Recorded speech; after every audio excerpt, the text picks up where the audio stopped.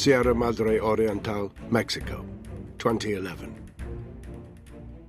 When Mikey saw the roadblock up ahead, he knew there was going to be trouble. Mikey looked like your average stoner kid fresh out of college. Shoulder-length hair, wispy beard, surf shorts, and a motorcycle t-shirt, sandals. But appearances can be deceptive. Mikey had never smoked a joint or snorted a line. He'd drunk a single bottle of Coors Light on his 16th birthday and not touched the stuff since. After this road trip through Mexico, he'd be returning home to take up his place at Virginia Theological Seminary, the first step on his path to the priesthood. Mikey's friends had told him to avoid this part of Mexico. His father, too. It was cartel country, lawless, violent. Stick to Mexico City, they said. Guanajuato, Playa del Carmen, the safe places. Mikey listened carefully to their warnings before deciding that he would trust in his faith, in the goodness of his fellow man. He had, however, agreed not to travel these roads after dark. Everyone agreed that would be foolish, even Mikey. Now he was beginning to wish he'd listened to what they said about daytime travel, too. As the bus slowed down, Michael craned his neck to see through the bus windscreen. The roadblock came into clearer view. An articulated lorry, bodywork corroded and tires burned out, lay across the road at right angles. Big white letters were graffitied across its side. Mikey could make out the word Muertos and a huge letter Z, and he could see armed men sitting atop the lorry. For a moment, he wondered if they were army personnel. Then he looked around at his fellow travellers. They were all male and all Mexican. Mikey was the only American on the bus. They were clearly poor. Their jeans were torn and their T-shirts grimy and saturated with sweat. Work clothes. One of them, sitting 2 seats ahead of Mikey, was making the sign of the cross. Another, several seats behind, was muttering to himself and looking at the floor. The bus came to a halt, but the engine continued to tick over. A passenger in the rear seat called something out in Spanish to the driver. Mikey, who could speak a little of the language, understood what he said. "Go back, cabron! Don't stop! Can't you see who it is?" Too late. 2 gunmen were hammering on the entrance door with the butts of their rifles. Mikey felt his bowels go weak. The driver stumbled out of his seat and wrenched the door open. If he thought he would gain some goodwill by being compliant, he was wrong.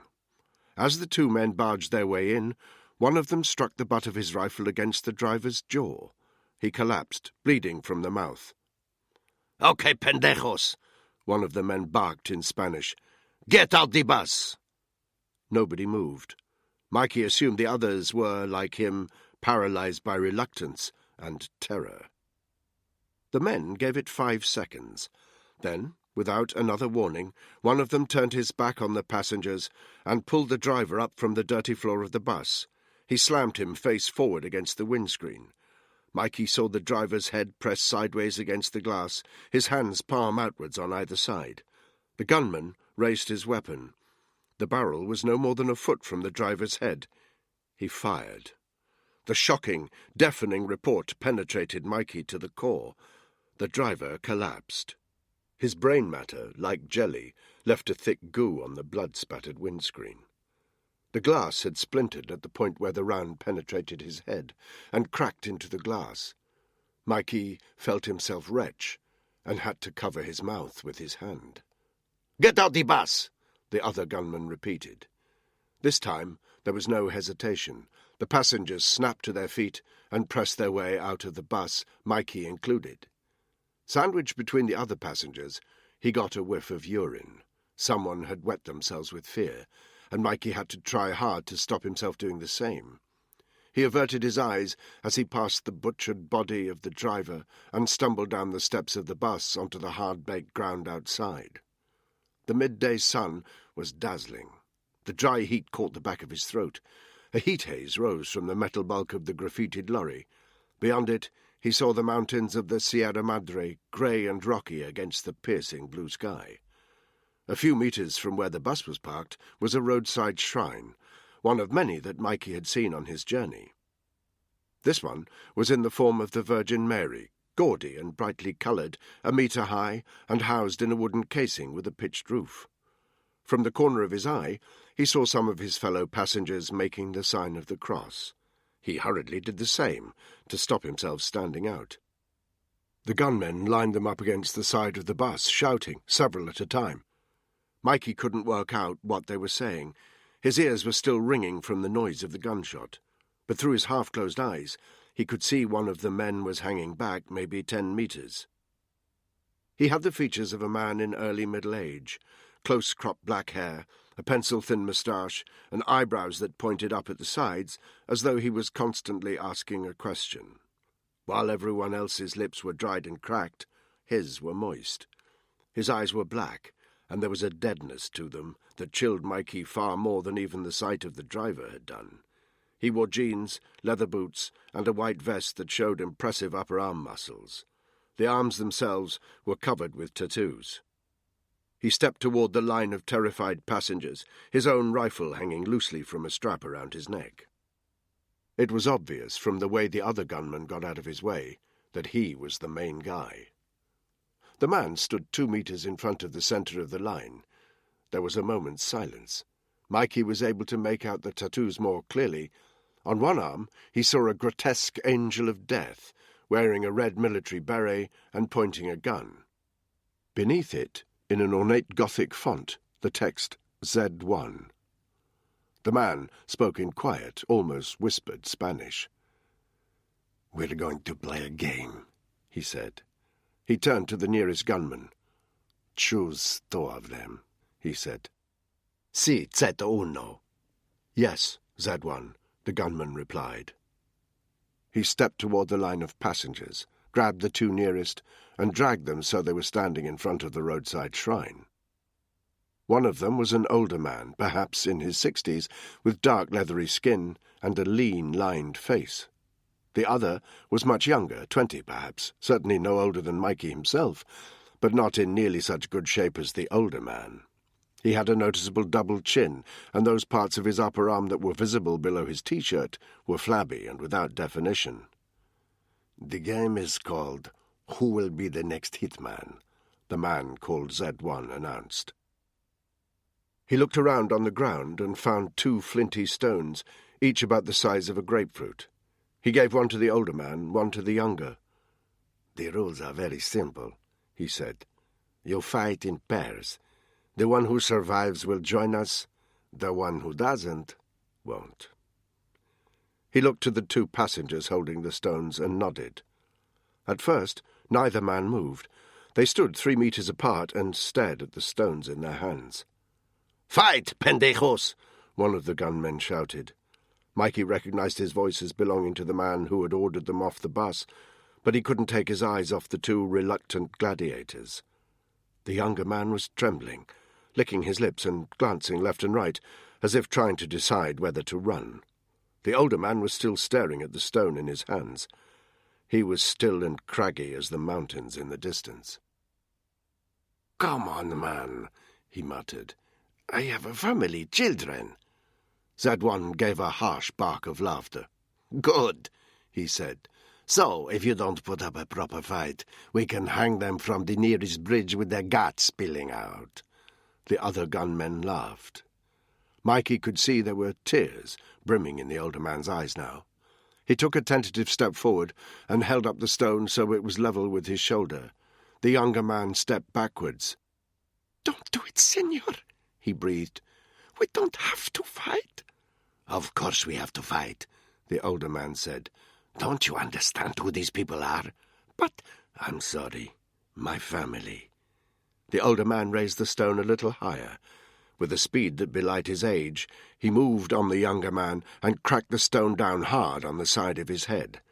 His victim sank to his knees, and there was an involuntary moan from the rest of the passengers. Z1 watched the proceedings with the same dead look in his eyes. The old man looked over his shoulder at him. "To the death," said Z1. Mikey averted his eyes after the second blow to the younger man's head. But he couldn't close his ears. He heard each of the following 3 cracks of stone against skull, followed by a horrible silence that could only mean one thing.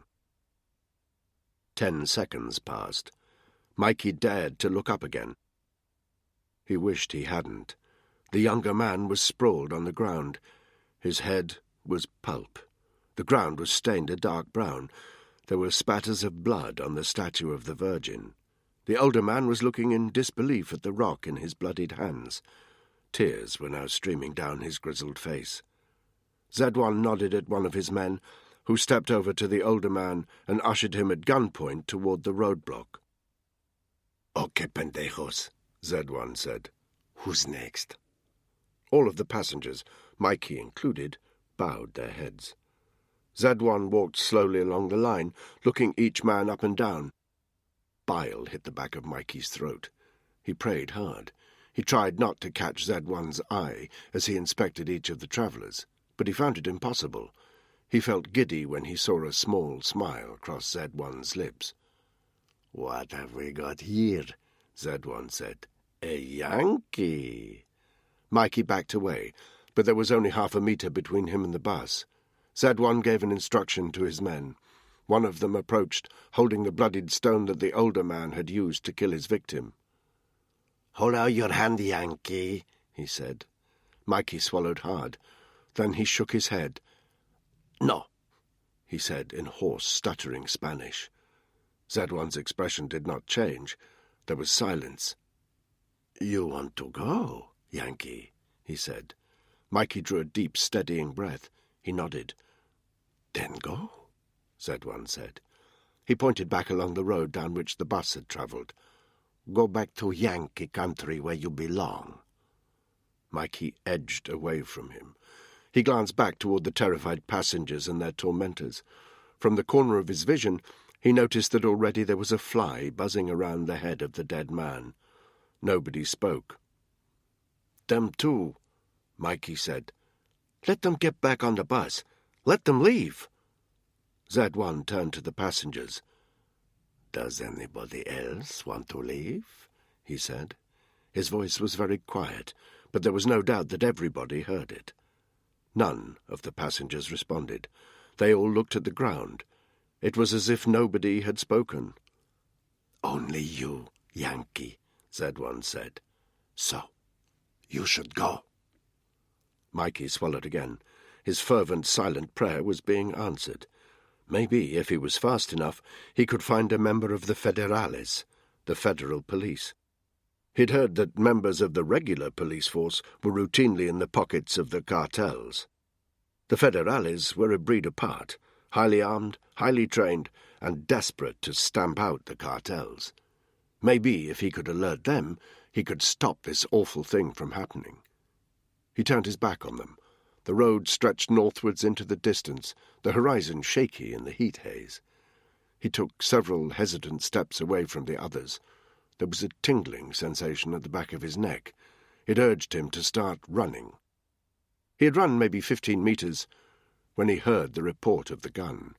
At the same time, a thump at the back of his right knee, as though someone had kicked him there. He fell hard to the ground. Seconds later, the pain hit. Mikey had never known agony like it, sharp, jagged pain that pierced his whole leg. He looked toward his knee and was horrified to see blood trying to pool around him and being sucked up by the dry ground. Everything started to spin.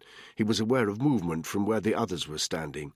Vaguely he could make out one of the passengers moving toward him, with Z1 following a couple of meters behind. Only when the passenger, a teenage boy, was standing above him, did Mikey see that he was holding the bloodied stone. The statue of the Virgin wavered in the heat haze several meters beyond him. Mikey tried to say the word, "please," but instead he vomited from pain and fear. The kid with the stone swore under his breath, clearly disgusted. But then he looked toward Z1, who was standing grimly at the scene, his hands loosely holding his weapon. Mikey knew what was coming. He tried to scramble away, but it was useless. His leg was a heavy weight, and the pain was shrieking through him. He tried to speak, to beg the guy not to do it. But the kid had no choice. He knelt down by Mikey's side and lifted the stone. The first blow cracked against Mikey's cheekbone. Mikey inhaled sharply, breathing in a lungful of dry dust through his mouth, just as a burst of blood and mucus exploded from his nose. The young man muttered a word of apology under his breath. In that pain-racked instant, Mikey thought he understood why he was saying sorry. He had intended to hit Mikey further up the side of his face, at the level of his temple, because then it would be over more quickly. Now he rested the stone carefully against Mikey's temple before raising it about 50 centimeters and preparing to strike. Over the young man's shoulder, Mikey saw Z1 looking down at him. "Adios, Yankee," he said. They were the last words Mikey ever heard. The young man slammed the stone down against his skull. Somewhere, among the sickening spinning pain, he felt the bone splinter. Then everything went dark. Mikey's troubles were over as quickly as they had begun. Mikey's humiliation did not end with his death. The man who called himself Z1 stood above the young man's corpse. He turned to one of his men. "Bring the bag," he said. 30 seconds later, a heavy bag fell at his feet. His guy opened it up. It contained knives, 20, maybe more. Long blades, short blades, broad blades and narrow, plastic handles and wooden. He selected one at random. It was an old kitchen knife. He held the blade in a hammer fist, then stabbed it hard into the young man's torso. There was a slight resistance from the gristle and bone, but he stabbed hard and the blade sank into the body up to the hilt. Blood oozed from the wound, but only a little. Z1 turned to his guy. "Everyone does it," he said. His men organized their prisoners into a line. They forced each one at gunpoint to take a knife and stab it into the corpse. Most of them looked away as they did it. Some cried, but nobody dared to disobey. Within 5 minutes, all 20 knives were sticking out of Mikey's body at different angles. The prisoners lined up against the wall again. One of Z1's men took photographs of the desecrated body. Z1 turned to the prisoners, raised his hands and shouted, "El puerco espín!" The porcupine. "Who else wants to join the porcupine?" he demanded. Nobody replied. Everybody gazed at their shoes. "Muy bien," Z1 said.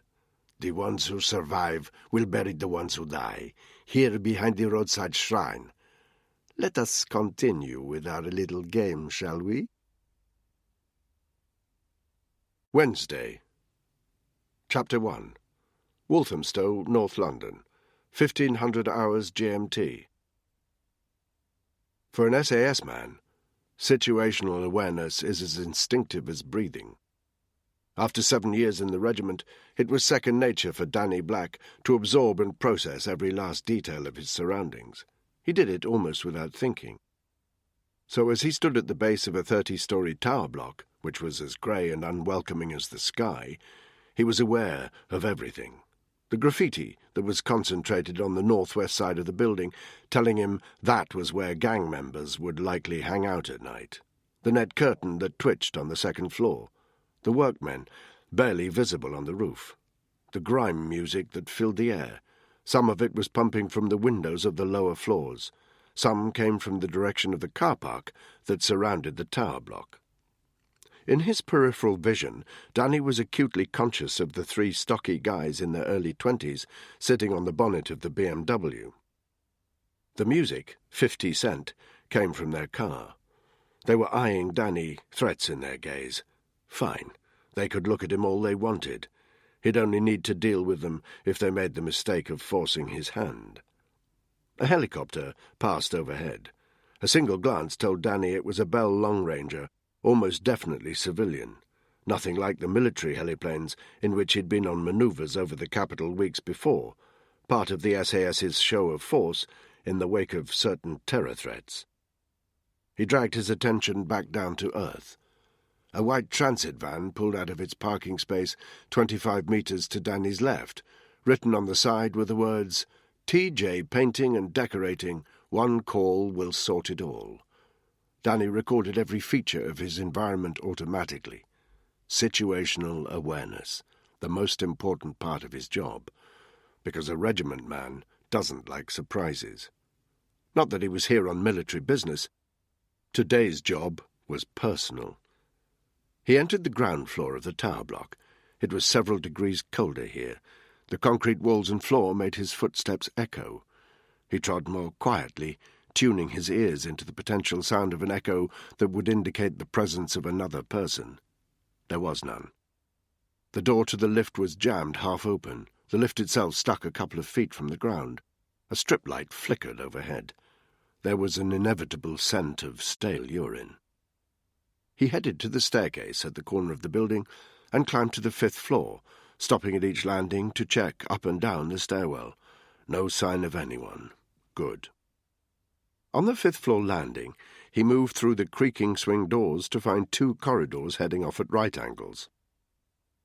An old plaque indicated the apartments 500 to 515 were situated to the right, 516 to 530 straight ahead. He went straight ahead. His tip-off had told him he needed apartment 525. The noise in the corridor was a mixture of blaring TVs and more music. Danny blocked it out. As he passed apartment 519, the door opened. A thin girl, probably no more than 16, with prominent black rings under her eyes, looked out. She wore ripped trousers and nothing but a filthy bra on top. Danny felt conscious that he must appear different to most guys she saw, healthy-looking, chiselled, with his dark hair and black leather jacket. She slammed the door shut again almost immediately. Danny continued walking. There was no noise from 525. Danny put his ear to the door to check. Complete silence. Slowly and quietly he tried the door handle.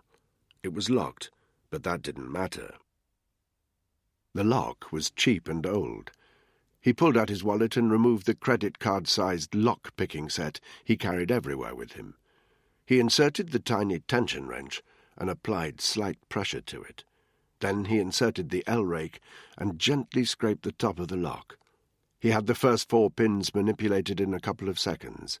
The 5th pin was trickier and took him 10 seconds to locate. The lock clicked quietly open. Danny nudged the bottom of the door with his foot. It swung ajar.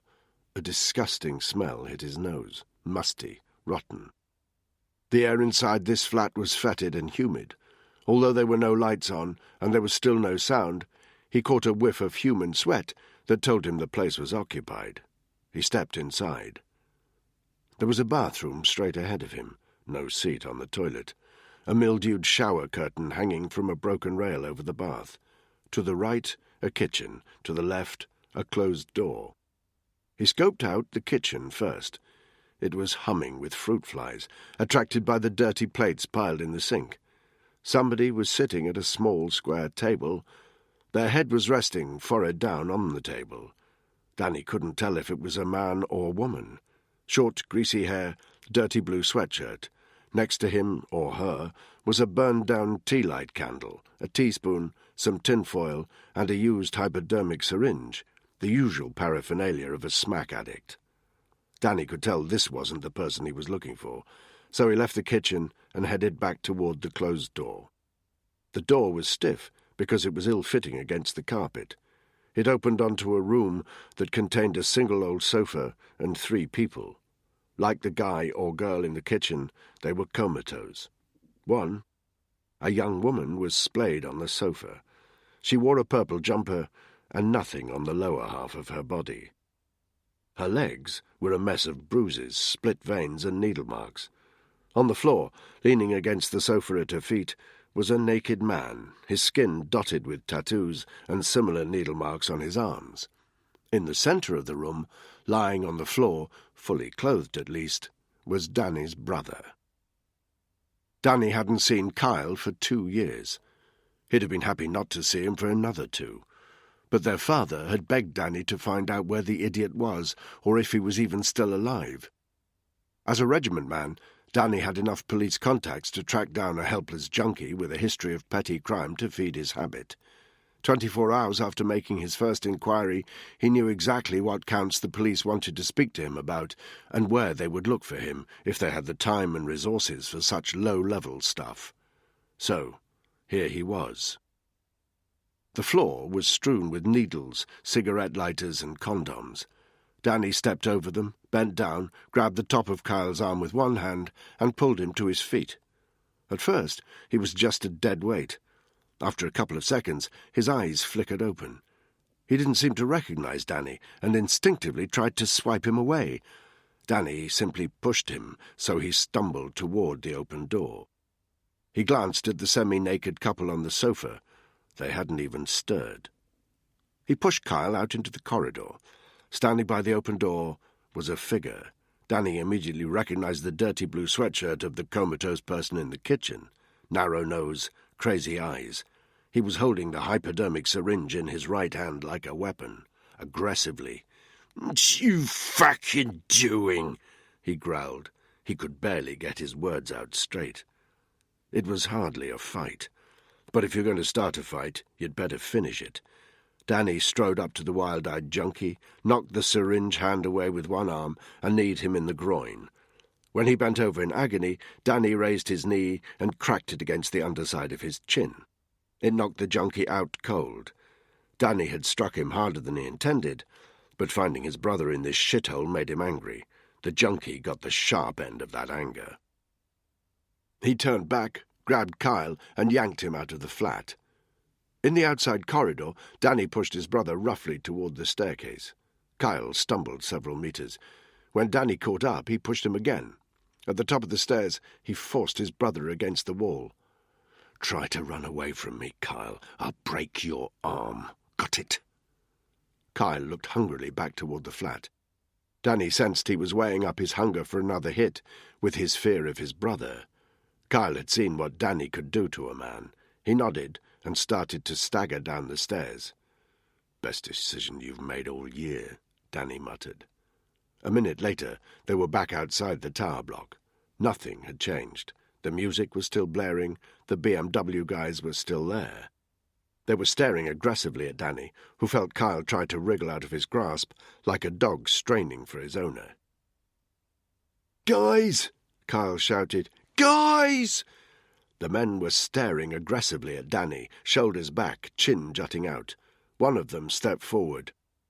"What you doing with our best customer?" he growled. Danny sensed the fight was coming, which meant he had to attack first. It was hardwired in him. He stopped a meter away from the guy who'd shouted out, let go of Kyle, grabbed the man's little finger, and snapped it hard to the side. The guy's eyes widened in sudden pain, and he doubled over. He pushed the guy back toward his mates with a sharp jab from the heel of his hand. "You scumbags ever sell another rap of H to this scumbag," he said. "Our next conversation won't be so polite." Silence. The guy with the broken finger was doubled over, gasping, but Danny could tell the others were judging whether to fight back. "If anything I just said isn't clear, now's the time to tell me," he said. The threat hung in the air. Could go either way, Danny knew. They'd either attack or retreat. Either was fine with him. One of the guys raised his palms in an "I'm backing away" gesture. Danny nodded curtly, stepped backward a few paces, grabbed Kyle again, who was staring dumbly at the unfolding scene, and only turned his back on the trio when he was well out of their reach. As he strode away, still pulling Kyle, he used the side mirrors of some parked cars to watch the guys. They were getting into their BMW. They wouldn't be giving him any more trouble. Danny's own vehicle, also a BMW but older, was parked 50 meters beyond the tower block. He forced Kyle into the back seat, then took the wheel. Kyle tried to open the door, but it wouldn't work. "Child lock, Kyle," Danny said. "For children." He knocked the car into first and drove off. "Where we going?" Kyle said. His voice was reedy and cracked. Danny didn't answer. He manoeuvred the car off the estate and onto the main road alongside it. 5 minutes after that, he was pulling up alongside Walthamstow Police Station. He climbed out of the car, its hazard lights flashing, and walked round to the passenger side before dragging Kyle out onto the pavement and hoisting him up into the police station. "Kyle Black," Danny announced before the duty sergeant even had time to speak. "He's wanted on 3 counts of aggravated burglary, 1 GBH. Frisk him, and you'll probably find he's carrying something he shouldn't." Kyle muttered a curse, but one look from Danny silenced him. He was scared of Danny, and with good reason. More than once, Kyle had called on Danny to dig him out of a hole, but you don't call on an SAS man and expect the non-violent approach. Kyle knew what his brother was, so he shrank against the wall as the duty sergeant approached him. Danny didn't want to see any more. He turned his back on his brother and left the police station. Back in his car, he took several deep breaths to calm himself. Then he picked up his phone and dialed a number. A frail voice answered. "Did you find him?" "Yeah, I found him." "Where was he?" "You don't want to know, Dad." "I don't need protecting, Danny." But that wasn't true. Elderly, lonely and wheelchair-bound, with nothing but his memories of his army days to keep him company, Danny's father did need protecting from the reality of Kyle's tawdry existence. "Where is he now?" the old man asked, having a chat with the old Bill. A pause. "He'll be safe in custody?" Danny didn't answer immediately. The truth was that Kyle might find himself serving a short stretch where he'd find it easier to get hold of the junk that had messed up his life than he would do on the street. "Yeah, Dad, they'll get him clean." The old man let the lie pass without comment. "When can I see you? What about that granddaughter of mine?" Danny suppressed a wave of emotion. He couldn't even see his daughter, so there was no way his dad could, perhaps ever. "It'll be a while. I have to go away." "On a job?" Danny didn't reply. "Where are you going?" "You know I can't tell you, Dad." Danny immediately heard the heat in his father's voice. "Of course you could tell me. I'm your—" "Dad," Danny interrupted. "You know the rules. It's for your benefit as well as mine." Another pause, then, "Stay safe, son." Danny allowed himself a wry smile. Stay safe? He'd settle for staying alive. Safe was too much to ask for. "Sure, Dad," he said. "Course I will." He hung up, checked his watch, and then pulled out into the North London traffic. He had an appointment to keep, and he was late. Chapter 2. San Antonio, Texas. 120 miles from the Mexican border. 1200 hours, North American Central Time. Jesus loved his wheels, like loved them. He'd driven the Range Rover Sport New out of the dealership in his hometown of Nuevo Laredo a week ago, and almost non-stop ever since. He drove it even when he had nowhere to go. He especially enjoyed crossing the US-Mexican border in it. The Yankee border guards gave him the usual trouble as he tried to enter the US. Normally, he had to make do with waving his green card at them. Jesus' mother was American. Now he could rub their noses in the fact he was driving a vehicle that they could only dream of owning on their pathetic salaries. "You want to get into another business, cabron," he told one of them just before he was waved through the border at the Rio Grande River crossing at Nuevo Laredo and onto American soil.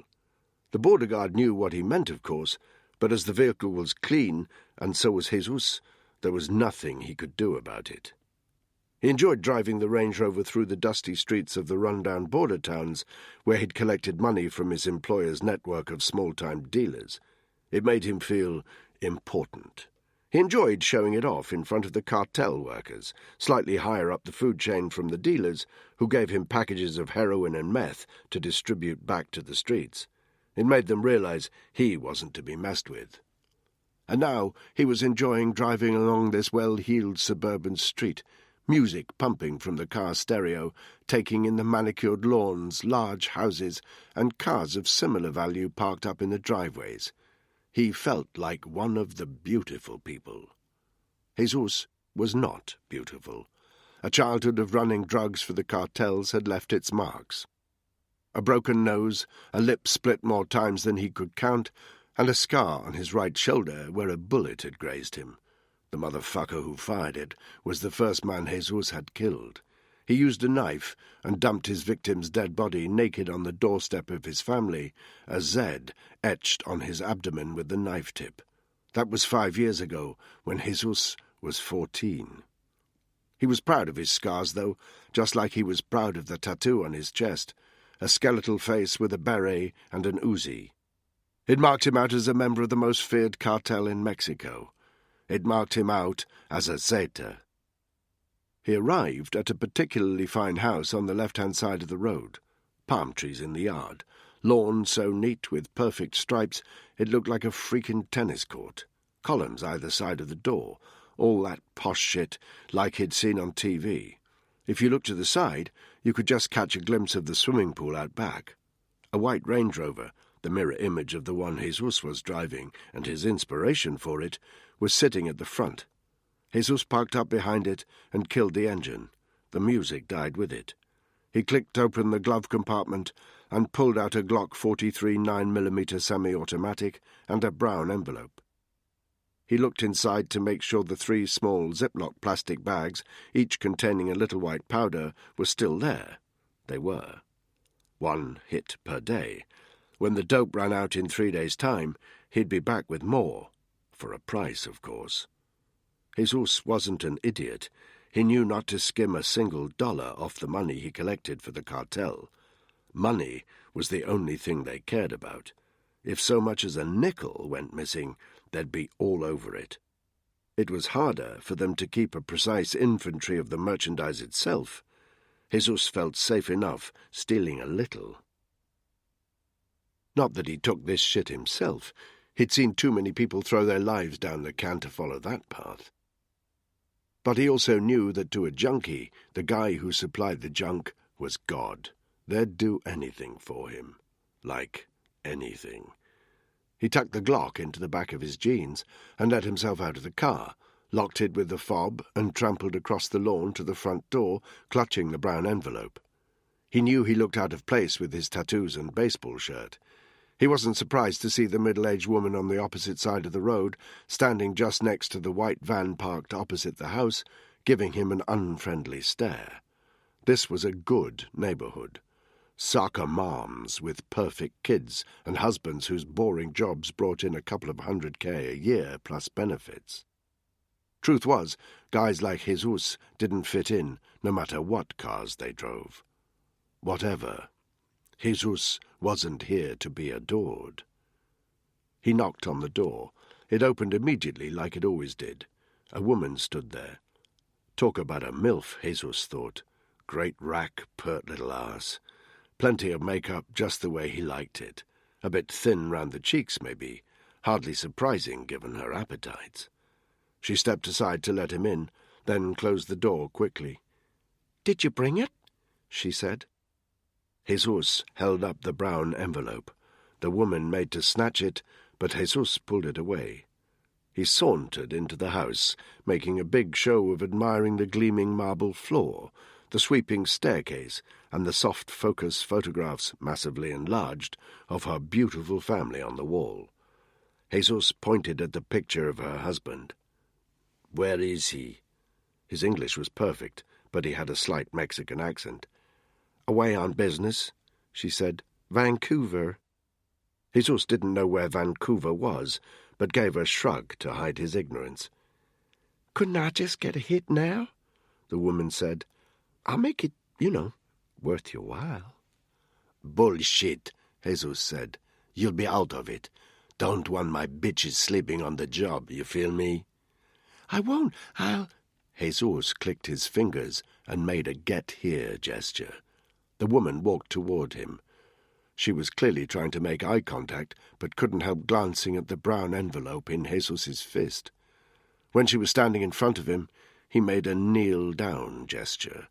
She sank to the floor, and with trembling hands started to undo his zipper. "Slowly, bitch," Jesus said. "You make me think you're not that into me. There's plenty others want my little present." He closed his eyes and let her get to work.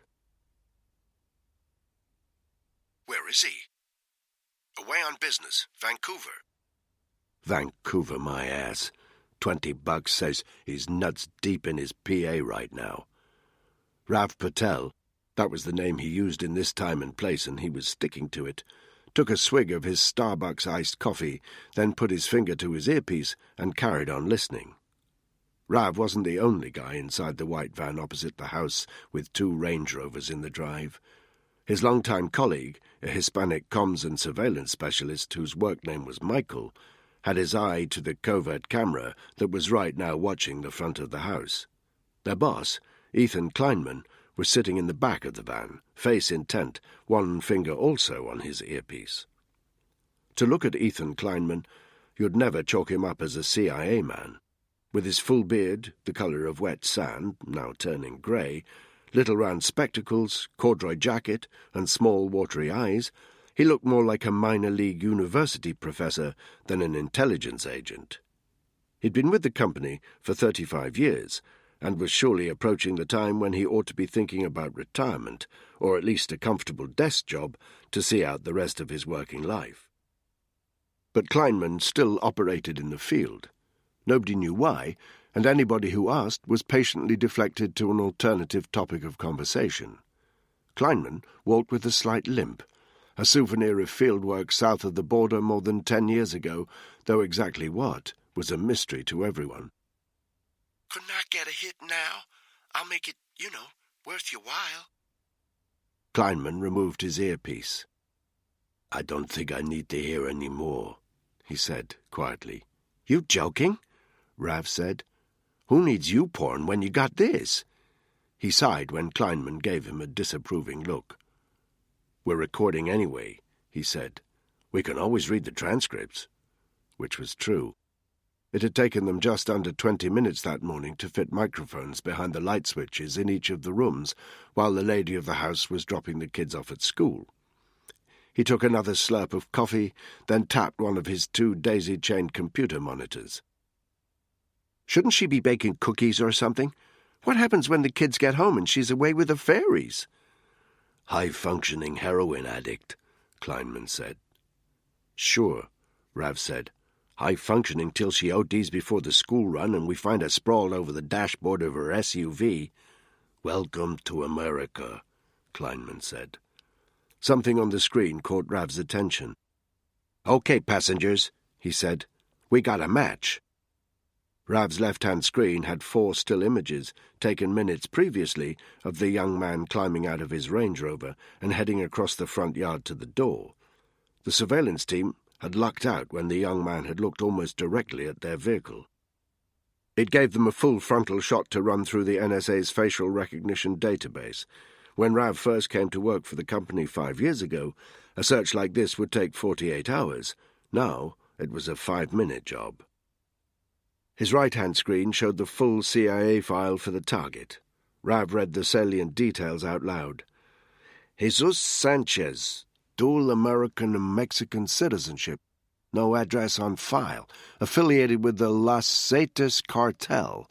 Piece of work, huh? Just read the file, Rav. We got him implicated in 12 homicides. Rav clicked a link. Oh, man, he breathed. The link had taken him to a blog post by an anonymous journalist covering the atrocities of the Mexican cartels. Anonymous because any journalist who put their name to an unfavourable article about their criminal activities could expect to be made an example of. The cartels didn't just own the police south of the border, they owned the newspapers as well. The blog post detailed a drug-related killing that had occurred 12 months previously in the Mexican border town of Nuevo Laredo. 3 members of a rival cartel were found butchered against the railings of a children's playground. The corpses were naked. The heads and genitals had been removed. The genitals were resting where the heads should be, and vice versa. The arms and legs were spread-eagled. A cardboard placard lay on the chest of the middle corpse. It was scrawled with a message in Spanish, "A present from the sicarios of Las Zetas." "Sicarios," Kleinman said in an excellent Spanish accent. "Hitmen. You know where that word comes from?" Rav shook his head. He hated it when Kleinman went into teacher mode. Latin. It means murderer. I think I prefer that definition, no? Rav shrugged. Hitman, murderer, what the hell difference did it make? Any doubt our boy was involved? Kleinman asked. Rav minimized the window and returned to the CIA file. No, he said. It was him. We got witnesses, all of them too scared to go on the record. Usual story. Rav turned back to Kleinman. We could bust him now, he said. He's got the junk on him. Got to be worth 2 to 3 years. Stick him in San Quentin and hope the Aryan Brotherhood do us all a favor. Kleinman shook his head. No, he said. The cartel will get him the best lawyers in town. Make sure he's tried in Mexico. Even if the judge isn't crooked, those 2 years will be the most comfortable he ever spends. The cartel will sort his family out financially. He'll be home and dry. So why the hell do we bother tracking him? Rav said. Kleinman removed his glasses and started to clean them on the sleeve of his jacket. There are reasons, he said. Care to share them? Kleinman didn't answer. I'd love to nail this son of a bitch, Rav said. Not your job, Rav. Then whose? Kleinman acted as if he hadn't heard. There was a moment of silence in the van. Then Michael spoke. The target's leaving, he said. Jesus was no longer carrying the brown envelope as he left the house and sauntered back to his vehicle. Inside the Range Rover, he returned his handgun to the glove compartment, started the engine, and knocked it into reverse. He felt good. His posh Yankee MILF had done her thing. His tires screeched as he straightened up in the road. He hit the brakes. The white van on the other side of the street was still there. It crossed Jesus's mind that it was out of place in this posh, leafy area. Fuck it, he thought. Probably just workmen. And what did it matter anyway? No one could harm him. He was a member of Los Zetas, the most feared cartel in the world. He was respected by the bosses. He was untouchable. He hit the gas and sped off down the street, his tires screeching again and Shakira blaring from his open windows. Chapter 3. Emirates Stadium, London. 1900 hours GMT. Danny Black had his phone pressed to his ear. Crowds of football supporters swarmed round him outside the stadium. Night had fallen, and the Emirates Stadium was glowing like a beacon. For a moment, Danny was reminded of the way Camp Bastion glowed in the desert night out in Helmand. The similarities stopped there. Out in the Stan, the air was filled with the distant sound of mortars and the dry stench of cordite. Here it was all klaxons and fried onions. You lit, said a voice at the other end of the phone. It's serious drinking time you're wasting, buddy. I could have Danny killed the phone and stopped behind a squat, broad-shouldered man. He tapped him on the shoulder. The man turned round. Spud Glover was Danny's best mate in the regiment. The situations they'd shared, it was impossible not to be close. Right now, though, Spud, short, squat, balding, and unmistakably similar in looks to Phil Collins, was looking at Danny as if he'd just shagged his girlfriend. Fuck's sake, mucker. You were supposed to be here half an hour ago. They'll have necked all the booze by now. Where have you been, anyway? Family reunion, Danny said. Spud sniffed. Right, he said. Bad as that, huh? He knew Danny's family life was a Class A fuck-up.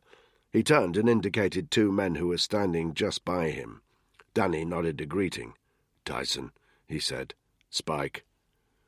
Jack Tyson Fletcher took his nickname from his startling resemblance to the boxer Tyson Fury, down to the shaved head and crooked nose. He was taller even than Danny. He wore a black beanie over his shaved head. Danny couldn't remember a time when Tyson hadn't worn that beanie, and his slightly reluctant, over-firm handshake was more a challenge than a greeting. Tyson had served with the regiment a few years longer than Danny, but weirdly they'd never found themselves on ops together. Danny detected a moment of friction. Their eye contact lasted just a little too long. Danny refused to break it. A couple of seconds later, Tyson released his hand and momentarily looked away before grinning. Black, he said. His voice was deep, pure East London. "I was beginning to think you'd got a better offer." "Not possible," Danny said. He offered his hand to Spike, who took it much more eagerly. Spike was younger than the rest of them. He had just turned 22, but barely looked older than 16, right down to the acne that still plagued his cheeks, and the slightly wispy stubble on his face. Not that it mattered. Danny knew the guys in the training wing rated Spike very highly. Acne or no acne, he was a demolitions ninja, and the word was that he'd never been bested in hand-to-hand combat on the training ground.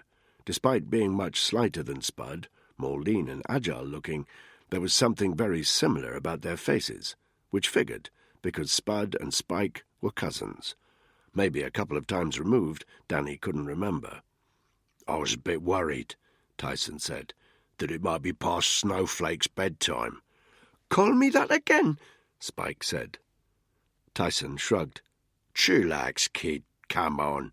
This way, East End hospitality. Hope you brought your drinking trousers black." He pushed through the crowd. Spike was flushing from the neck up, clearly embarrassed by the way Tyson had spoken to him. He followed without saying anything. Spud, walking shoulder to shoulder with Danny, looked a bit apologetic. "Spike's a good lad," Danny said. They'd spent the past week in briefings for the upcoming op, and Danny had grown to like the kid. "Not going to lie, mucker," Spud said. "He nearly messed himself when he heard he was on the team, especially with the famous Danny Black. I had to tell him you're a bit of a disappointment in real life." "Friends like you," Danny grinned at him. "Spike's been on standby squadron for the last 6 months, chomping at the bit to get out on a real op. Dumped his bird just so as he can keep his mind on the job." "Really?" "Between you and me, not such a big loss," Spud said. "Bit of a bobfuck." And when Danny gave him a confused look, he explained, "Body of Barbie, face of Ken." Danny laughed. Spud was his best mate, and always good value. When Danny needed someone to put his head in a better place, Spud was his first call. His fondness for his cousin was evident. Spud had told Danny all about Spike, real name Simon Ramsey, but nobody remembered that. How, when he was a teenager, all he'd wanted was to follow his big cousin into the regiment. How he'd spent 3 years visiting Hereford whenever he could. How he'd aced selection. Truth to tell, Danny would have preferred someone with a bit more experience on a job like the one they had coming up. But it was obvious Spud had a soft spot for the kid, and it wasn't as if Spike couldn't handle himself. He'd done his training like the rest of them. "What's the crack?" Danny asked, pointing at the football stadium. Even through the hubbub, he automatically picked out a plainclothes security guy standing by the gate they were approaching. The security guy turned his back to Danny and put one hand in his pocket. Danny immediately clocked an ASP retractable baton under his coat. Illegal, but that didn't stop some of the plainclothes guys carrying them, given that they couldn't carry firearms. "When was the last time you gave a flying fuck about Arsenal versus... Who are they playing?" "Spurs, mate. Game of the season, apparently. Anyway, mate of Tyson's has a private box. Beats chucking empty pint glasses around the terraces with the plebs." "You reckon?" Danny said. He wasn't a private box kind of guy, and he wasn't here for the free booze.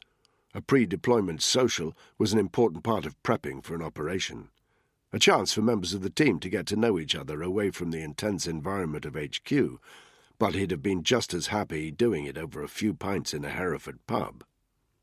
At the gate, Tyson handed out some VIP passes, and they gained entrance to the stadium. Tyson led them away from the crowds and up a concrete stairwell into the gods. It was clear he knew his way. He'd done this before. "So, who is this mate of yours, Tyson?" Spud asked. "Got a few bob, has he?" "Just a geezer I know," Tyson said curtly. "Friend of a friend, that kind of thing." Spud caught Danny's eye and mouthed the word, "Touchy?" Danny grinned again. They were walking along a wide corridor at the top of the stadium now. There were people milling around, though it was nothing like as busy as the lower levels. Tyson stopped outside a door where a good-looking blonde woman in her 30s stood with a clipboard. She wore a Diamante collar around her neck, and the smell of her perfume was musky and expensive. "Tyson party," he said. The woman checked her list, ticked off her name, then stood aside. "Good evening, Mr. Tyson," she said. "Welcome to the stadium." Danny felt her eyes lingering on him as they filed into the private box. There was quite a party buzzing inside. Danny estimated 40 people, including them. A couple of smartly dressed waiters were carrying trays of champagne. Dolled-up women were making small talk to smart-suited middle-aged and elderly men. An overwhelming smell of aftershave. If anyone was interested in the Arsenal and Spurs teams lining up on the pitch, visible through the windows at the far side of the room and on the screens either end with the sound turned down, they didn't show it. The 4 SAS men loitered slightly awkwardly by the entrance. Danny felt as out of place at a cocktail party as most of this lot would feel on the firing range. He was aware of people in the crowd glancing toward them, the men with a hint of bolshy arrogance, the women with a hint of something else. Danny hoped Tyson hadn't been shooting his mouth off about who they were and what they did for a living. After 30 seconds, a very well-tanned man in his 60s approached from the centre of the throng. He wore a well-fitting black suit with an open-neck white shirt. Danny caught a glimpse of a gold chain around his neck. The smell of aftershave grew a bit stronger. Danny heard Spud hiss slightly under his breath, but the guy was in earshot before Danny could ask why. "Thanks, darling," Medallion Man said to the girl at the door. "We'll look after ourselves now. Lock the door, there's a good girl." He turned to Tyson. "Tyson," he roared. "Long fucking time no see. These your boys?" Tyson shook hands with the man. "Danny Black, Spud Glover, Simon Ramsey. This is—" "Aidan Bailey," Spud interrupted. "Yeah, I know." Danny frowned. He knew the name Aidan Bailey, of course, one of the London underworld's most notorious figures, finger in every pie, extortion rackets, drug running, arms deals. If there was a few illicit quid to be made, Aidan Bailey was making it. And if you asked any member of the CID who they'd most like to nick, Aidan Bailey's name was likely top of their list. Bailey seemed oblivious to the note of distaste in Spud's voice. He made a little gun shape with 2 fingers and a thumb, then mimed taking a little pop at each of the regiment guys in turn. Then he laughed uproariously at what he clearly thought was their little in-joke. "Come on in, fellas," he said. "Get yourself a drink. Don't suppose you get much of the decent stuff in darkest Hereford." One of the waiters approached with his tray of champagne. "You got a beer, pal?" Spud asked. He sounded much more subdued than he had outside. Danny turned to Tyson. "This cunt knows who we are," he said, a statement, not a question. "Relax, Black," Tyson said. "I've known Aidan for years. It's a party. We're all off duty, including him." Yeah, Danny thought, except a guy like Aidan Bailey was never off duty. He looked around the private room, scoping for CCTV. 4 regiment guys were hanging around with a crime boss like Aidan Bailey. Easy for people to come to the wrong conclusion. Danny felt uncomfortable being here. The guys accepted bottles of ice-cold Stella from the waiter. Danny turned to the others. There was tension. Tyson was taking an exaggerated pull of his beer, clearly trying to appear to be at ease. Spike was peeling the corner of the label on his bottle with his right thumb, looking at the other guys like a kid trying to work out if his big brothers were about to fight. Danny was staring flintily at Tyson. It was bad form to be indiscreet about anyone else's membership of the regiment. More than bad form. Danny knew better than most how dangerous it could be, both for him and his family, if the nature of his job became common knowledge with the wrong people. But he and Spud also knew better than most that bad blood between the members of an SF unit could be more dangerous than the enemy itself. Danny took a swig of his beer just for show. "So," Spud said, clearly trying to break the tension. He was a good mate of Tyson's as well as of Danny. "When was the last time you were out there?" he said. "Mexico?" Tyson asked. Mexico, where a week from now this SAS unit would be operating way under the radar. 3 or 4 years ago, Tyson said. "Before that, maybe a decade, when I was helping train up their counter-terrorist boys, you know." Danny did know. Providing training to the special forces of friendly nations was part of the regiment's bread and butter. Danny had done similar work himself, Spud too, but the case of the Mexican Special Forces was slightly more complicated. In fact, so far as Danny could tell, Everything about Mexico was slightly more complicated. Over the past week, Danny and the team had been briefed thoroughly about the situation on the ground along the US-Mexican border, and the situation was messy, violent. The drug cartels had practically taken over. 6 different cartels carved up the whole of Mexico into different zones. Within each zone, the cartels completely controlled the production, sale, and movement of all illegal drugs. Heroin, cocaine, marijuana, crystal meth. 90% of the street drugs consumed in the US were produced and smuggled over the border by the different Mexican cartels. The cartels ran their business with a ruthlessness and a brutality that sickened even Danny. It wasn't enough for rival cartel members to kill each other. Examples had to be made of them. Their butchered corpses were routinely displayed out in the open. Their family members were targeted, tortured, and killed with a breathtaking callousness. It astonished Danny that news of the Mexican drug turf wars wasn't more widely known. In the past 10 years, there had been nearly 200,000 drug-related killings in Mexico, double the death count in Iraq and Afghanistan combined. Alongside the killings was the corruption. Police, army, public officials, journalists. The cartels had such wealth they could buy anybody with any influence, and they had such a disregard for human life they could kill anyone who refused to take their bribes. No wonder that, back in the day, the Mexican government wanted help training up their special forces. In a country where the bad guys own the establishment, the good guys would have to fight them on their own terms. Except that wasn't quite how it had turned out. In the late 1990s, one of the major cartels, the Gulf Cartel, spotted an opportunity. The Mexican government had spent a load of money training up these special forces teams. The cartel could offer a much better wage to fight for rather than against them, so they encouraged these highly trained commando teams to break ranks and join the cartel. The Gulf Cartel found itself with an enforcement wing that would be the envy of most small countries. They called themselves Los Zetas. The Zetas were the terror of Mexico. Like all special forces, these men were trained in extreme levels of violence. They had the stomach for more bloodshed than the ordinary man or woman or the ordinary soldier. As the years passed, their violence was applied without mercy or restraint to rival cartel members and innocent members of the public alike.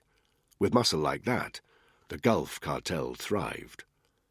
But they failed to take something into account. Like all employees, these trained commandos had their sights set on higher things. In 2010, the Zetas turned against their Gulf Cartel employers, forming their own organization. The Zetas soon became the largest cartel in Mexico. Their core business of drug trafficking was supplemented by protection rackets, kidnappings, and extortion. Where other cartels preferred to use bribery as the first step to achieve their ends, the Zetas defaulted to immediate violence. Their rivals were beheaded, tortured, even hanged and quartered. Women were raped. Mass killings had become commonplace. The Zetas weren't just the most violent, feared, and dangerous cartel in Mexico. They were one of the most vicious crime syndicates in the world. "Put it this way," the unit's ops officer had put it to them during their briefing. "If B Squadron decided to jump the fence and set up a criminal gang in the UK, how hard would it be for the police or the army to shut you down? You're better trained than any of them. You're the best in the world at close-quarter combat and urban warfare techniques. As you recruited more people, you could instruct them in advanced military procedures. That's what happened with the Zetas. The original members, those still alive, are at the top of the tree, but there's a trickle-down effect to the subordinates. The Zetas are every government's worst nightmare. Special forces gone bad." If the Zetas had kept their activities south of the Mexican border, all this would have been academic to Danny and his unit. But things had gone further than that. This brutal cartel now had such a firm grip on the eastern territories of Mexico that rather than concentrate on maintaining their war of attrition with their rival cartels, they could now devote themselves entirely to business, to profits. That meant shifting more product over the border into the United States. They had done this with massive success. The quantities of heroin, marijuana, coke and meth heading north over the border had reached unprecedented levels. Where drugs go, violence soon follows. The Zetas brought their cutthroat tactics over the border along with their product. Several DEA men turned up with their heads separated from their bodies. A couple of cops had gone missing. People in Washington started to pay attention. While the Zetas had kept their activities south of the border, it remained a Mexican problem. Now, however, the Yanks were taking an interest. Their war on drugs wasn't just failing, it was obviously failing. The Mexican government had formed a separate, highly militarized police force, the Federales. They were a good unit and remained reasonably free of the corruption that plagued the regular Mexican police. But although they were well-trained and well-armed, and had a hunger to stamp out the plague of the cartels, they weren't up to the same level of expertise as special forces fighters. So if the Americans were going to hit the Zetas, and hit them hard, they needed to look elsewhere, which was a problem. The Yanks were constitutionally barred from using their own military on American soil. Any hard arrest would be thrown out of court on a technicality. Not to mention the diplomatic clusterfuck that would ensue if it became known that American military personnel were assassinating Mexican citizens across the border, no matter what the justification. No, American special forces were barred from doing a job like this. Delta units and SEAL teams were out of play, which was where Danny and the boys came in. "Please, lads, take a trip over the pond to kill some Zetas for us. We'd sure be grateful." Special relationship. The average man in the street didn't know just how special it was. Danny took another pull of his beer and looked around the room. Half the guys still had their eyes on the SAS unit. "Look at these twats," he muttered. Spud grinned. "Not exactly Zeta material, huh? Maybe we should take a few of these run and reg wannabes out of Mexico with us. We could do with some cannon fodder." "Mexico?" Danny turned quickly to find Aiden Bailey standing right behind him. He cursed silently, not knowing how much of their conversation the crime boss had heard. Their deployment was top secret and totally deniable. If they were caught on American or Mexican soil, neither the US nor the British would acknowledge their presence. Danny and the team knew that and accepted the risk. It went with the job. Before he could confirm or deny anything, Bailey had slapped one hand on his shoulder like they were old mates. "Sir, you must be Danny Black," Bailey said. "Tyson tells me you're the head honcho in this little outfit. Am I right or am I right?" Danny didn't answer. He just looked meaningfully at where Bailey's hand was still on his shoulder. Bailey didn't seem to take the hint. He carried on talking. "Friend of Jack's," he said, "is a friend of mine. Anything I can do for you, son, just say the word, and I mean anything. You can start by moving your hand." Aiden Bailey grinned. He let his hand fall, but wasn't put off. "Man in my position always needs a few good men, Danny.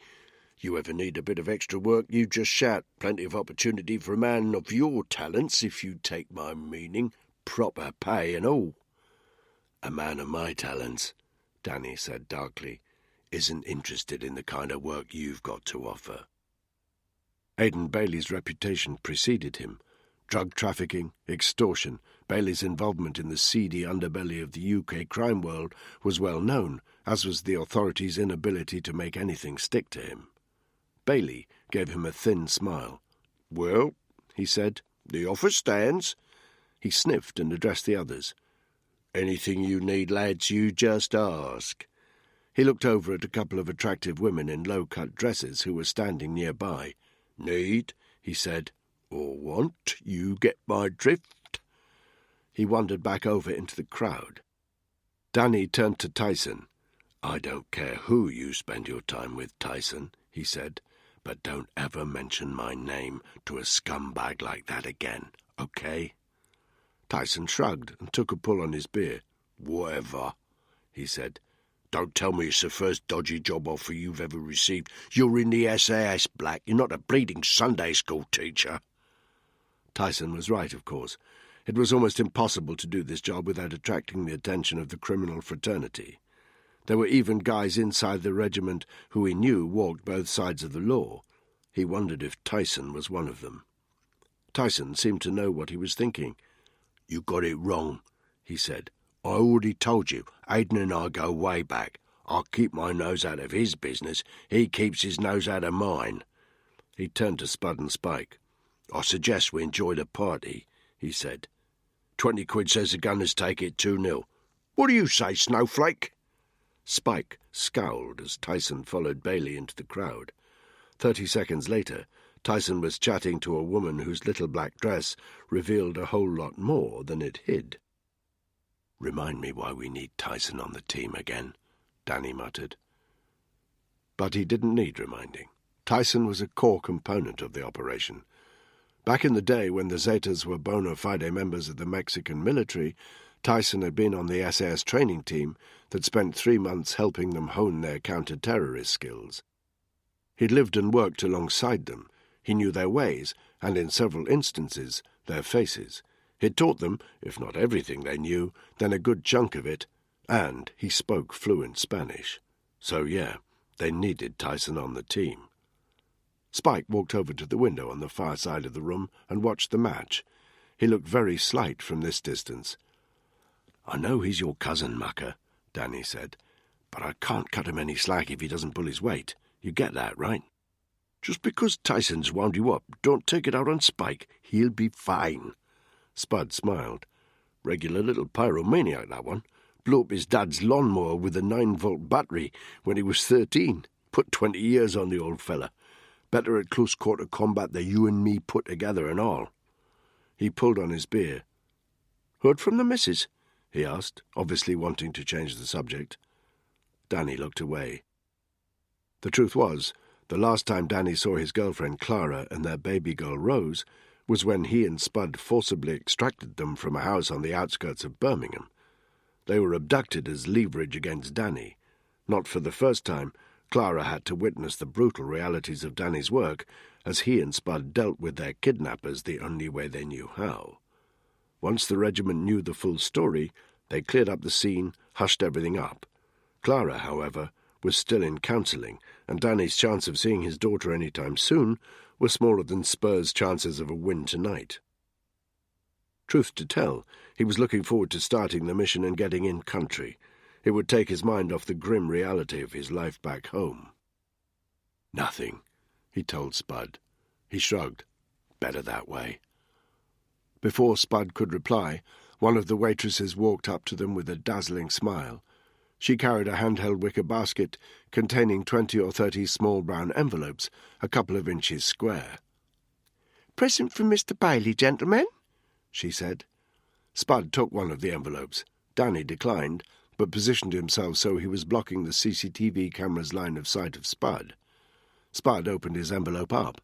It contained a small Ziploc bag with a thimbleful of white powder.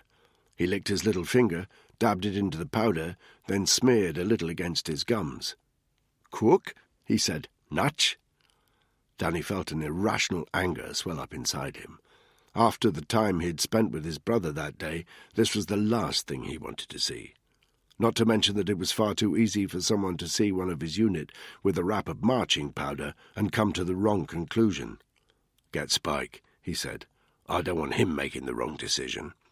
Spud nodded and headed straight over to grab his cousin. Danny scanned the room for Tyson. Their eyes met. Danny jerked his thumb toward the door to indicate they were getting out of there. Tyson shook his head and went back to chatting to the woman with half a dress. Spud and Spike approached. "I don't get it," Spike said. "Why are we... This is pretty..." Spike had a habit, Danny noticed, of not finishing his sentences. "Trust me," Danny said. "What about Tyson? How come he gets to..." "Tyson's a big boy," Danny said. "He can make his own mistakes." He turned toward the door where the girl with the Diamante collar and the clipboard was still standing. "We're leaving," Danny told her. She looked him up and down again. "Shame?" she said, but she unlocked the door to let them out. Danny looked over his shoulder as he left the room.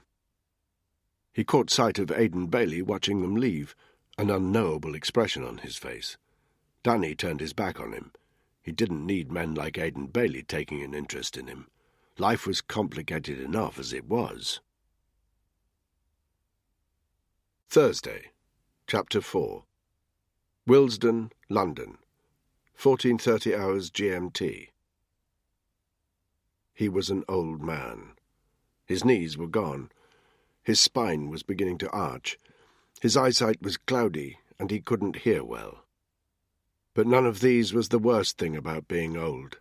The worst thing about being old was catching sight of yourself in the mirror, seeing the lined face, the grey hair, the thin body. So he turned his back on the mirror that hung above the old electric fire in the bungalow where he lived alone, wincing slightly at the knee pain that shot up his thigh and into his hip. The living room presented itself to him. It was shabby, a three-piece suite that had seen better days, an occasional table stained with coffee rings, yesterday's dirty dinner plate still sitting on it, an old TV in the corner. The curtains were shut, as they always were. He preferred not to have passers-by looking in. On the mantelpiece below the mirror was a photograph of his boy and his late wife in an old silver frame, but that was the only ornament in the room. He walked over to the TV and switched it on. The volume was almost up full, because that was the only way he could hear it. It was countdown. He turned his back on the TV and started walking toward the sofa. He cocked his head. Had he heard somebody at the door? He wasn't sure over the noise of the television. He squinted at his watch. 2:30. He wasn't expecting anyone today. His first thought was that it was kids playing him up. He even muttered the word, kids. He headed across the room and out into the hallway. He peered through the frosted glass of the front door. He could see the outline of two people, one in front of the other, too big for kids. Maybe a delivery, but he wasn't expecting one. And anyway, delivery men usually worked alone. He had a security chain fastened across the door as always, and the door was double-locked. He stepped closer. "Who's there?" he said. "Read your meter, mate," a muffled voice replied. The old man cocked his head again. "Someone read me meter last week," he said. "Probably gas, mate. This is electricity." The old man nodded and raised his hand to unlock the chain. Then he stopped. "I don't have gas," he said. There was a pause, a little movement behind the glass. "I can show you me ID, mate." The old man closed his eyes. Had they read his meter last week? It was so difficult to keep track, and he got so confused these days. Only yesterday he looked in his kitchen cupboard for a tin of dog food, only to remember his dog died years ago. Or was it months? He fumbled with the chub lock halfway down the door, then unlocked the latch. This left only the security chain, which he kept in place. He opened the door the 2 inches that the chain allowed.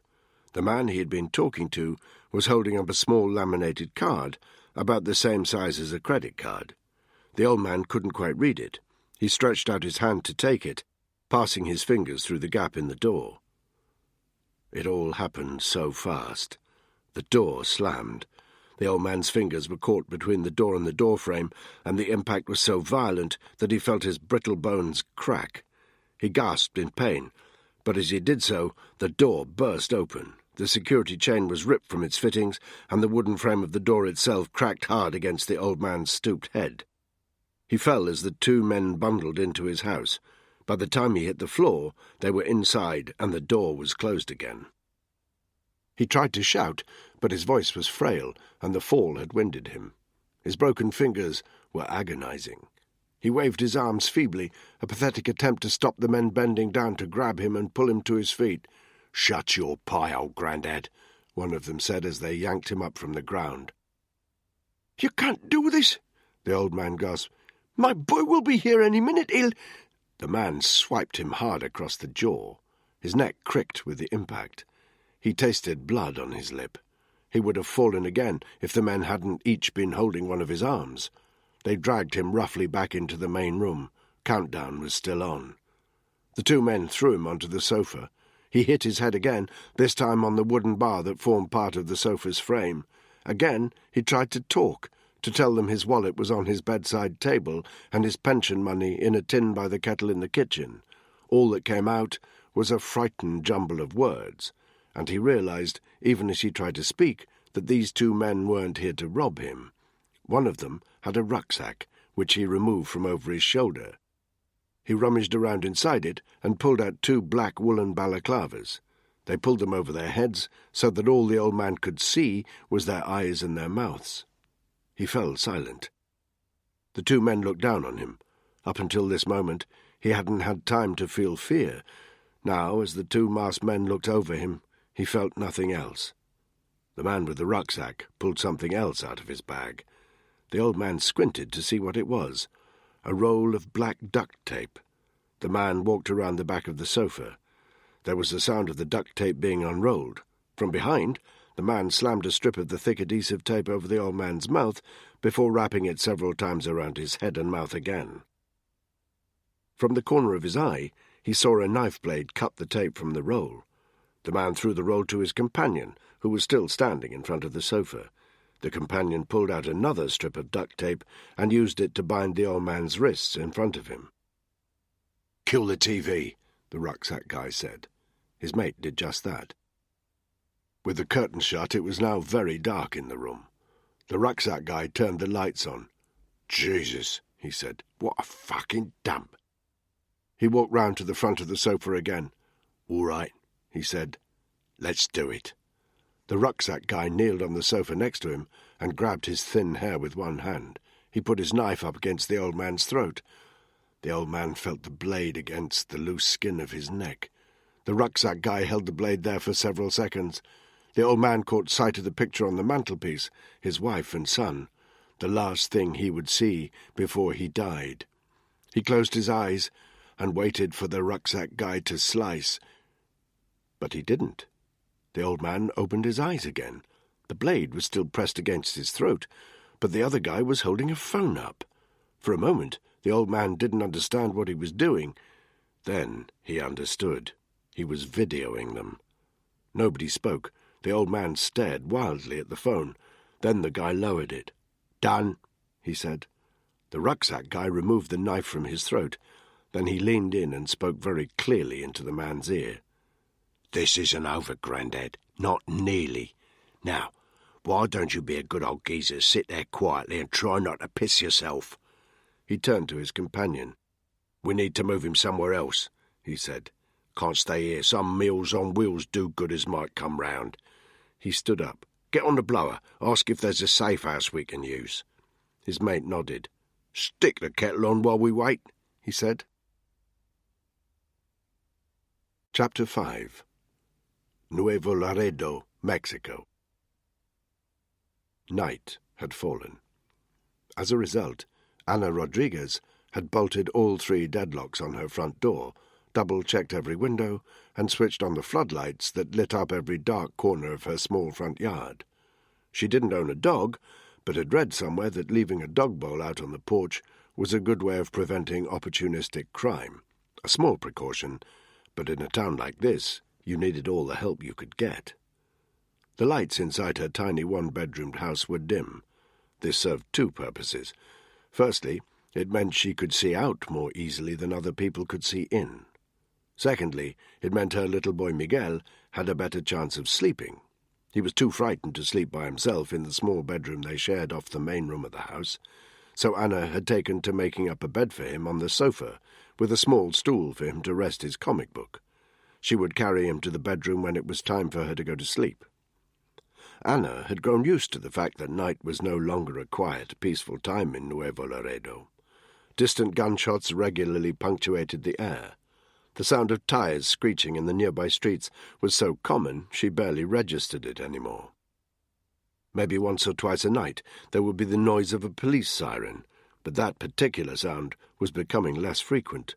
Police corruption was endemic. It was increasingly worth their while to keep those sirens switched off. Anna was exhausted. As a pediatric doctor at the local hospital, she hardly had a minute's rest from treating the children of the town and comforting their anxious parents. Mostly, the kids who passed through her care were suffering from the usual childhood ailments. Occasionally they presented with an unexplained wound. Anna had learned not to ask any questions. Her first duty was to her patients and their health, not to the truth. Away from the hospital, she maintained the same strategy.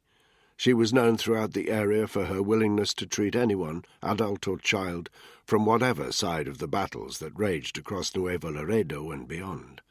Law enforcement, cartel members, ordinary citizens caught in the crossfire. Ana Rodriguez provided medical care to everyone, no questions asked. She saw it as her duty. She sat at her small kitchen table, eating beans with a wooden spoon straight from the saucepan. Her face glowed in the light from her clunky old laptop, which was tethered to her mobile phone to get an internet connection. She was reading a blog written by an anonymous journalist entitled Narco-Terror. The blog's mission statement was to detail every single atrocity carried out by the cartels. Such atrocities were seldom reported in the newspapers these days, partly because they were so commonplace they were barely news, partly because the cartel had taken to targeting journalists who spoke out against their activities. Whoever was the writer of this blog, he or she was a brave man or woman. At some point, their identity would be revealed. When that happened, the cartel would surely make an example of them. For now, however, Narco-Terror was the most popular news source in this part of Mexico. It was also the most gruesome. In Anna's line of work, there was no place for squeamishness. You didn't have to treat too many gun wounds or pull the sheet over the face of too many corpses to become hardened to the sight of them. But even she had to force herself to read some of these reports.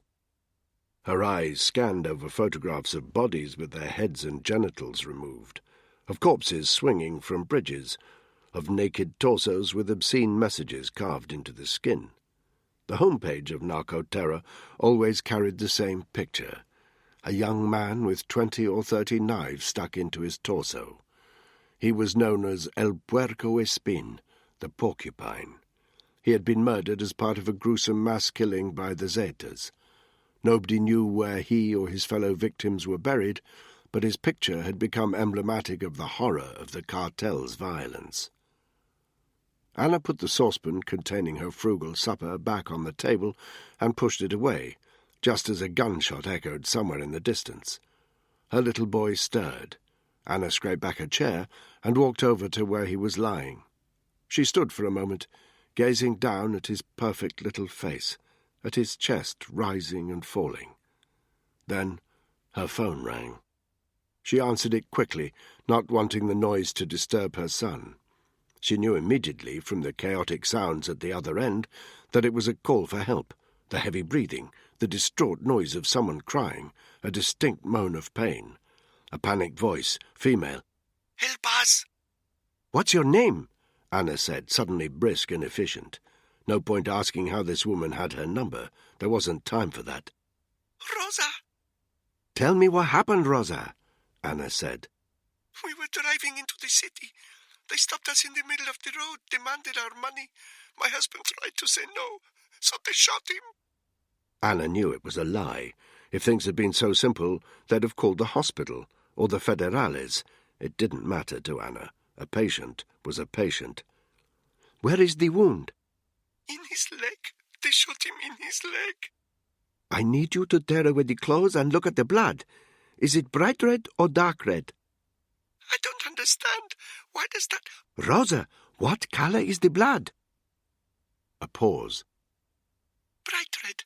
I think it's bright red." Bad news. Bright red blood indicated that the bleeding was arterial rather than venous. She knew how the cartel worked. They didn't mess around. If they shot someone, it was to kill them, and they knew how to kill people. It sounded to her like they'd aimed for the artery at the top of the leg, fatal if it wasn't treated immediately, but a slow and nasty way to go. "You need to keep pressure on the wound, hard pressure. Ignore the blood. Can you do that?" I think so." "And you need to tell me exactly where you are." "State Highway 1, maybe 4 kilometers from the center of town."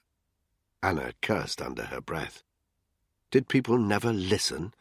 It was well known that these highways were one of the most dangerous places to be after dark. Tourists to the area had to be transported en masse and chaperoned by the police, and everyone knew not to drive at night. "Keep the line open," Anna said. "I'll be there as quickly as I can." She grabbed her phone and car keys from the table. She hurried over to the wooden sideboard where she kept her cutlery and crockery. She removed the cutlery drawer and unfastened the handgun she had duct-taped to the back of it. She put it back, thought for a millisecond, and then took a small black-and-white photograph from under a pot on the sideboard. She put it in her back pocket. Then she ran over to where Miguel was lying.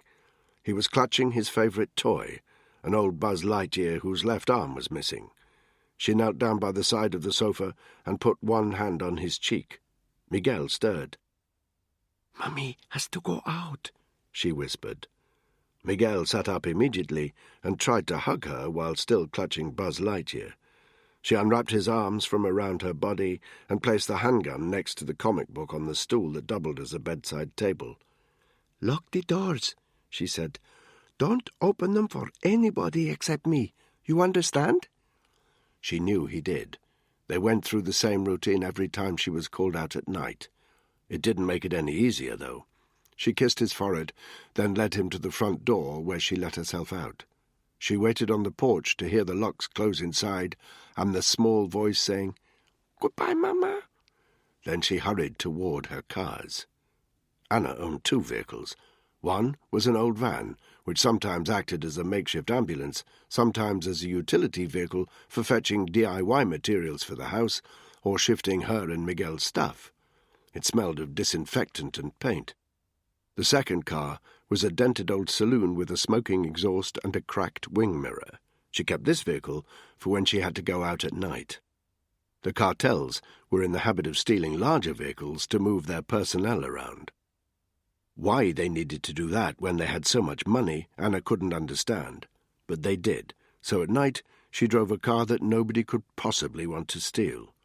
She kept a stash of medical equipment in the trunk, neatly packed in an old rucksack, clean bandages, packs of saline solution, swabs, tourniquets, steri-strips, antibiotic shots.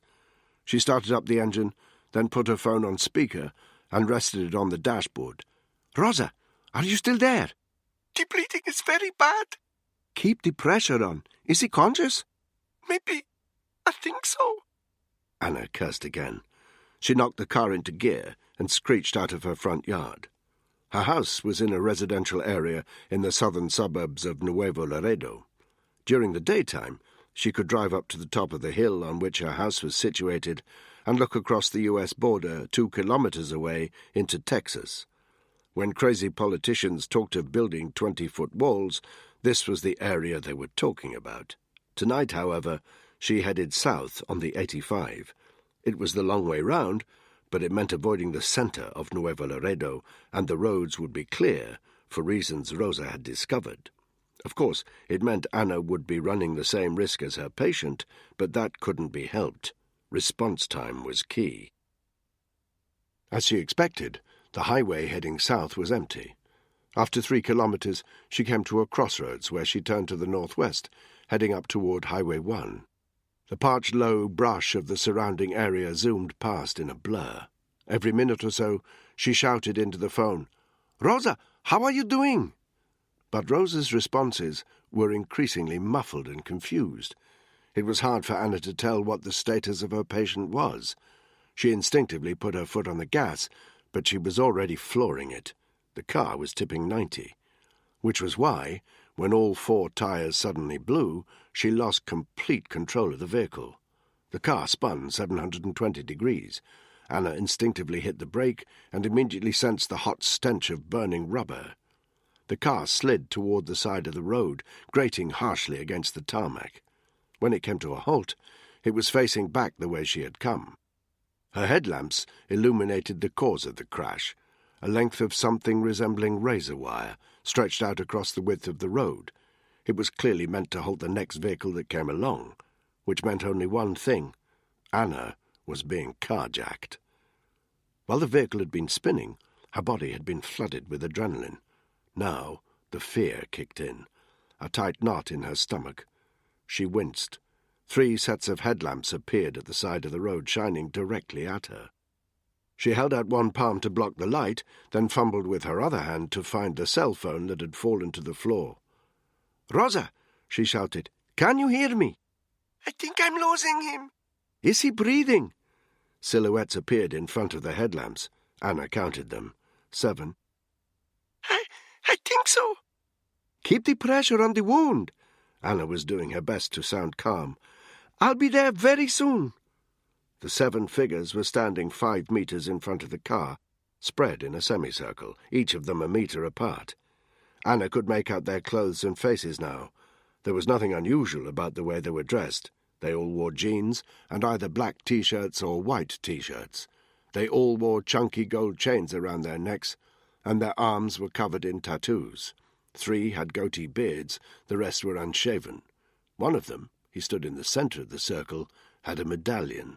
By the light of the headlamps, Anna saw it was embossed with an ornate letter Z. Z for Zeta. Anna's mouth went dry. They were all armed, of course. Assault rifles slung round their necks, or pistols with absurdly large handles shoved into the waist of their jeans. The man with the medallion shouted, "Out of the car, pendejo!" They clearly hadn't yet seen that the driver was a woman. Anna glanced at the phone that was now resting in the passenger seat. Wishing now that she had not left her gun at home with Miguel, she drew a deep breath. Then she opened the driver's door and stepped outside. The reaction was immediate. One of the men wolf-whistled. Another couple of them chuckled. The guy with the Zeta medallion, Anna had him down as the leader of this little troop, took a few steps forward.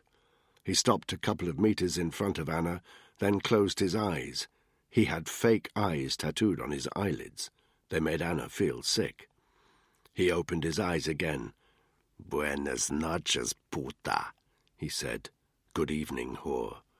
He looked over his shoulder at his companions. "We struck lucky," he said. Anna didn't reply. Shielded by the open door, she clenched her fists involuntarily into a hammer shape. Not that it would do any good against the handgun tucked in the man's jeans. No, Anna couldn't fight these men. She would have to use other means of defense. "Bad things can happen," said the man, "to whores who drive this road at night." He made an unpleasant clicking sound at the back of his throat. "You're probably right," Anna said in as clear a voice as she could muster. "But that's not going to happen tonight." The man grinned. "No?" "No." She pointed to the 3 vehicles on the side of the road. "Since you damaged my car, you're going to give me one of those cars and you're going to let me go on my way." Laughter from the other men. The guy with the medallion stepped forward once more. Now all that separated them was the open car door. He leaned forward so his lips brushed Anna's earlobes. He stank of tobacco. "No," he whispered. "I'm going to have you here on the roadside. Then I'm going to give you to my friends. If you're a good little girl and you do what we want, maybe we won't kill you at the end of it." He closed his eyes again to reveal the eyelid tattoos. "If you're a good little boy and let me have one of those cars, maybe you'll still be alive when the sun comes up." The man opened his eyes again. He clearly didn't like being spoken to like this, but Anna could tell he was momentarily unsettled.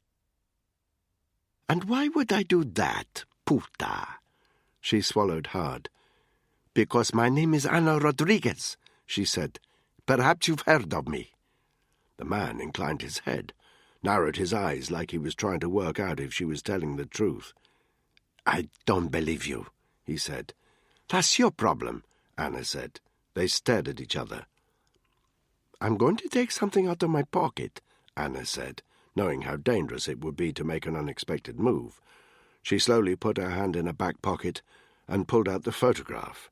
She held it up between trembling fingers. The man stared at it. He said nothing, but Anna could tell the dynamic had suddenly changed.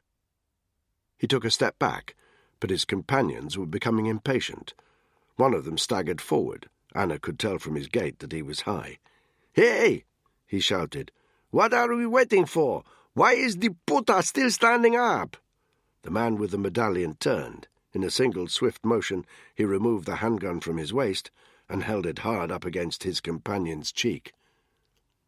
"Do you want his head, Senora?" he asked. "No," Anna said weakly. I just—" She ducked into her car and grabbed her phone from the passenger seat. Then she hurried round to the trunk, opened it up, and grabbed her medical rucksack.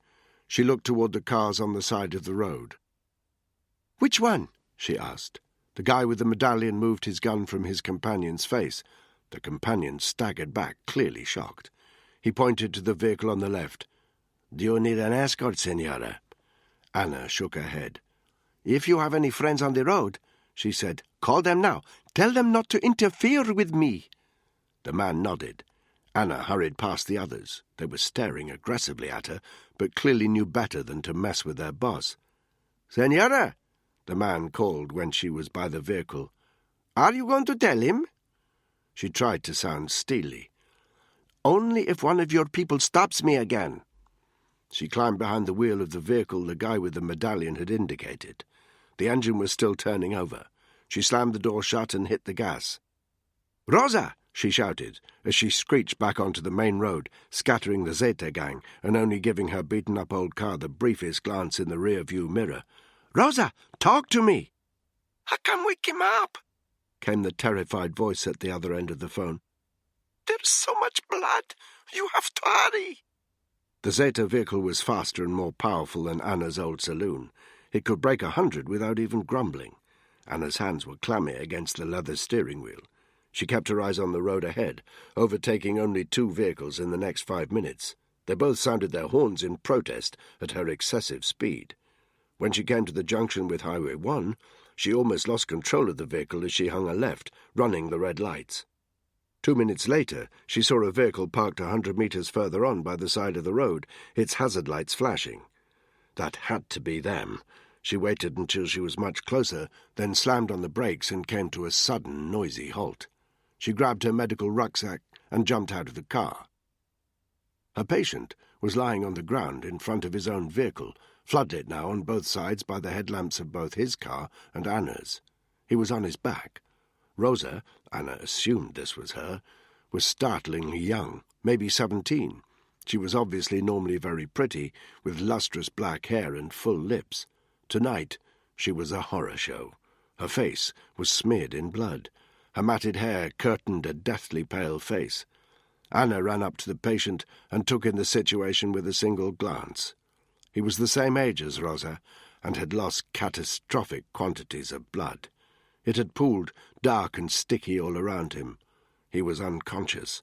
She took his pulse at the wrist. It was there, but only just. There was no sign of breathing. She worked quickly. Everything in her medical pack had a place, so she managed to locate a tourniquet in seconds. She wrapped it round the top of her patient's leg, just above the wound, and pulled it as tight as she could in an attempt to stem the bleeding. She shuffled up so that she was kneeling by his chest. Her jeans were sticky now with blood, and placed the heel of her left hand on his breastbone, resting her other hand on top. She started pumping the rib cage vigorously. It sank at least an inch with each pump. On the 10th compression, she felt a bone crack in the chest. That didn't matter. If she couldn't get him breathing again, the bones were insignificant. After 30 compressions, she gave 2 rescue breaths, but the skin on his face was extremely cold. She knew, from years of experience, that he wasn't going to make it. Another 30 compressions, another 2 rescue breaths. She checked his pulse. Nothing. Anna bowed her head. Then she turned to Rosa. She looked as corpse-like as her boyfriend. "I'm sorry," she said. "It's too late. He's gone." Rosa stared at her. She shook her head. Then she suddenly started beating her fists against Anna's shoulders. "Make him live," she cried. "Make him live." But Anna couldn't. She let the girl's fury run its course. Then she wrapped her arms around her weeping, shivering body. "We can't stay here," she whispered. "We have to leave him where he is. Come with me. I'll take you somewhere safe." And then, Anna thought to herself, she would hurry back home, where her little boy was waiting for her. Friday. Chapter 6. Hereford, 1100 hours GMT.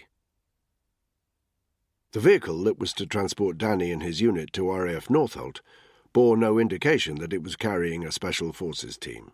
The black Land Rover Discovery could just as easily have been a young mum on the school run.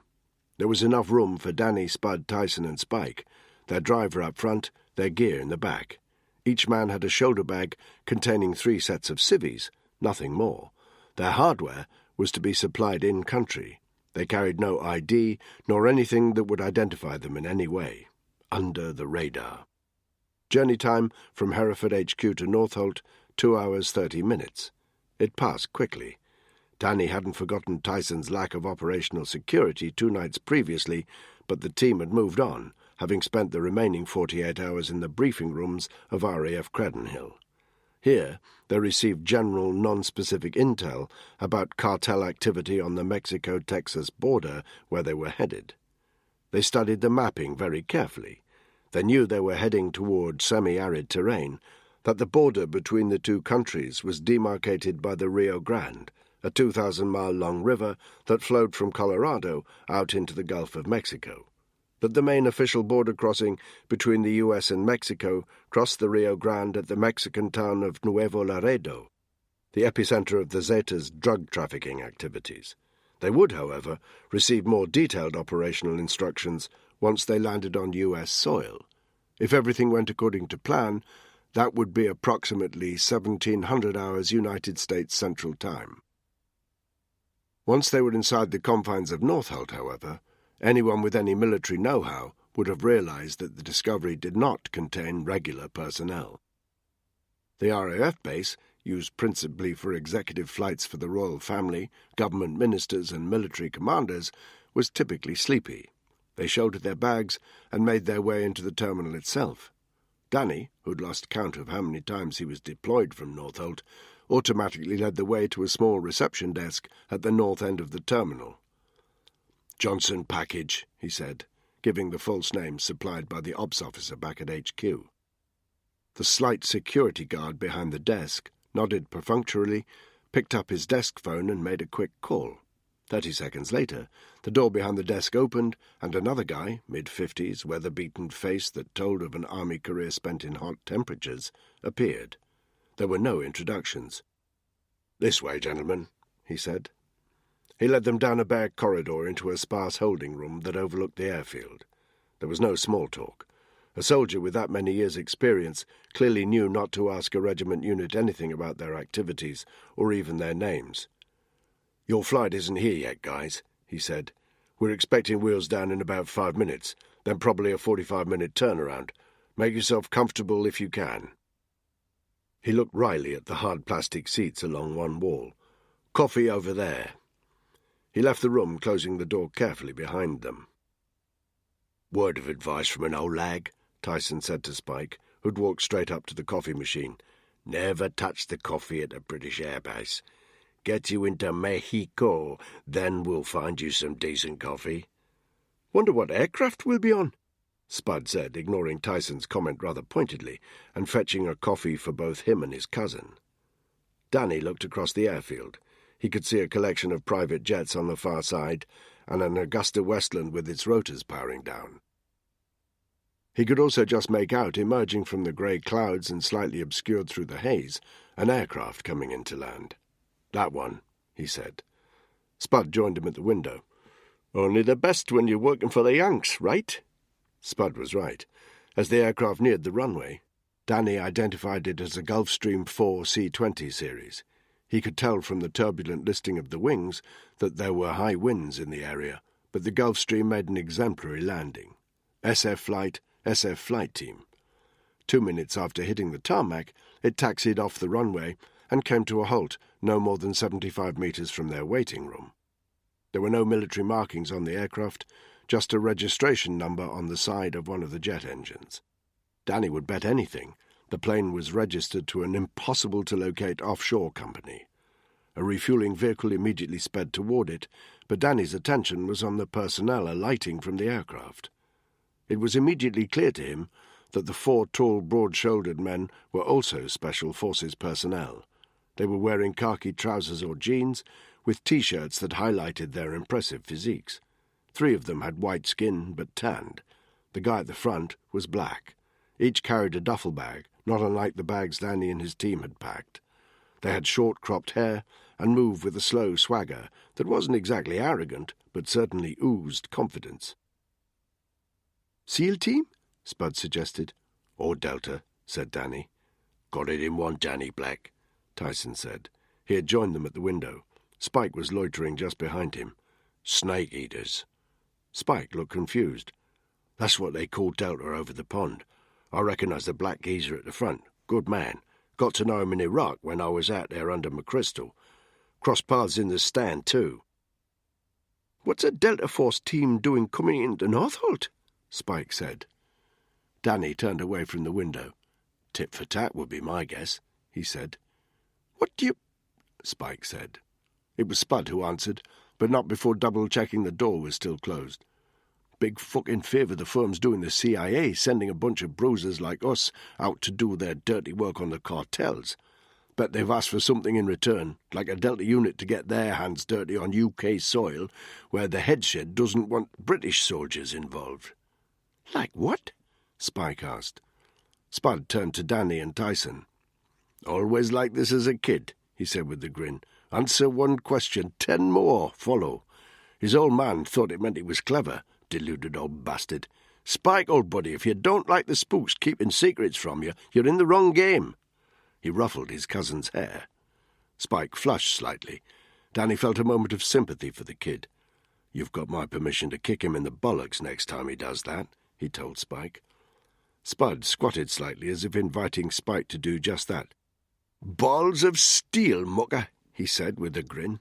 "Balls of steel." The door opened. A guy entered. He wore a nondescript Nomex flight suit with empty Velcro patches on the arms and chest, from which his badges had been removed. "Flight Lieutenant Gray," he introduced himself in a Midwest American accent, before shaking hands briefly with each member of the team. "We've got an air traffic control window for wheels up at 1400 hours. That gives us 35 minutes to do the turnaround, but if you're ready, let's board now." The team turned instinctively to Danny, who simply nodded. They followed the flight lieutenant out of the room, then turned left down a deserted staircase that led to the tarmac. An MOD police officer was standing security at the bottom of the steps. He stood aside to let them through. Danny's team came face to face with the Delta unit. Tyson hustled himself to the front of the team and offered his hand to the black guy. The Yank grinned. "Tyson," he said in a slow drawl. "Long fucking way from Mosul, huh?" "Almost didn't recognize you without the face fungus, Tam." Tam gave him a confused look. Tyson stroked his chin to indicate he was talking about beards, an essential accessory for any SF personnel operating in the Middle East. Now, however, both units were clean-shaven. "How's it going, anyway?" You know, full of busy." He looked meaningfully around the grey utilitarian Air Force base. "Not going to lie, we'd prefer to be other places." "What brings you into the UK?" Tyson asked. Asking the question was like flicking a switch. The expressions on Tam's unit mates' faces became immediately frosty. With good reason. Such questions were off-limits, especially with the US units, who tended to be over the top with operational security. But as Danny had already seen, OPSEC wasn't Tyson's strong point. Tam slapped him on the arm. "Good to see you, brother," he said, pointedly ignoring the question. "Next time maybe we'll get the chance to grab ourselves a beer." He turned to the rest of his Delta mates, nodded, and led them into the terminal. "Cagey fuckers," Tyson said. He sniffed. "Hate us because they ain't us, right? Still, I'd like to know what they're doing in the UK." "Yeah," Danny said, "just like they'd like to know what we're doing in the US. Come on, let's board." There was a big difference, Danny knew, between a military private jet and a civilian one. The main cabin of the Gulfstream was decked out with 10 extendable seats, a decent size and comfortable enough, but canvas-lined and well-worn. a thin charcoal grey carpet on the floor and a faint smell of fuel and sweat.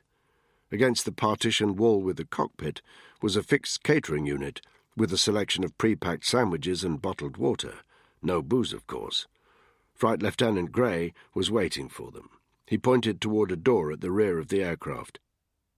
"You could dump your stuff in there," he said. "Wheels up in 20, so make yourselves comfortable." Danny carried his bag to the door the flight lieutenant had indicated. On a regular private jet, this would be the bedroom. No such luxuries on a U.S. Army Gulfstream. Danny opened the doors to see a small, sparse cabin. The shutters were fixed down on the windows. The plastic moulded to the interior of the aircraft so they couldn't be raised. There was no carpet in here. Attached to the metal floor were 6 shackle points, hinged rings for clipping on handcuffs or leg cuffs.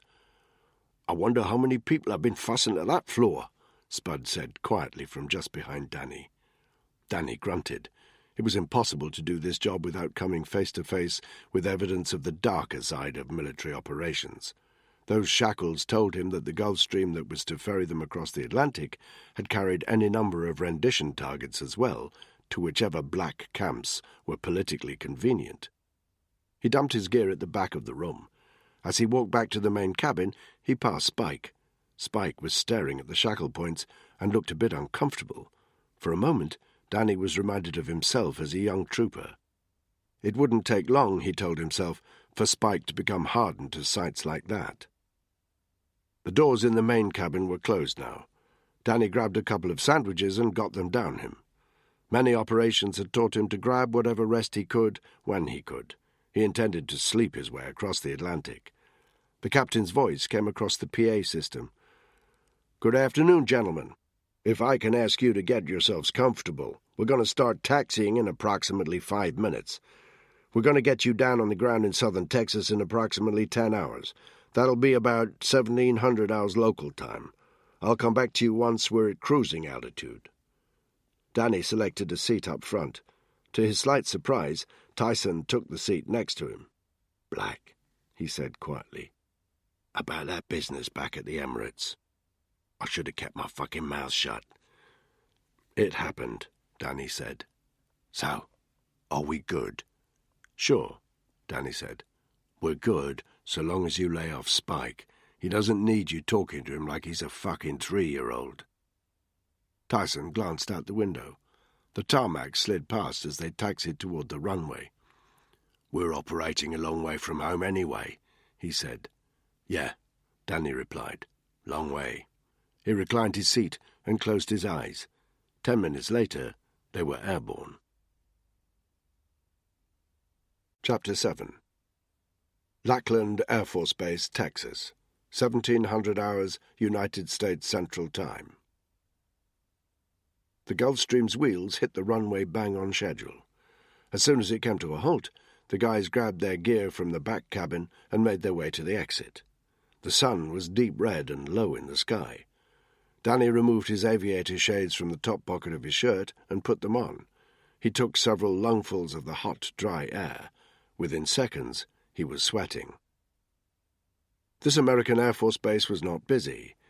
There were a couple of vehicles driving around the edge of the airfield and a few men in uniform milling around. At the edge of the tarmac was a selection of low, sand-coloured buildings. Beyond them, a high perimeter fence topped with rolls of razor wire.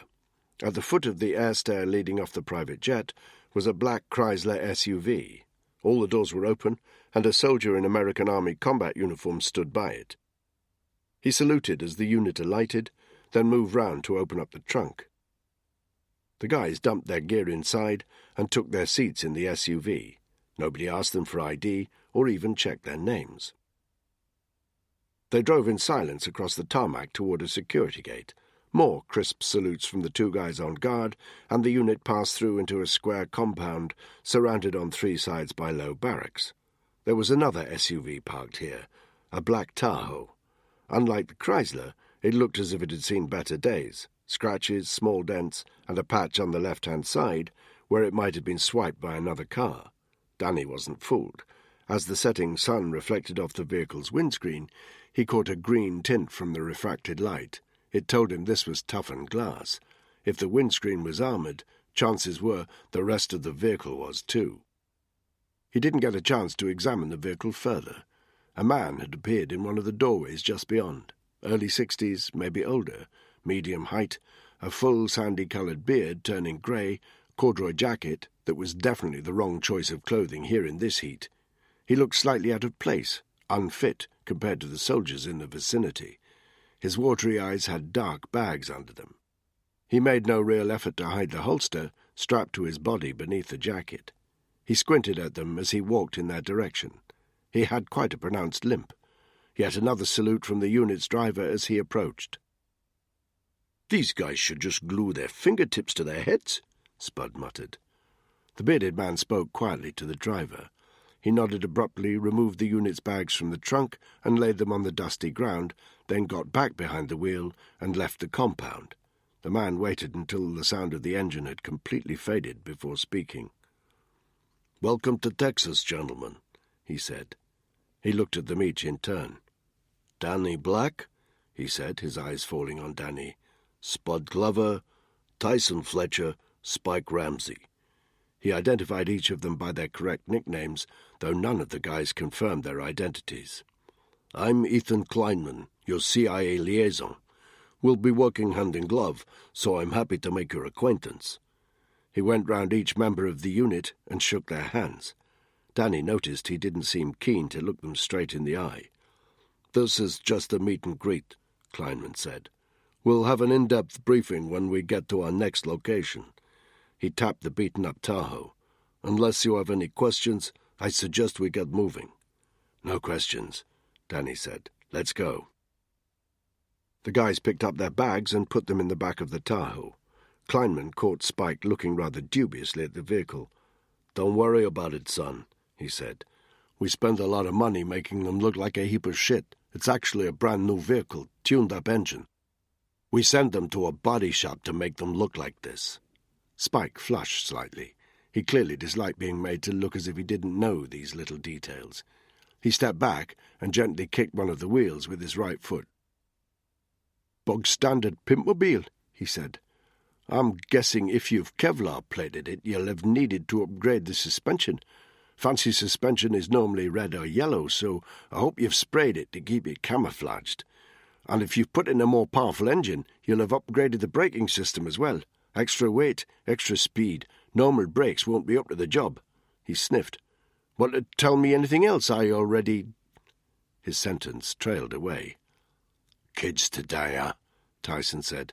"Amazing what they pick up." Kleinman inclined his head.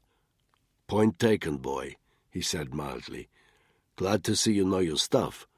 Shall we get out of here? Military bases always give me a headache." He limped up to the car and got behind the wheel. Danny sat in the passenger seat. The rest of the guys took their places in the back. Whenever Danny sat in a vehicle, he made a point of checking the hand position of the driver. You could tell a lot by the way they handled the steering wheel. Kleinman handled his like a pro. Hands at 9 o'clock and 3 o'clock, thumbs over the steering wheel, not under it, where they could easily be broken in the event of an impact. Kleinman had the air of a bumbling old academic, but Danny suspected it was carefully cultivated. As their CIA liaison officer reversed carefully out of the compound, Danny made a mental note not to underestimate him. They left the military base to a further series of salutes and no questions asked. Within 10 minutes, they were driving at a steady 55 mph along a clear straight road. The sinking sun was half below the horizon now, and the flat desert scenery on either side was bathed in a dark, dusky pink. The terrain was level and hard-baked. It seemed to go on forever. They drove in silence as the day turned to night. There was a definite tension between the unit and the CIA guy. Without any operational matters to discuss, both sides were obviously resistant to small talk. As darkness fell, the desert terrain flew by in a cinematic blur. They passed the occasional freight truck trundling in the opposite direction. Most of them, Danny noticed, bore Mexican number plates. "Almost none, boy," Kleinman said quietly. "What?" Danny said. "You're wondering how many of those Mexican trucks are involved in the drug trade." "You're quite a mind reader." Answer is almost none. 1 in 5 of those babies get stopped and searched at the border crossings. Tires get slashed to check they're not stuffed with product or cash. Seat stuffing gets examined. Random products of whatever goods they're transporting get opened up. A few of the small-time producers might think it's worth their while using a truck to smuggle their gear into the U.S. They might secrete a bit of product in the gas tank, but the big boys, he shook his head, too cute for that. So how do they do it? Danny said. How don't they do it, boy? I've seen it all. Female drug mules replacing their breast implants with bags of coke. Tunnels under the border, light aircraft. They use special drug catapults to hurl mostly marijuana over the Rio Grande. Crude homemade submarines to smuggle stuff in and out by sea. Past year or two we've had packages of crystal meth coming over, mostly by cheap drones you can buy on the internet. He scratched his beard. Yeah, he said. They'll always find a way. Soon as we plug a hole in the dam, they find another one. The car fell into silence again. Danny couldn't help remembering the shitty little flat where he'd found his brother, comatose among the drug paraphernalia. There was something in Kleinman's blasé tone of voice that irritated him, like he was leading them in to fight a lost cause.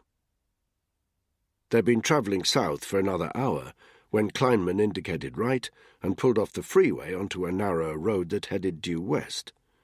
Their surroundings gradually became somewhat more urban, an out-of-town gas station, a 24-hour convenience store, a couple of warehouses.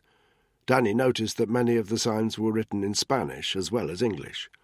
The traffic grew busier, and within 15 minutes they were in the suburbs of a small town. San Angelo, Kleinman announced.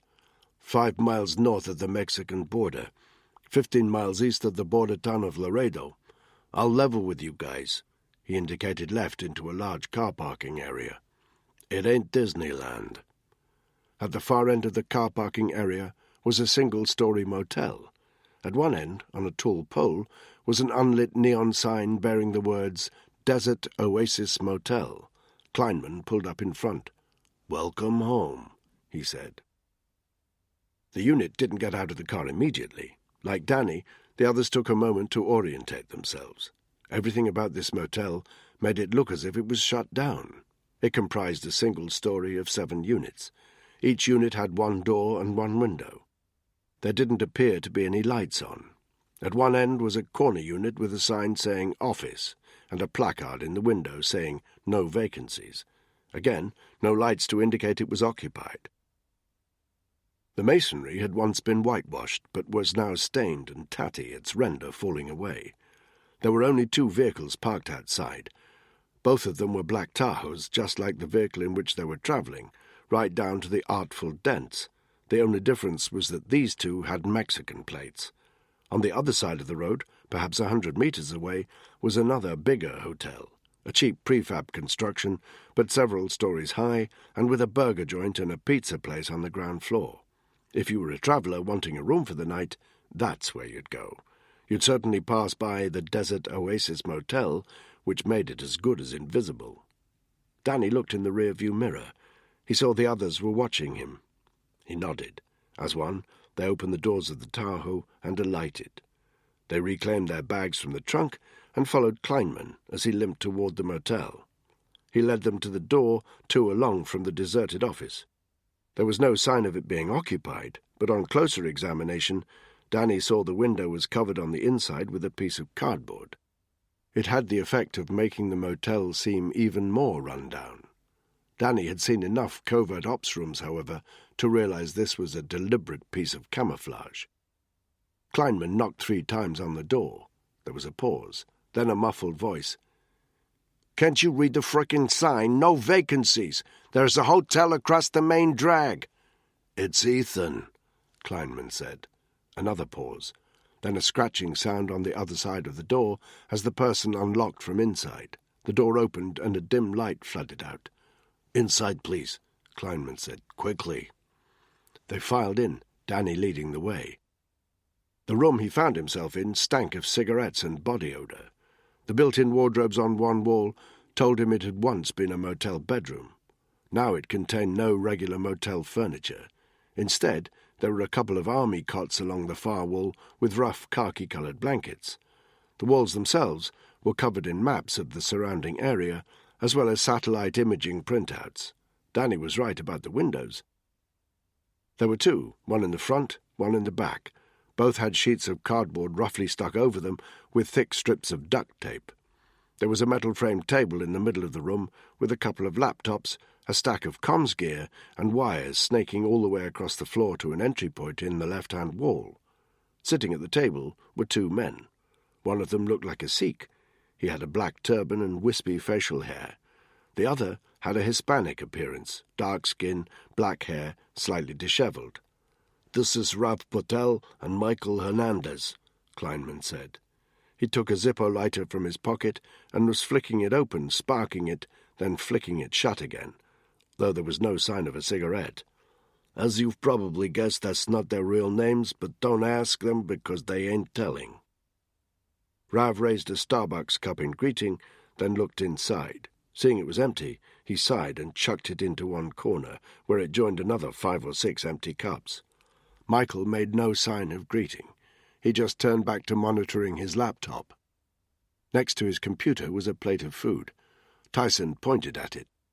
"The 4 dicks of death," he said. Danny knew that was the Yanks' nickname for a particularly disgusting MRE of beef and beans. "Food of champions." "Rav and Michael are our intel guys," Kleinman said, ignoring the interruption. "Rav will be doing satellite, Michael will be on comms and operating a drone if we need it. They'll have all the information you need on targets, which I'll be giving you as the operation unfolds." None of the SAS guys made any response. It was clear Kleinman had a load to say. They let him get on and say it. "Hereford have sent through details of your clothes sizes. You've a room each here, and you'll find packages of work clothes from Duluth Trading. Hard-wearing, khaki and sand color, but not uniform, obviously. There's body armor for each of you. I strongly recommend you wear it. I've taken the liberty of ordering in Salomon Quest boots for each of you. Any problems with that?" "No problems." "Good. If the operation changes in any way and we find ourselves operating more on the streets, we'll just buy whatever clothes you need there and then." Kleinman looked around the room, and his eyes fell on a leather briefcase. He walked over, opened it up, and drew out 4 brown envelopes. He gave one to each of the unit. Danny looked inside and saw a sheaf of used American dollars. $1,000 each, petty cash," he said. "You need more, just say." "You want a receipt for this?" Spike asked. It was a reasonable question. On ordinary regiment ops, every last pound needed to be signed for. Kleinman seemed to find this very funny. "Why?" he said. "Don't you think we can afford it, boy?" He shook his head. "I don't like receipts, and I don't want you guys keeping any. You're not officially here, remember.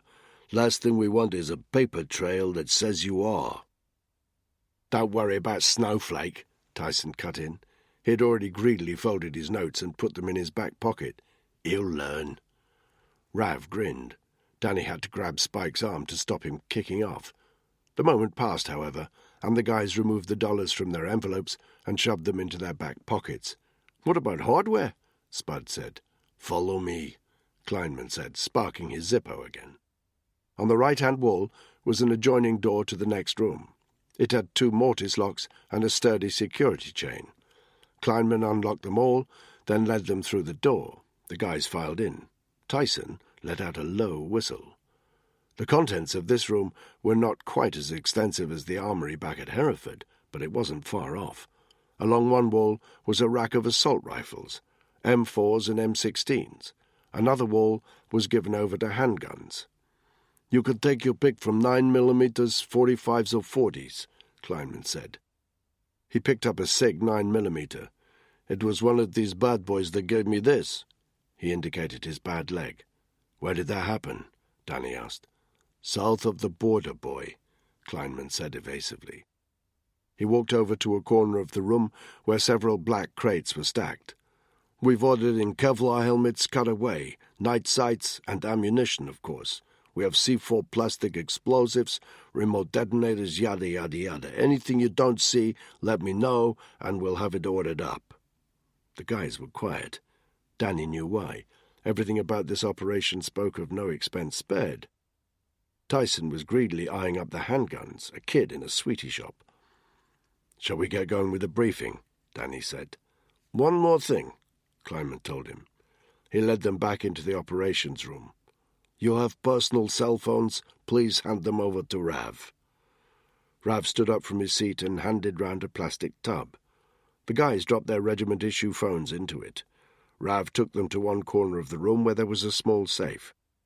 He deposited them inside before handing round a new set of Iridium sat phone handsets. "CIA issue," Kleinman said, "fully encrypted. Our ops room number is programmed to speed dial 1. He watched as each member of the team switched on their phones and memorized the number, because if they lost their phones for any reason, they still had to make contact with base. "Now take a seat, please," Kleinman said when they were done. He indicated some plastic chairs stowed under the table. The guys sat down. Rav and Michael stretched back on their own chairs. Kleinman stared at one of the maps on the wall for a moment. Then he turned to look at them. "You know, in general terms," he said, "our problem with the Zeta cartel." Kleinman barely waited for a response before continuing. "The Zetas were originally Mexican special forces trained up by the British SAS in the first place." He glanced at Tyson with scarcely disguised disapproval. "Hey, Grandad, how about we have a chinwag about how the CIA trained up the Mooj in Afghanistan in the 70s? Tyson said. "How about we don't, boy? What's done is done. The original Zetas were a cadre of about 40 Special Forces soldiers who switched sides and started working for the Gulf Cartel. Eventually, they turned against their employers and started a cartel of their own. They're now the most successful and most violent cartel in Mexico, and the principal area of operations is," he pointed in a direction that Danny knew to be south, "just over the Rio Grande from here. Clearly, they've massively expanded in personnel since the original 40 Zetas. Many of the originals have been killed, but the remainder have instilled a culture of extreme brutality and violence. The current-day Zetas are better trained and more ruthless than any cartel members we've yet come across. Their success across the border means they're able to ship unprecedented quantities of product into the U.S. We've got middle-class Americans comatose over the dashboards of their SUVs because they're high on heroin. We've got DEA officers being mown down in broad daylight. It's got to stop, and the only way we can do it is by destabilizing the Zetas. And that means getting to the top guys." Kleinman picked up a sheaf of A4 photographs from the table.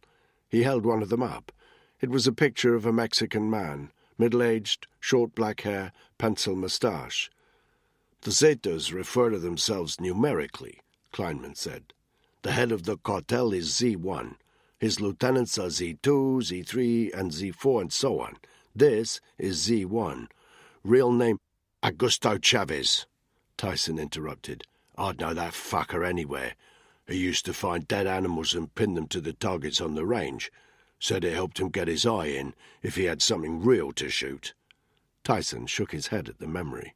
"He was a fucking psycho. I flagged it up to the head shed at the time, told him to watch him, a regular little warlord in the making. They chose not to listen to me." Danny was only half listening to Tyson. His attention was on Kleinman. As soon as he'd held up that picture, his hand had started, almost imperceptibly, to tremble. He appeared relieved to put the photograph back down in favour of two more, which he held up to the unit. "Z2 and Z3, he said. "But really the identity of these individuals is for the moment academic. We don't know where they are. The Zeta leadership has a network of safe houses throughout Mexico. They no longer need to trouble themselves with the day-to-day brutality of their cartel. They have a whole army of underlings to do their dirty work for them." "And if I know Chavez," Tyson said, "he won't give a flying fuck if we whack a few of the little guys." He said it with a dismissive sneer in his voice, as if Kleinman was being unusually stupid. "You're quite right," Kleinman said. "Targeting the regular Zeta foot soldiers will have precisely zero effect on the situation. The Federales have been doing that for some time, but they're not suitable for the kind of work we have in mind. We want to eliminate Z1. But if we're going to draw out the Zeta leadership, including Z1 himself, we need to target the thing that matters far more to them than human life. He removed his round glasses, cleaned them on the material of his corduroy jacket, and put them back on his face. We need to target their money. Tyson, it seemed, had no argument with that. Money is the only thing these people care about, Kleinman elaborated. If that comes under threat, we predict the Zeta leadership will have no alternative but to take command of the situation and put themselves on the front line. And when they do that... He left the sentence hanging. So, how do we hit the money? Danny asked. That, Kleinman said, is a very good question. He held up yet another photograph, this time of a light aircraft taken from a considerable distance by a telephoto lens at night. And this is the answer, he said. Chapter 8. We've known for a few months now, Kleinman continued, that the Zeta cartel are using this very aircraft to shift their drug dollars back into Mexico under the radar, literally. Where does that intel... Spike asked. His face was very intent. He was clearly listening hard. Classified information, and you're not on the list. It doesn't matter how we know. We just do know the aircraft flies regularly from a private airstrip about 50 miles east of here. Rav, do you want to give them the details? Rav nodded. The pilot's name is Barry Osman. Good Mexican name, Spud said. He's American, a geological surveyor. At least that's his cover. He works freelance for the oil companies, spotting likely drilling sites, that kind of thing. Keeps his Cessna at this airfield, has 15 to 20 flying hours a week. Once a month, regular as clockwork, he takes a night flight, leaving the airfield at approximately 0200 hours.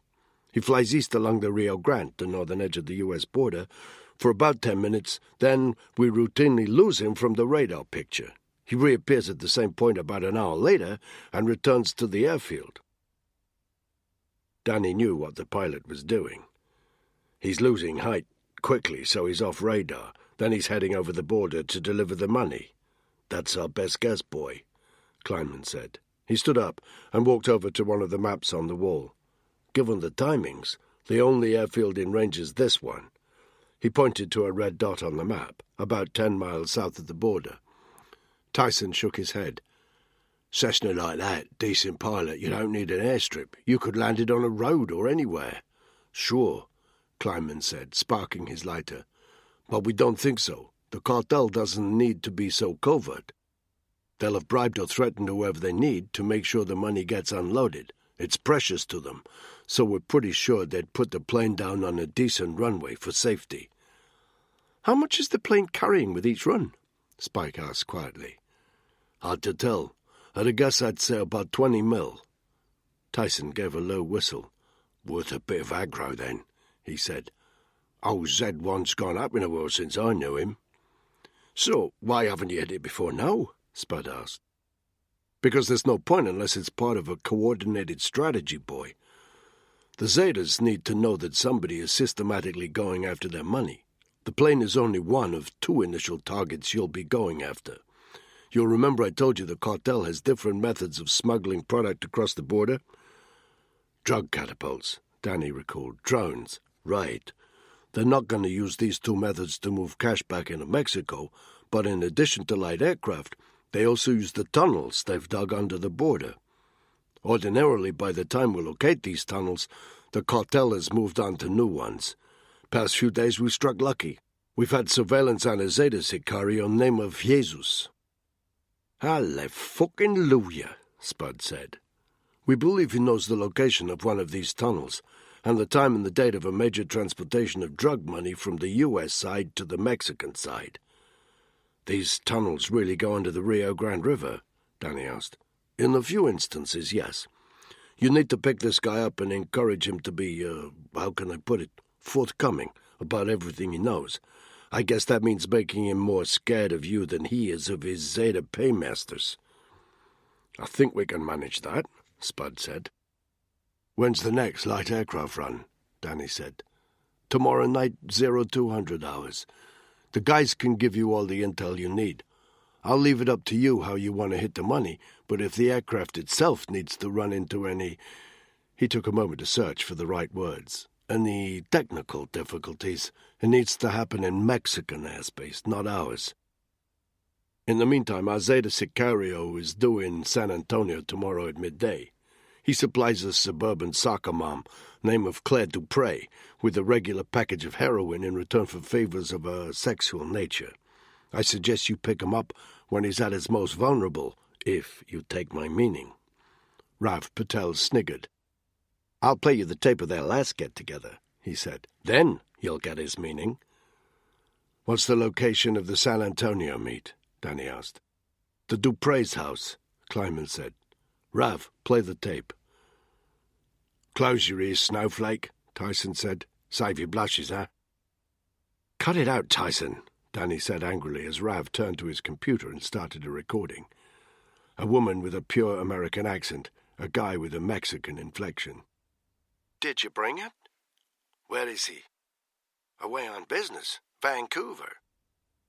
"Move us to the relevant part, Rav." Rav shrugged, but did as he was told. You'll be back, right? 3 days, bitch. Same time, same place. And you'd better up your game. That was a definite 6 out of 10. "You know," Spud said quietly, "I don't think him and me are ever going to be friends." "Do you have pictures of the house?" Danny asked. "Layouts?" Again, Kleinman turned to Rav, who handed over a package of photographs. Danny laid them out on the table. They showed a well-heeled, expensive suburban house, palm trees on the front, a very neat, well-manicured lawn with diagonal stripes, white Range Rover in the drive. "Sweet," Spud said. Danny was scanning the photos of the house for possible entry points, but his eyes were attracted to something else.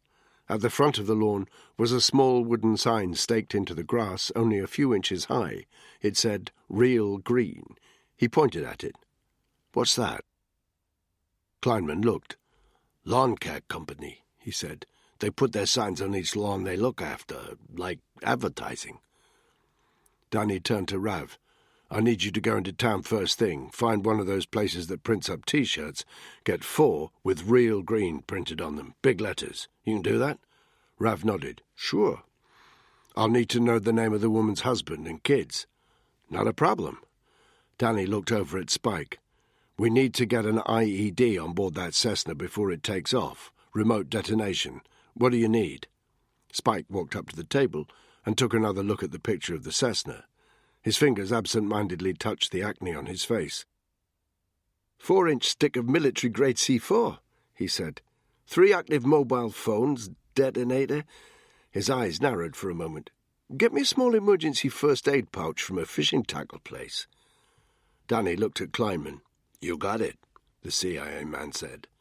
We'll need 2 sets of old mechanic's overalls, he said, and 2 of us need to cross the Mexican border to get eyes on the airfield where our guy puts the Cessna down. Leave it with me, Kleinman said. I suggest we RV at 0600 tomorrow morning for an update. Roger that, Danny said. In the meantime, Kleinman said, do you have any further questions? Yeah, Spud said. I've got a question. Where do we get something to eat? Apart from the 4 dicks of death, I'm Hank Marvin here. A flicker of annoyance crossed Kleinman's face, but he let it pass. Ralph or Michael will fetch you whatever you need, boy, he said. In the meantime, I suggest you make yourself comfortable in your rooms. Tomorrow's going to be a busy day. Abductor Zeta Hitman blew up a plane. Spud checked the items off on his fingers. All in a day's work, he said. Right, fellas? Danny's room was about as sparse as he expected it to be. Like in the ops room, the windows were blacked out, and the light from the one bare bulb was very dim.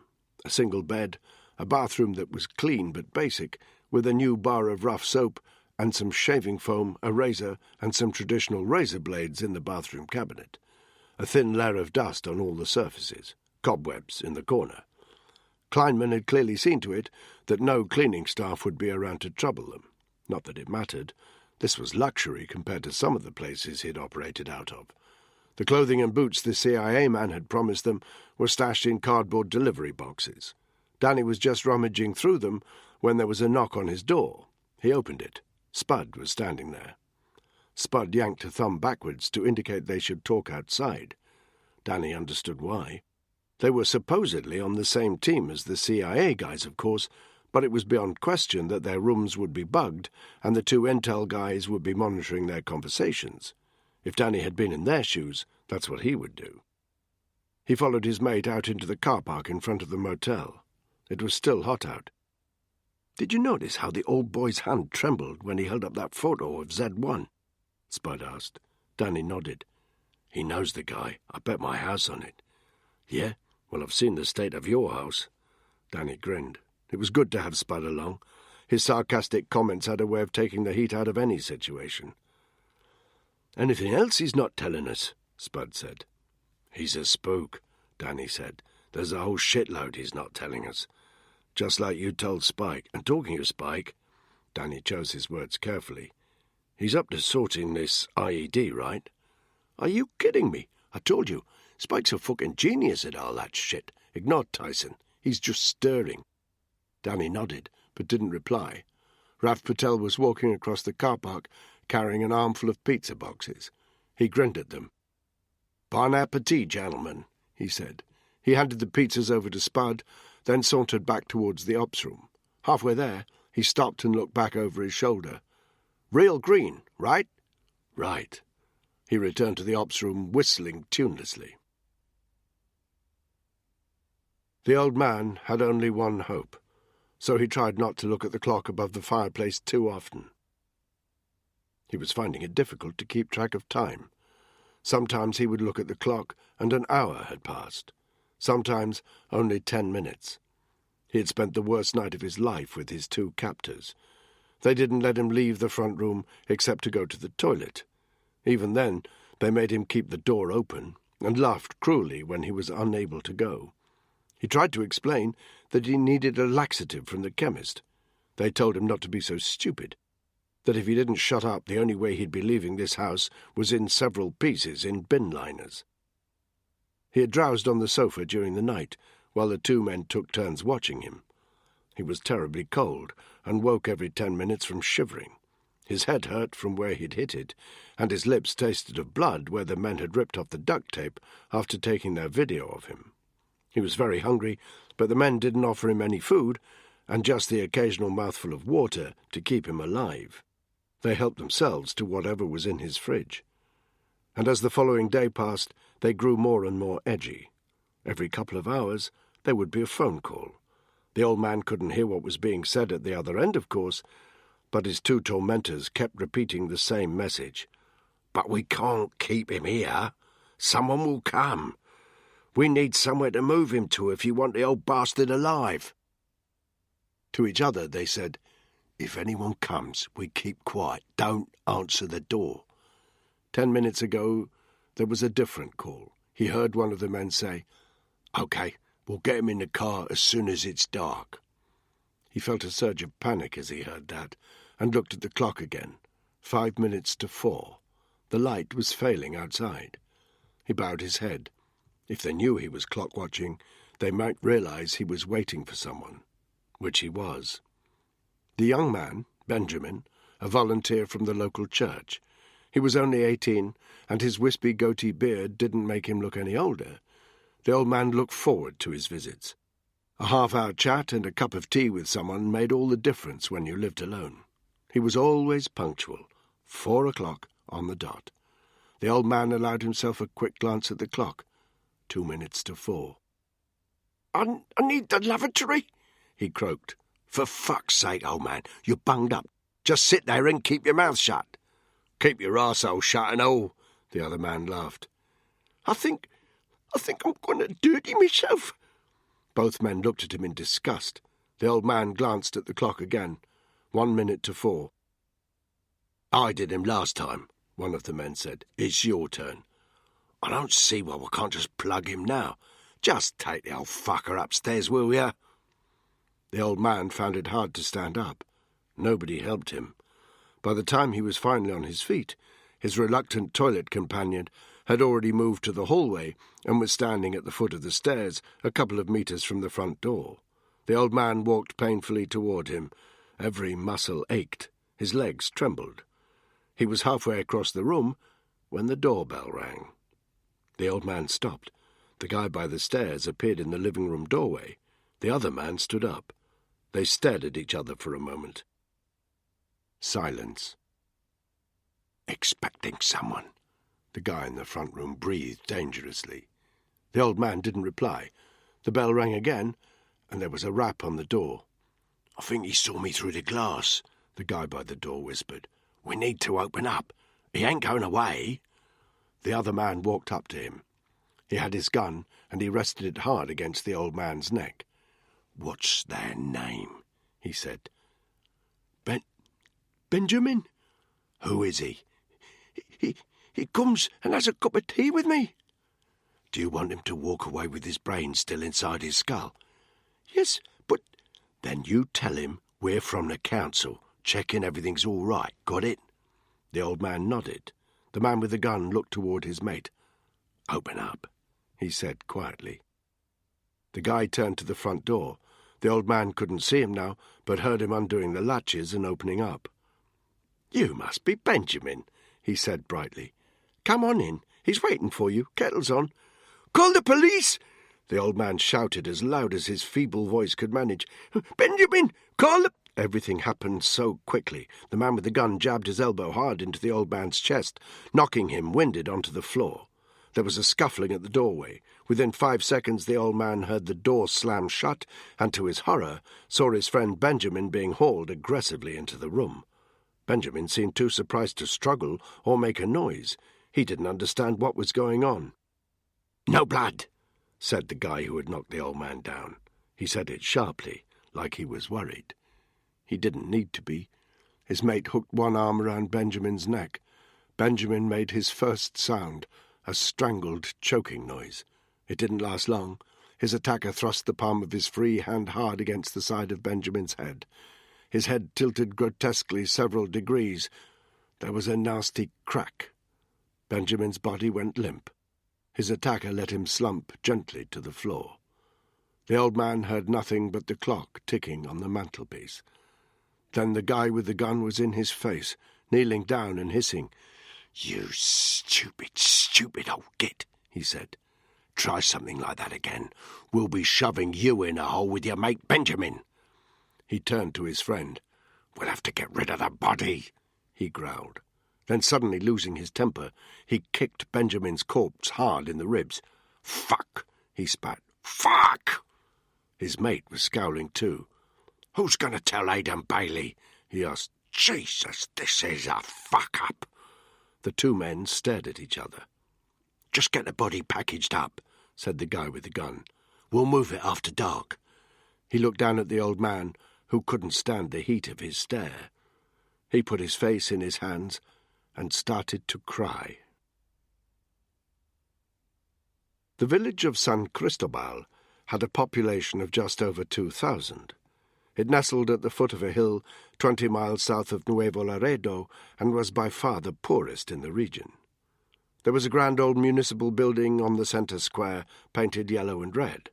It doubled up as an administrative centre, a doctor's surgery, and a food bank. On the other side of the square was a timber-framed Catholic church with a large wooden crucifix set outside it. These were the only 2 buildings of note in San Cristobal. Every other structure was a shack. Breeze-block exterior walls, tin roofs. The village sat under a nest of humming electricity pylons. Some of the inhabitants had painted their tiny houses in bright, vivid colours. Others were covered with spray-paint graffiti. There was no car in this village less than 15 years old.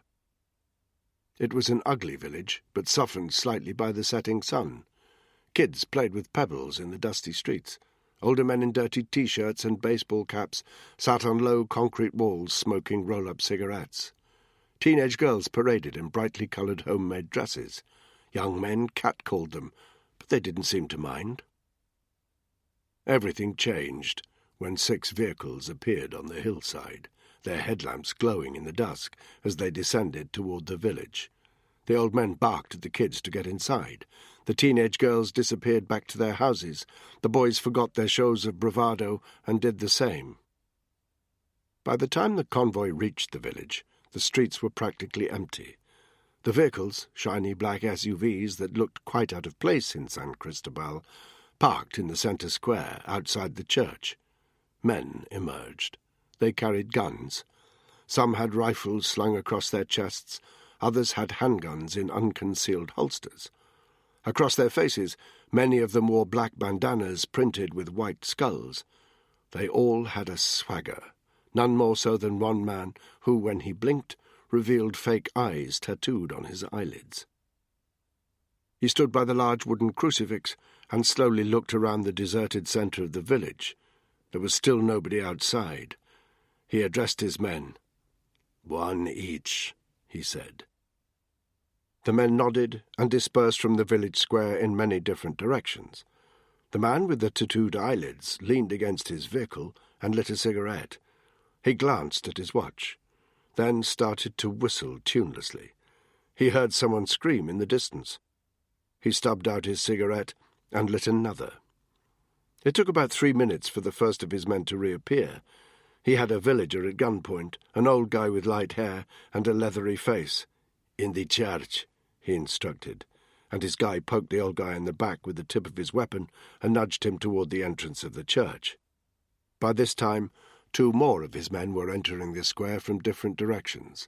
One had a younger man at gunpoint, who stumbled ahead of him, clearly sick with terror. The other had one of the young girls in the brightly coloured dresses. She was crying. The man with tattooed lids eyed her up and down as his guy forced her toward the church. Within 5 minutes, each of his guys had grabbed a villager and forced them into the church. The door was shut. 5 of the gunmen surrounded the building. There was shouting across the village, wailing. A few of the braver villagers had appeared at the perimeter of the centre square, 10 or 15. A couple of the braver ones, men in their 20s, edged onto the square itself. "Get out of here!" one of them shouted. "We don't want you here!"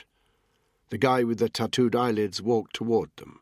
They stuck together, chins jutting out. "We said get out of here!" one of them shouted. The guy stopped when he was 2 meters from where they were standing. Then he withdrew his handgun, unlocked it. Without hesitation, he pointed it at the head of one of the young men. He fired. The gunshot echoed across the hillside as a round slammed into the young man's forehead, cracking away part of his skull and spattering his companion with blood like paint flicked from a brush. The young man collapsed heavily to the ground. His companion staggered back. The guy with the tattooed eyelids pointed his gun at the head of this second man, fired again, turned his back immediately, and was walking back toward the church by the time his second victim had hit the deck. He went directly to the trunk of his vehicle, removed 4 large, heavy jerry cans full of petrol, handed 3 of the cans to 3 of his men. They used it to douse the wooden walls of the church, front, back, and sides. While he was glugging fuel against the wooden front door, it opened, and one of the prisoners started shouting at them. It earned him a fierce crack to his left cheekbone with the butt of a rifle. The door didn't open again. But the sound from inside grew louder. Men were shouting, women were screaming, children were crying. It started to get on his nerves.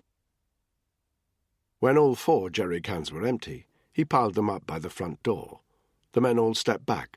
Several of them had their phones out, videoing the church. The man with the tattooed eyes waited until he was 10 meters away, then lit a 3rd cigarette. He took several deep drags. He blew gently on the end to ensure the tip was burning properly. Then he threw it toward the jerry cans. The fuel vapor ignited even before the cigarette hit the cans. An impenetrable circle of flames immediately surrounded the church. They were silent for a few seconds, but then started to crackle as the wooden structure, bone dry from the Mexican heat, started to combust. Within a minute, the noise of the flames drowned out the sound of the people screaming inside. There were still screams and shouting from the surrounding village, but several of his guys were now directing their rifles towards the perimeter of the square. Nobody dared approach, for fear of ending up like the 2 corpses still bleeding out onto the dusty ground. The flames licked higher up the walls of the church. Clouds of smoke billowed up into the air. He thought that maybe he could hear somebody screaming.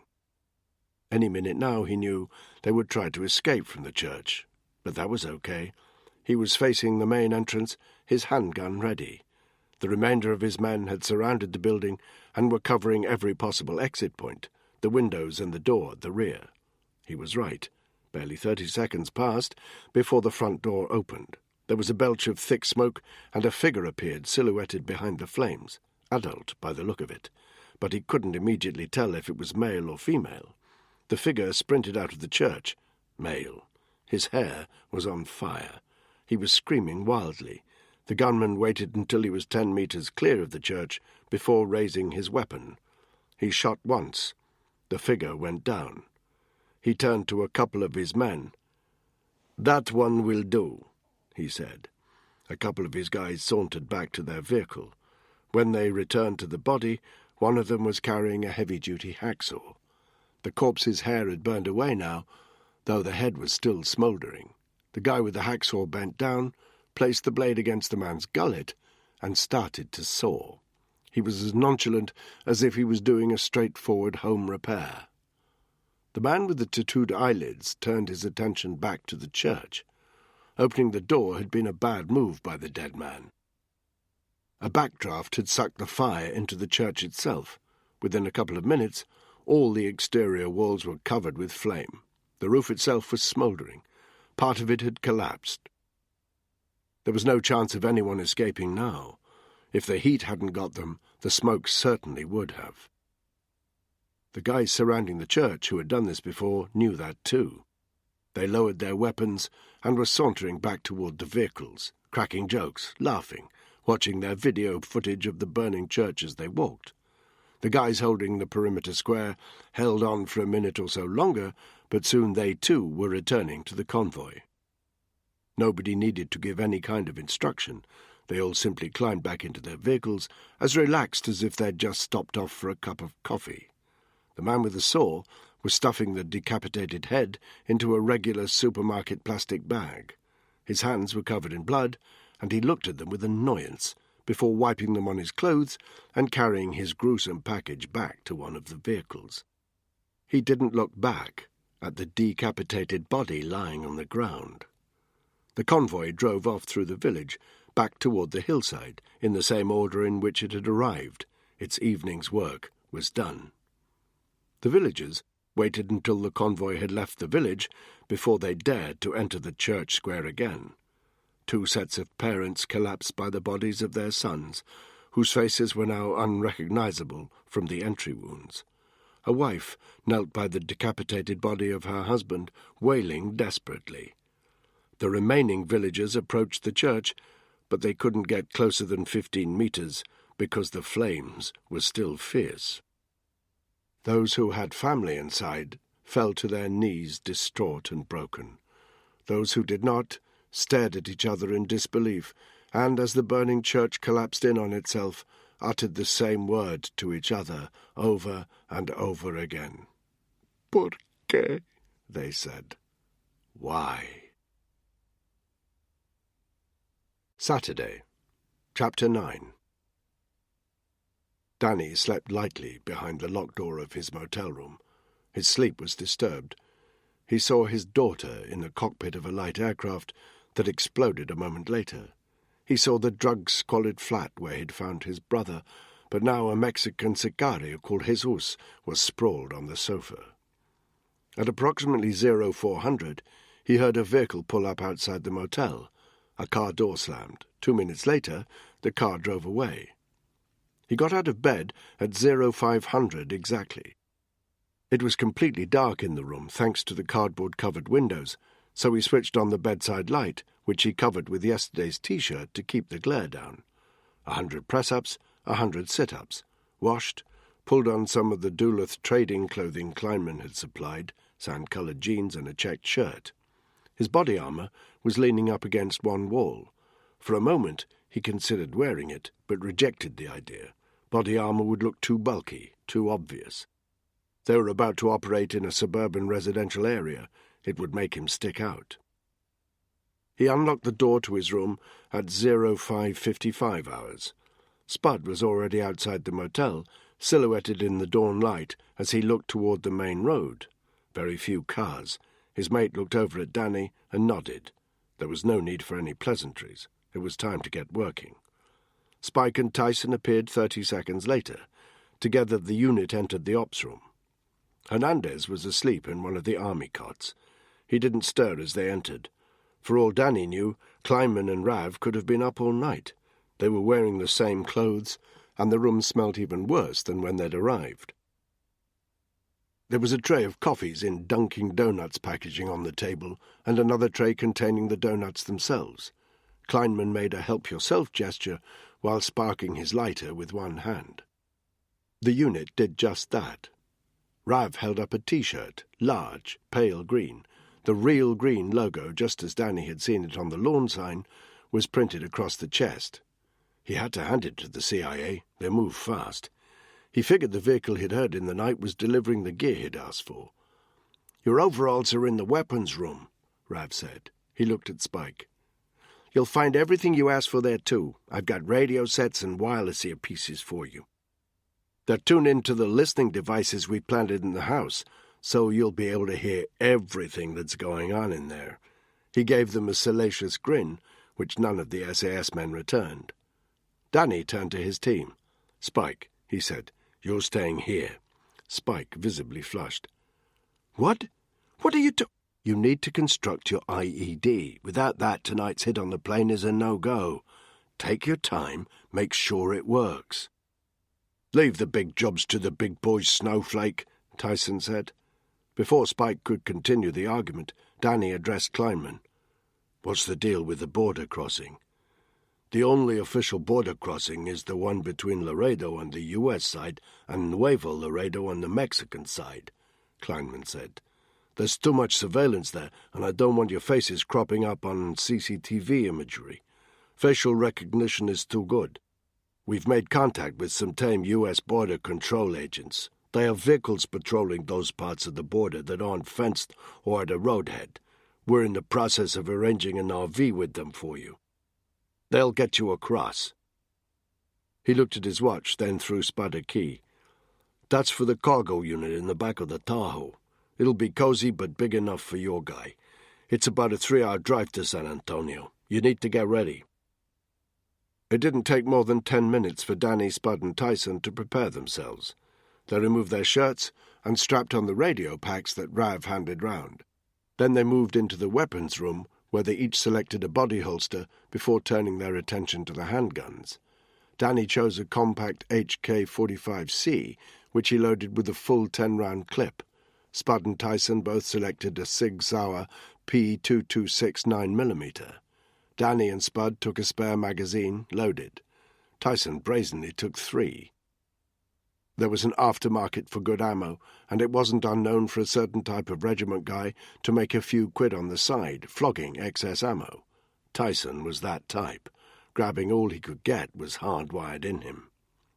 Once they'd strapped on their weapons and radios, each man grabbed a fistful of cable ties, essential for a hard arrest, then donned the real green T-shirts. They were extra large, baggy enough to conceal the bulges of the firearms underneath, at least to the untrained eye. For now they put their regular shirts back over their T-shirts, and they looked once more like 3 ordinary guys. Kleinman gave them directions to Claire Dupre's house, along with the keys to one of the armored Tahoes outside the motel. "You wanted the names of her husband and children," Rav said, when they were nearly ready to depart. "He's called Donald, Don Dupre. The children are Charlie and Chelsea." He paused, looking as if an unpleasant thought had just hit him. "You guys aren't going to mess with the kids, right?" Danny, Spud, and Tyson gave him a steady look. None of them answered. Danny turned to Spike. He hadn't spoken since he'd been told he wasn't joining them. Like he was sulking. Well, he could sulk all he liked. Getting an explosive device onto the Cessna that evening wasn't going to be straightforward. Spike needed to get his part right, and that meant not rushing it. "We'll be back by 1600 hours, Danny said. "Make sure you're ready by then." "And try not to blow the motel up, Spike, there's a good lad." Spud winked at him. Spike simply glowered back. Danny turned to the others. "Let's move," he said. By 0630 hours, Danny, Spud and Tyson all needed their sunglasses, and the aircon was on full.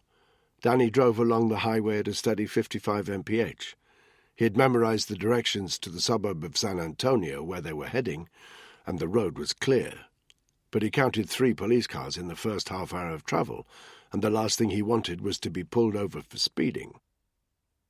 A call to their CIA handler would get them out of any kind of infringement, of course, but they couldn't afford a delay.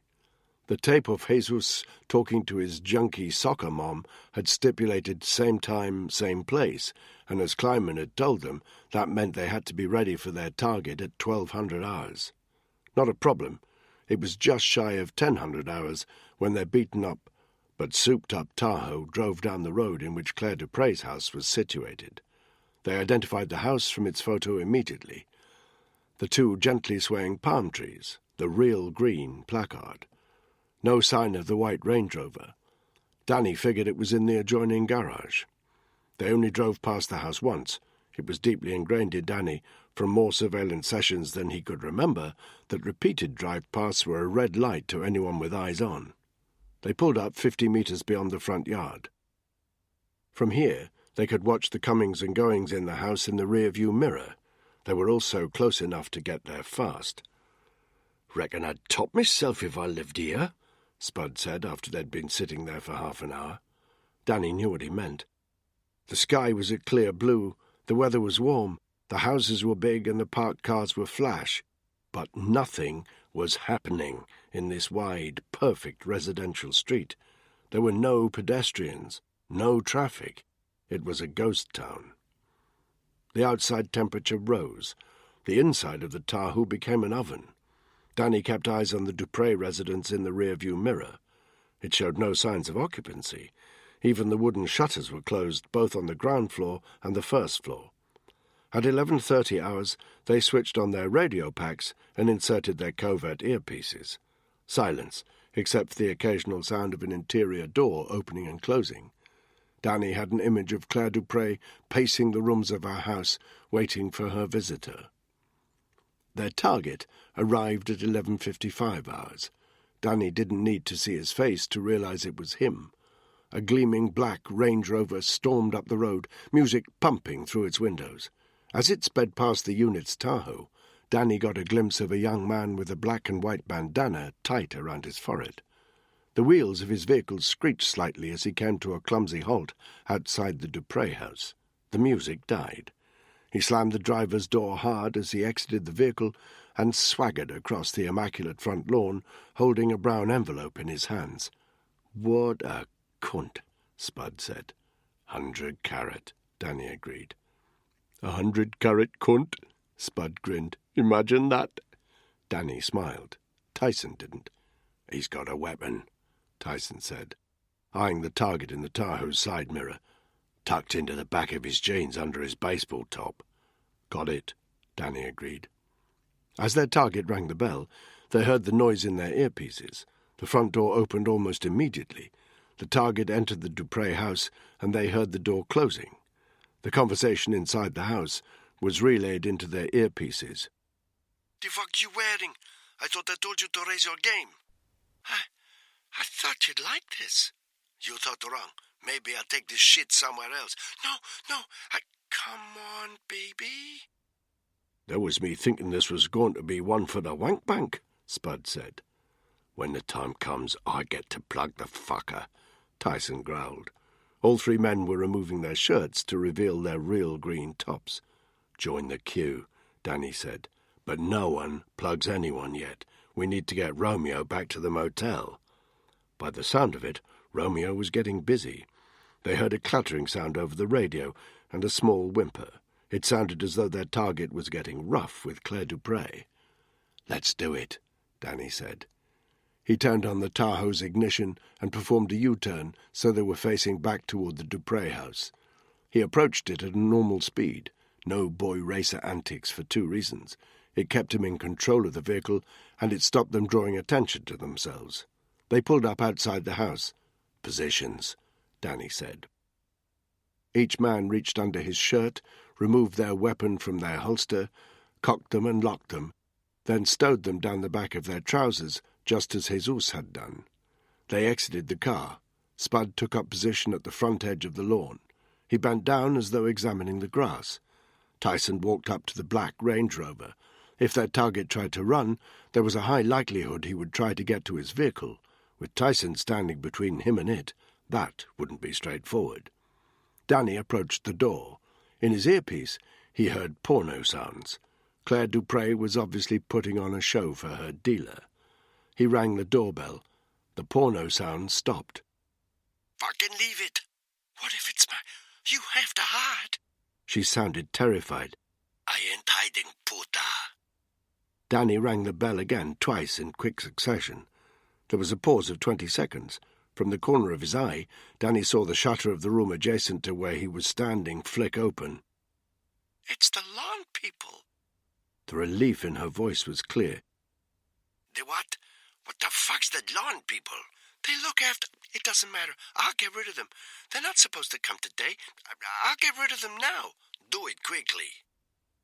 A hard arrest needed to be just that, hard. Danny listened carefully for footsteps on the other side of the door. When he heard them close, he pulled his weapon out of his jeans and unlocked the safety. Claire Dupre was talking even before she opened the door. Danny heard her voice additionally in his earpiece. It was reedy and trembling. "We didn't call you," she said. "It's not convenient today. You'll have to come back another—" As she spoke, she opened the door. Danny didn't hesitate for a second. In one movement, he thrust the door open as hard as he could, removing the handgun from the back of his jeans. He burst into the house.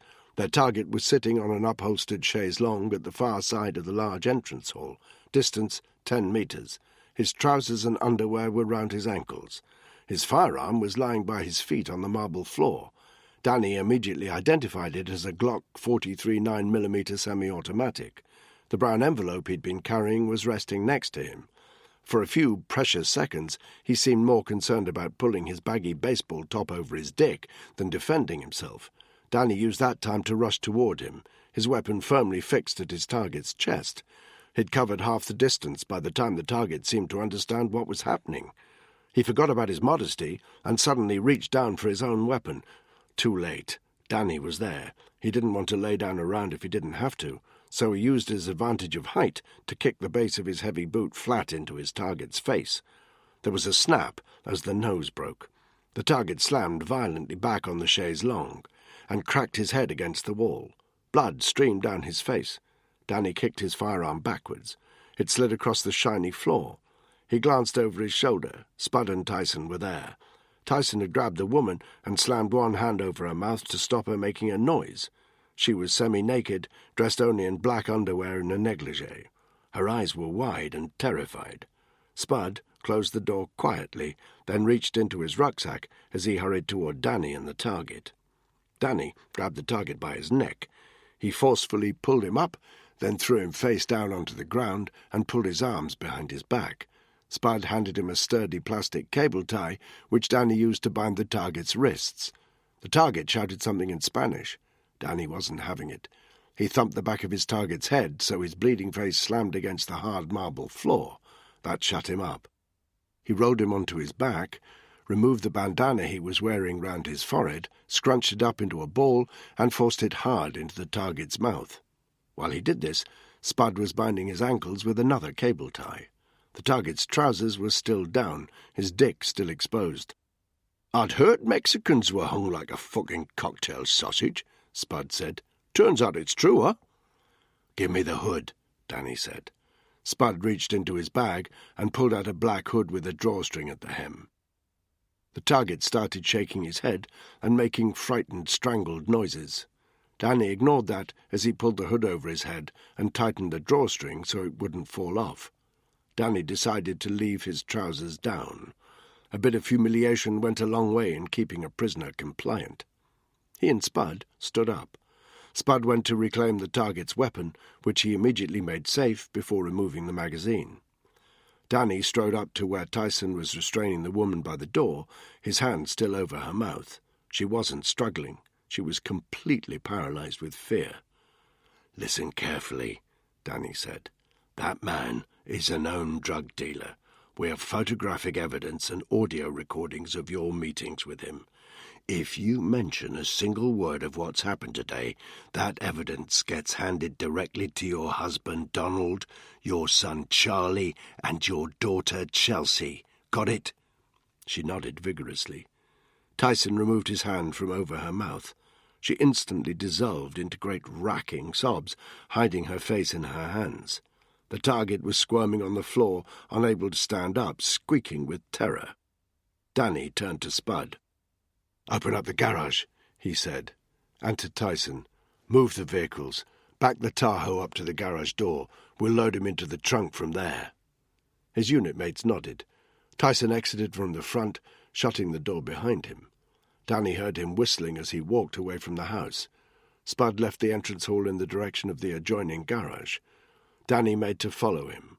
He walked over to the target, and his eyes fell on the brown envelope, which had fallen to the floor in front of the chaise longue. He grabbed it, then leant down to lift up the target and put him over his shoulder. "Wait!" The woman was still standing by the door. She looked ghoulish. Her eye makeup was streaming down her cheeks. Her skin was white. The package, it's mine. Give it to me." Danny looked inside the envelope. It contained 3 Ziploc bags, each with a quantity of white powder with a faint brown tinge. Danny felt a surge of distaste as he remembered Kyle's disgusting apartment. It sickened him that, despite everything, this woman, abused, humiliated, and desperate, was still thinking of nothing but her next hit. He wanted to take the poison away with him, for her own good. But that wasn't the right operational call. If she was desperate for her junk, Claire Dupre could make things difficult for the unit, start screaming, run out of the house semi-naked, trying to grab her drugs. No, the right call was to give her the package, let her disappear quietly upstairs. He threw the package across the marble floor. It slid toward her. She stumbled toward it, a horrible hunger in her eyes, bent down to grab it. With a final animal-like glance at Danny, she scurried through a door on the far side of the room. Danny heard the sound of the Tahoe reversing up the drive toward the garage door. He bent down and felt inside the pocket of the target's rolled-down jeans. His car keys were there. Danny took them. He grabbed their wriggling target and put him over his shoulder, fireman's lift style. "All right, Jesus," he said. "Piss yourself and I'll cut your dick off. There'll be no second coming for you." The target wriggled some more, trying to escape from his ignominious position, but he wasn't going anywhere. Danny followed Spud's route out of the entrance hall. He carried the target through an immaculate, expensive kitchen, on the far side of which was a door leading directly to the adjoining garage. A white Range Rover was parked in here. Danny recognized it from the photographs of the house. And Spud raised the up-and-over garage door. Tyson reversed the black Tahoe up to it and was now opening the trunk. Danny kept back for a minute while Spud checked nobody was watching from the street. He gave Danny the nod. Danny carried the target up to the open trunk. The cargo unit was open. Danny forced his prisoner inside. He wriggled and squealed more than usual. Tyson leant in. When he straightened up again, he had Jesus's wallet. As Danny shut the cargo unit and the prisoner's squeals became muffled as he locked it and then closed the trunk, Tyson rifled through the wallet, pulling out a thick wad of American dollars. "Finders keepers," he muttered. "Let's get out of here," Danny said. He handed Spud the target's car keys. "Follow us. We'll find a parking lot to dump his vehicle in." Tyson took the wheel of the Tahoe. He edged it forward so they could close the garage door. As Danny approached the passenger seat, he saw a neighbour on the far side of the road watching them. He gave her a wave and a bright smile. The neighbour didn't return it, but walked on seemingly unsuspicious. Why should she be? They were just 3 regular lawn guys loading up. As they drove down the driveway, Danny could vaguely hear the target bumping around in the back. Experience told him he would quieten down within about 10 minutes. If he didn't, that was his problem. They indicated left. Danny looked back toward the house. He wasn't certain, but he thought he saw the figure of Claire Dupre at the half-open shutters, her gaunt, ghostly face looking out. As they drove away, he had the impression that she collapsed where she stood. In a tiny part of his mind, he wondered if he shouldn't have handed over the junk, but he soon rid himself of that thought. He wasn't a social worker. He was a soldier, and he had a job to do. They dumped the target's vehicle in a Walmart parking lot 20 minutes from the Dupré house, knowing it would likely be a couple of days minimum before anyone reported it as abandoned. They were back at the motel at 15:30 hours. The Texan sun was oppressively hot. That played to their advantage. Nobody would venture outside in this kind of heat unless they had to. The lot in front of the motel was as deserted as it was the previous night. They could transfer their prisoner without worrying about anybody seeing. Kleinman was waiting for them, in the scant shade cast by the motel's frontage, sparking his lighter as usual, though he still didn't have a cigarette. They hadn't been in touch. Danny simply assumed their vehicle was fitted with a tracking device, so he knew to expect them. As they approached the building, the CIA man opened the door of the bedroom at the far end of the strip. Tyson pulled up outside it, with the car facing away from the motel. The unit got out of the vehicle. Danny opened the trunk. As he predicted, the target had fallen silent shortly after leaving San Antonio. When Danny unlocked the cargo unit and the light flooded in, he started wriggling and squealing again. He sounded even more frightened this time. It crossed Danny's mind that he possibly thought he'd been picked up by a rival cartel, in which case he'd be expecting the same treatment he'd dished out himself. Danny saw no immediate need to tell him any different. Let the fucker sweat it out for a bit. Danny took his arms. Spud took his feet. They manoeuvred him into the bedroom where Kleinman was waiting for them, an inquiring look on his face. "In the tub," Danny said. They moved him into the bathroom and dumped their bound, hooded, wriggling target into the bath. "You're sure you got the right guy?" Kleinman said critically. "Doesn't look like a Zeta hitman to me." "Don't expect them all to be like that, kiddos," said Tyson, who had appeared in the doorway. "My guess is this fella's pretty low down the food chain.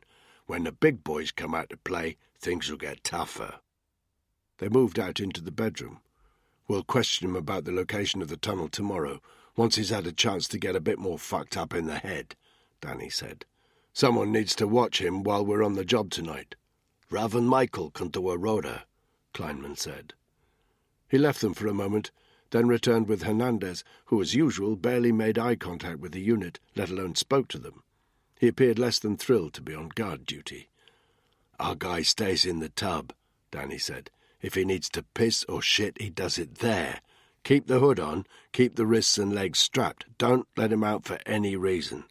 If he starts to make a fuss, whack him over the head. If he starts to fall asleep, spray him with a cold shower. I want him sleep-deprived when the time comes to question him. Got it?"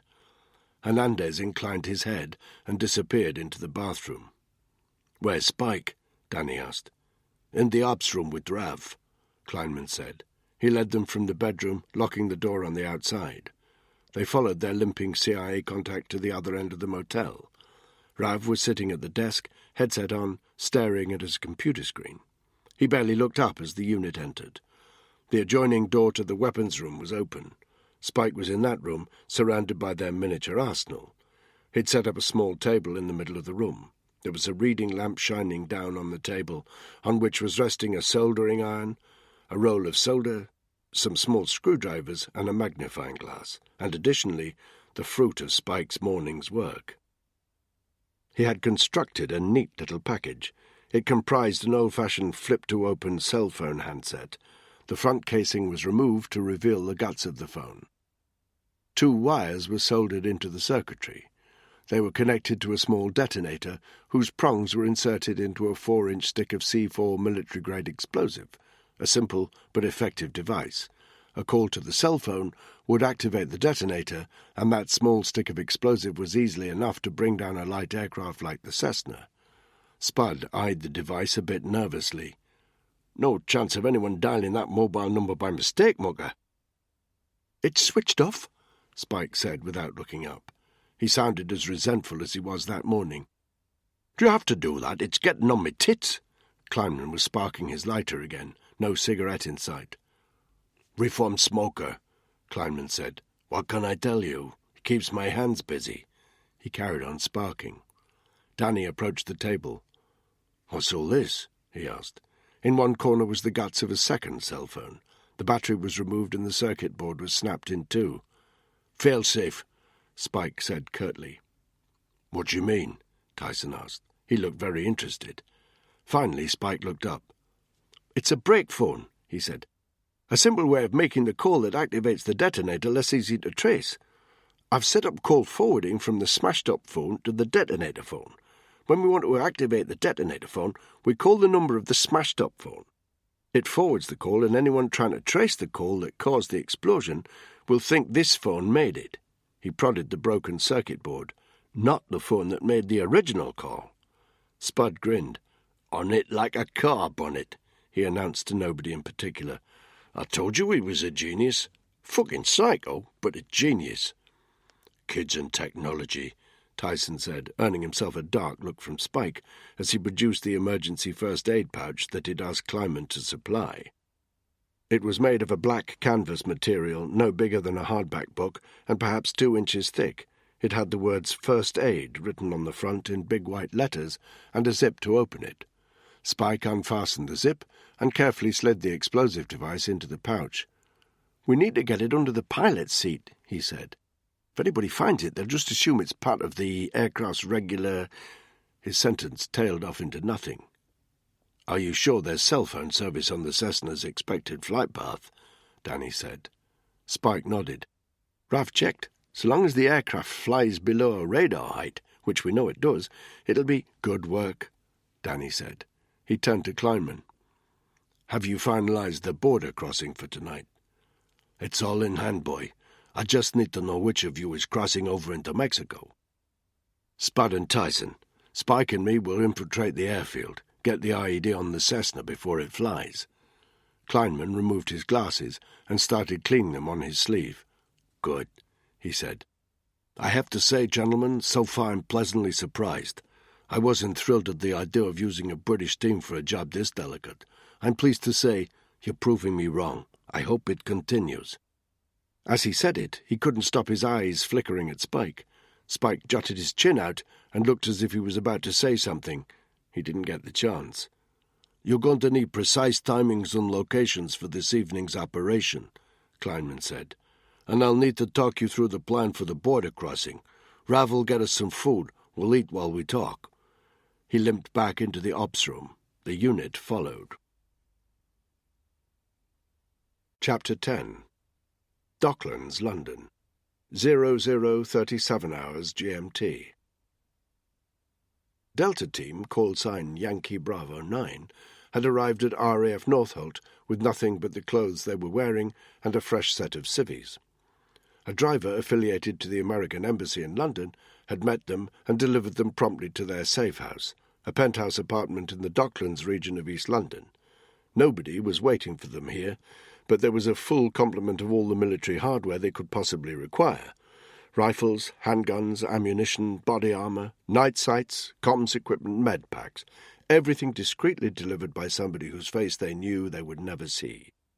It meant they could get to work immediately, and that was a good thing, Tam Garrick thought to himself, because the sooner they completed their op, the sooner they could get the hell out of London.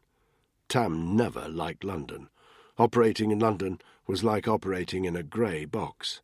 And the food, Jesus, the food. Bumping into SAS man Jack Tyson Fletcher hadn't helped things.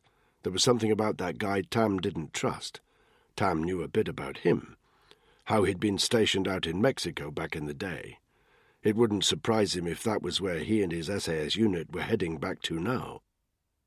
But Tyson also had a bit of a reputation out in Afghanistan. Rumours going round that he was on the take from some of the elders who had a financial interest in the Taliban's heroin operations. And when he'd tried to pump them for information back at the RAF base, the rest of Tam's team, Brooks, Webb and Dixon, instantly took the same view. They were pissed enough at having to engage in low-level operations in the UK. Being touched up for info by a questionable regiment dude hadn't helped matters. Yeah, sooner they could get this op squared away, the better.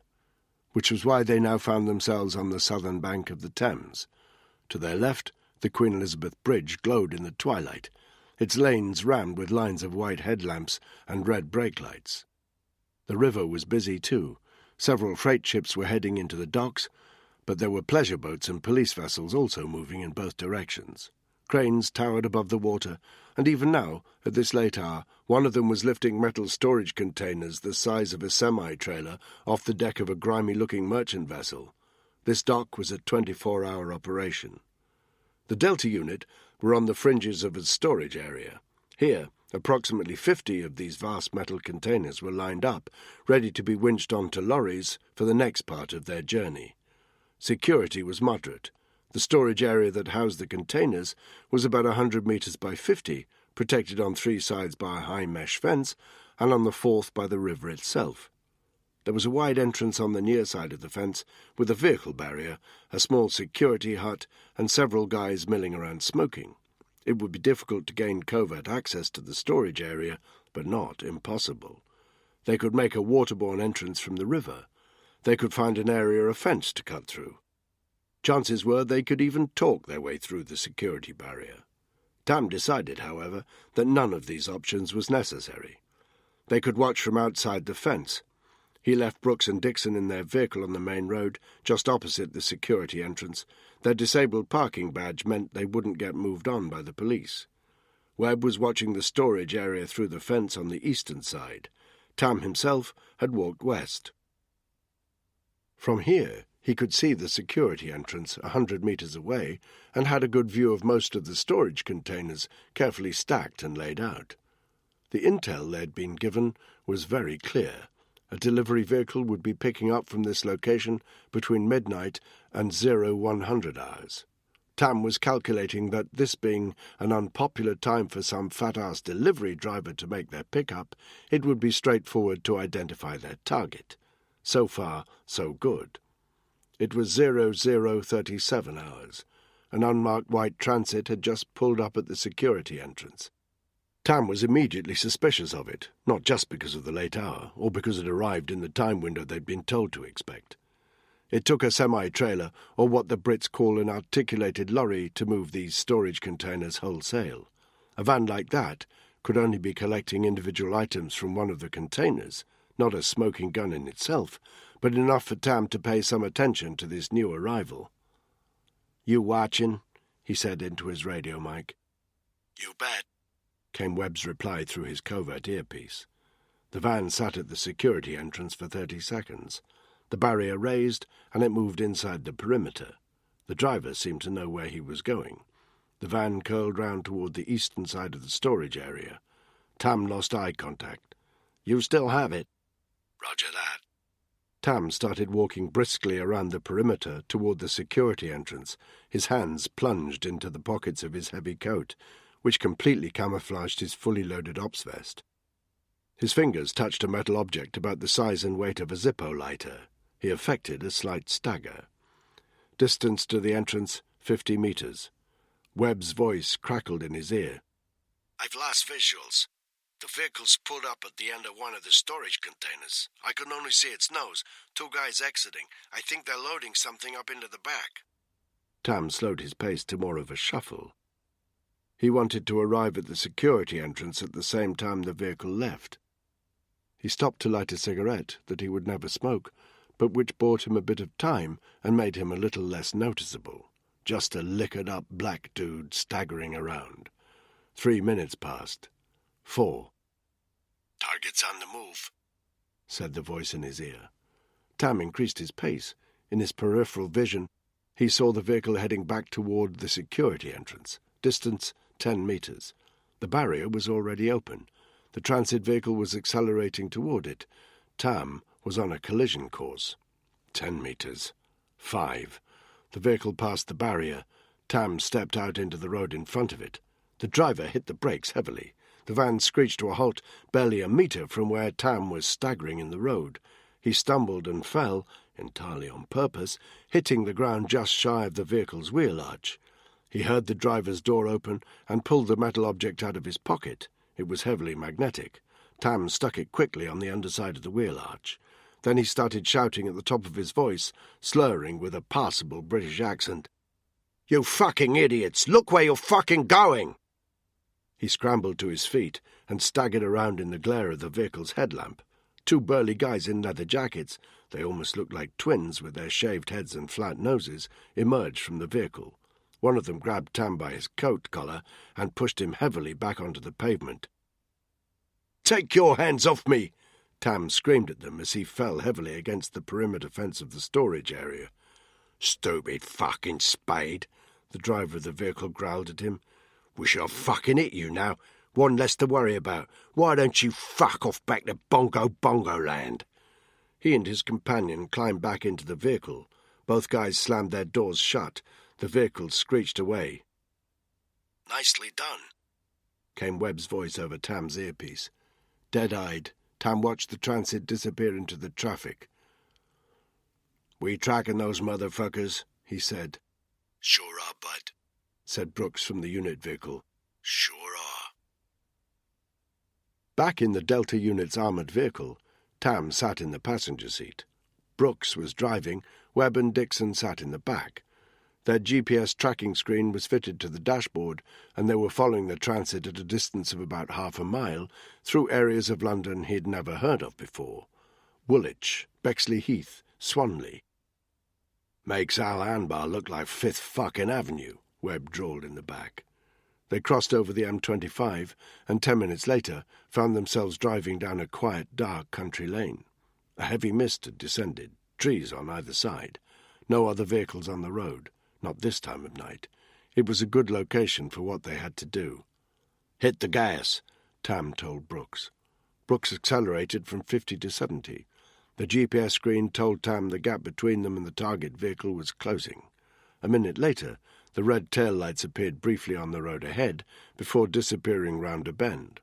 They kept their speed up. When the road straightened out and the taillights appeared again, Tam estimated a gap of 50 metres. They closed it down in 20 seconds and were almost bumper to bumper before the Delta vehicle swung out and overtook. The white transit sounded its horn as Brooks took the middle of the road and started to bully the transit into slowing down. In his wing mirror, Tam saw the vehicle trying to overtake, but the road was too narrow, and Brooks was too good a military driver to allow that to happen.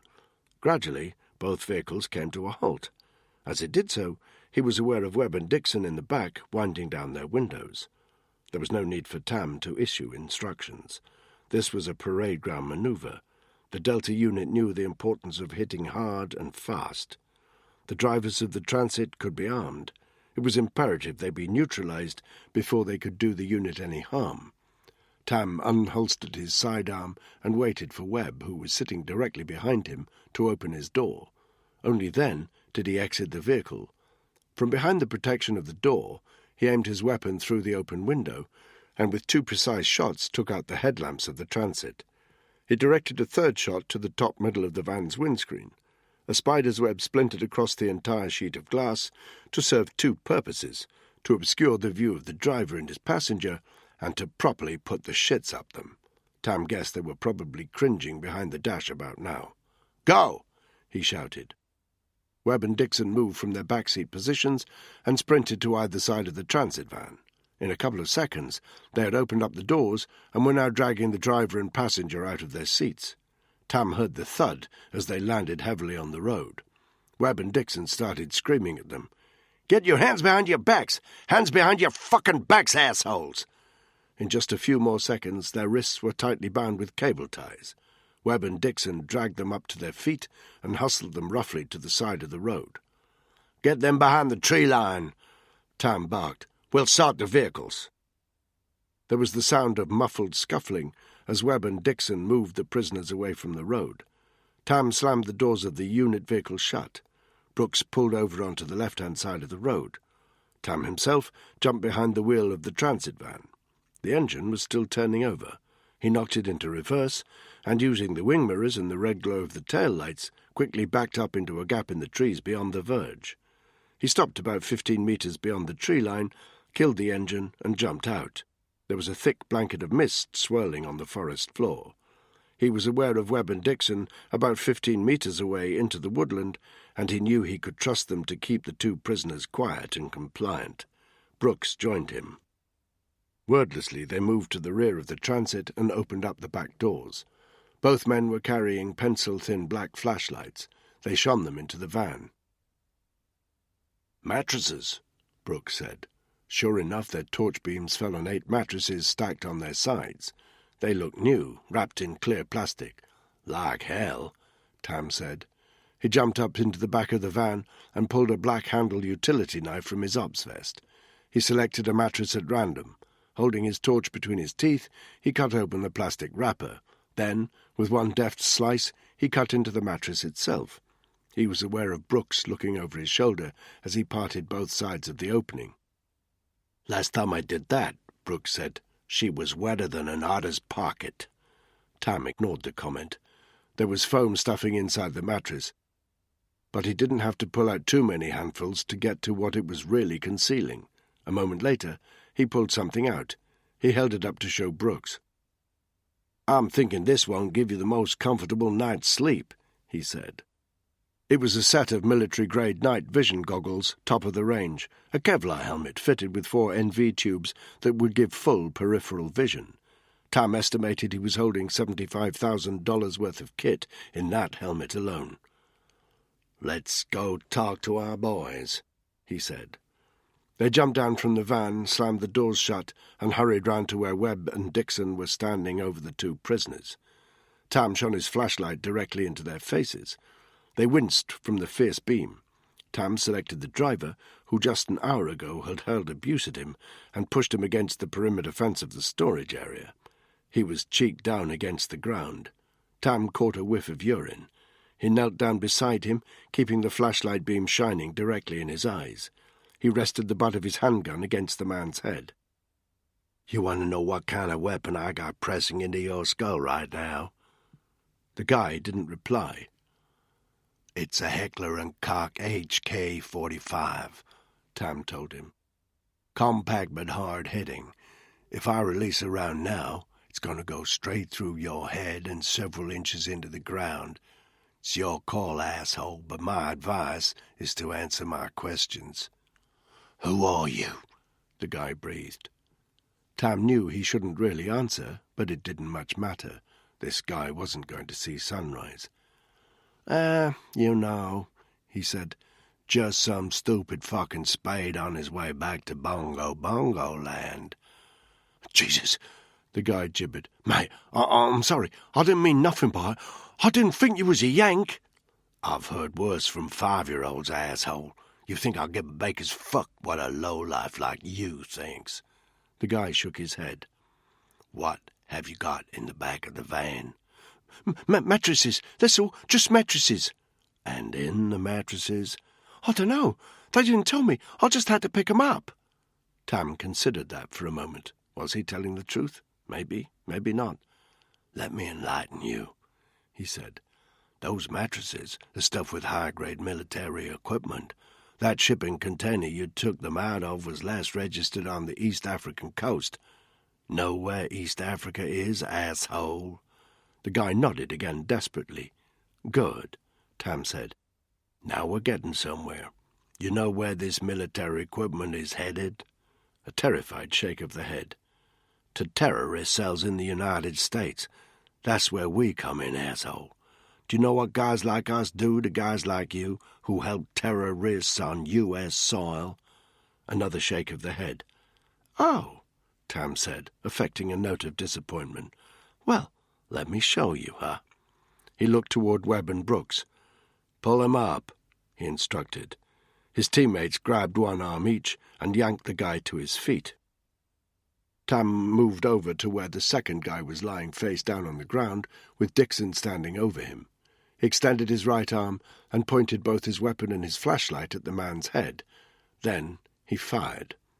The suppressed round made a knocking sound as it left the barrel. It slammed into the target's skull. The flashlight illuminated the pink mist as a cloud of blood, bone, and brain matter exploded onto the surrounding ground. It was immediately accompanied by the sound of retching from the driver a couple of meters behind Tam. Tam turned to face him again, once more shining his torch directly into his eyes. "I got good news. I don't believe for a single second that a dumbass like you is the brains behind a major weapons smuggling operation. That's good news, isn't it, asshole?" The guy retched again. "So, all you gotta do is tell me," Tam continued in a deathly quiet voice, "who you're working for." The driver could barely stand up. His knees kept going. He had vomit down his front and over his chin. He tried to say something, but couldn't get the words out. Tam stepped closer to him, made sure he could see the barrel of the handgun through the glare of the flashlight beam. "I can't hear you, shit for brains," he said in a sing-song voice. "Who are you working for?" Bailey," the driver stammered. "Aiden Bailey." Tam smiled. "There," he said. "That wasn't so hard now, was it?" He lowered the flashlight and the weapon. Then he nodded at Dixon. "You want to do him, bro," Dixon said. "After that shit he said." But Tam didn't care about that stuff. He turned his back on the driver, and as he walked back toward the white transit, heard two sounds, the thump of Dixon throwing the driver back down to the ground, and the brutal knock of a suppressed weapon delivering a round to his head. A thick, impenetrable silence fell over the forest. The guys went about their work silently. Dixon and Brooks carried the corpses of the two men back to the white transit, stuffed them into the back alongside the mattresses full of military gear. Tam and Webb went to their unit vehicle and recovered a couple of full jerry cans. They carried them back to the white transit and soaked the bodies and the mattresses with gasoline. Once the cans were empty, Dixon placed a small remote detonator in the van. There could be military-grade explosives in there, so they needed to put some distance between them and it before igniting the fuel. They hurried back to their unit vehicle and retook their seats. Brooks pulled out into the road and hit the gas. They put 200 meters between them and the white transit before Tam gave the instruction, "Blow it." Dixon clicked the detonator. In the rearview mirror, Tam saw a sudden glow above the tree line, but no sound. He pulled out his encrypted sat phone, dialed a number. A featureless male voice answered immediately. "State your identity." "This is Yankee Bravo 9, Tam said. "We have a name." "Go ahead." "Aiden Bailey, Alpha India Delta Echo November, Bravo Alpha India Lima Echo Yankee." "Copy that." "Requesting all intelligence on his current location," Tam said. "Understood," said the voice. "Wait out. We'll find him." The line went dead. Chapter 11. 2300 hours. The unit was preparing to split up. Danny and Spike were heading to the airfield from which the Cessna was expected to fly. Spud and Tyson were heading over the border. They were to dig in near the aircraft's landing strip, and when they could see the aircraft coming into land, give the order to detonate Spike's IED. Once they'd confirmed the aircraft had gone down, they could bug out, all in a night's work. Before leaving, Danny checked in on their Zeta prisoner. He was still huddled in the bath, arms and legs bound. He had soiled himself. There was urine and runny feces in the bathtub, and a terrible stench in the room. Hernandez was sitting on the toilet seat, flicking through his phone. He gave Danny a sour look as he entered. At the same time, the target started making a frightened squealing noise. He was obviously scared what the arrival of someone in the room might mean. Danny removed his sidearm from his body holster, held it by the barrel, and cracked the handle down on the prisoner's hooded skull. That shut him up. Back outside, the others were waiting. Spud and Tyson were wearing sets of the hard-wearing work clothes Kleinman had supplied, sturdy boots, body armor. They were stashing their rifles and military Bergens into the trunk of the Tahoe that had Mexican plates. The Bergens each had 2 empty water canteens in the side pockets. Kleinman was going over some last-minute details. "You have the coordinates of the RV point. It's only 45 minutes from here. The border control guys will meet you at... They'll meet us at 00:15 hours, Spud said. "Yeah, we got it, buddy."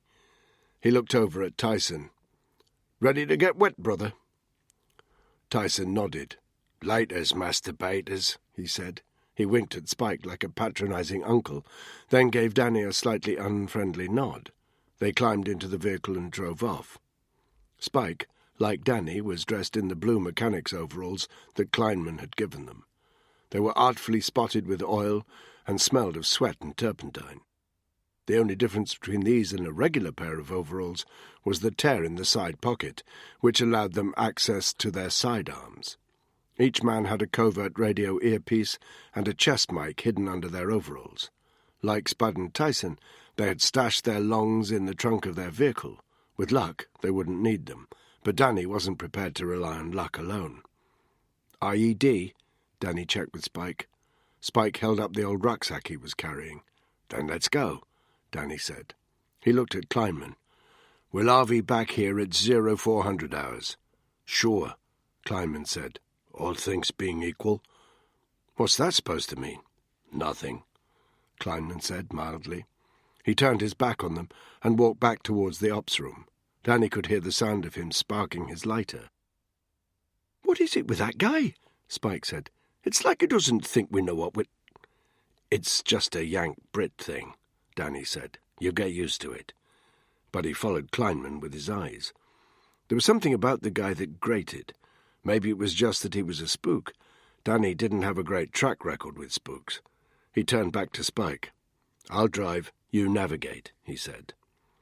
The directions Kleinman had given them soon took Danny and Spike away from the built-up area around the outskirts of Laredo into the bleak-baked Texan desert. Their faces glowed dimly in the light from the dashboard, and the landscape to the side of the road passed by in a blur. Danny kept his eyes on the road and in the rear-view mirror, but was aware of Spike giving him the occasional apprehensive look. Once or twice, Spike almost spoke, but then seemed to think better of it. "Spit it out," Danny said. There was a pause. Spike looked down at his map. "The road forks to the left in about a mile," he said, a redundant instruction because Danny had memorized their route. "You're still pissed off," Danny said, "because I told you to stay at the motel instead of coming to pick up our Zeta boy." No reply. "Get over it," Danny said. He had no time to mollycoddle a sensitive unit member. If anyone else was I.C. the package for the Cessna, they'd have stayed back to sort it too. You're a good soldier, I can tell that. Spike nodded.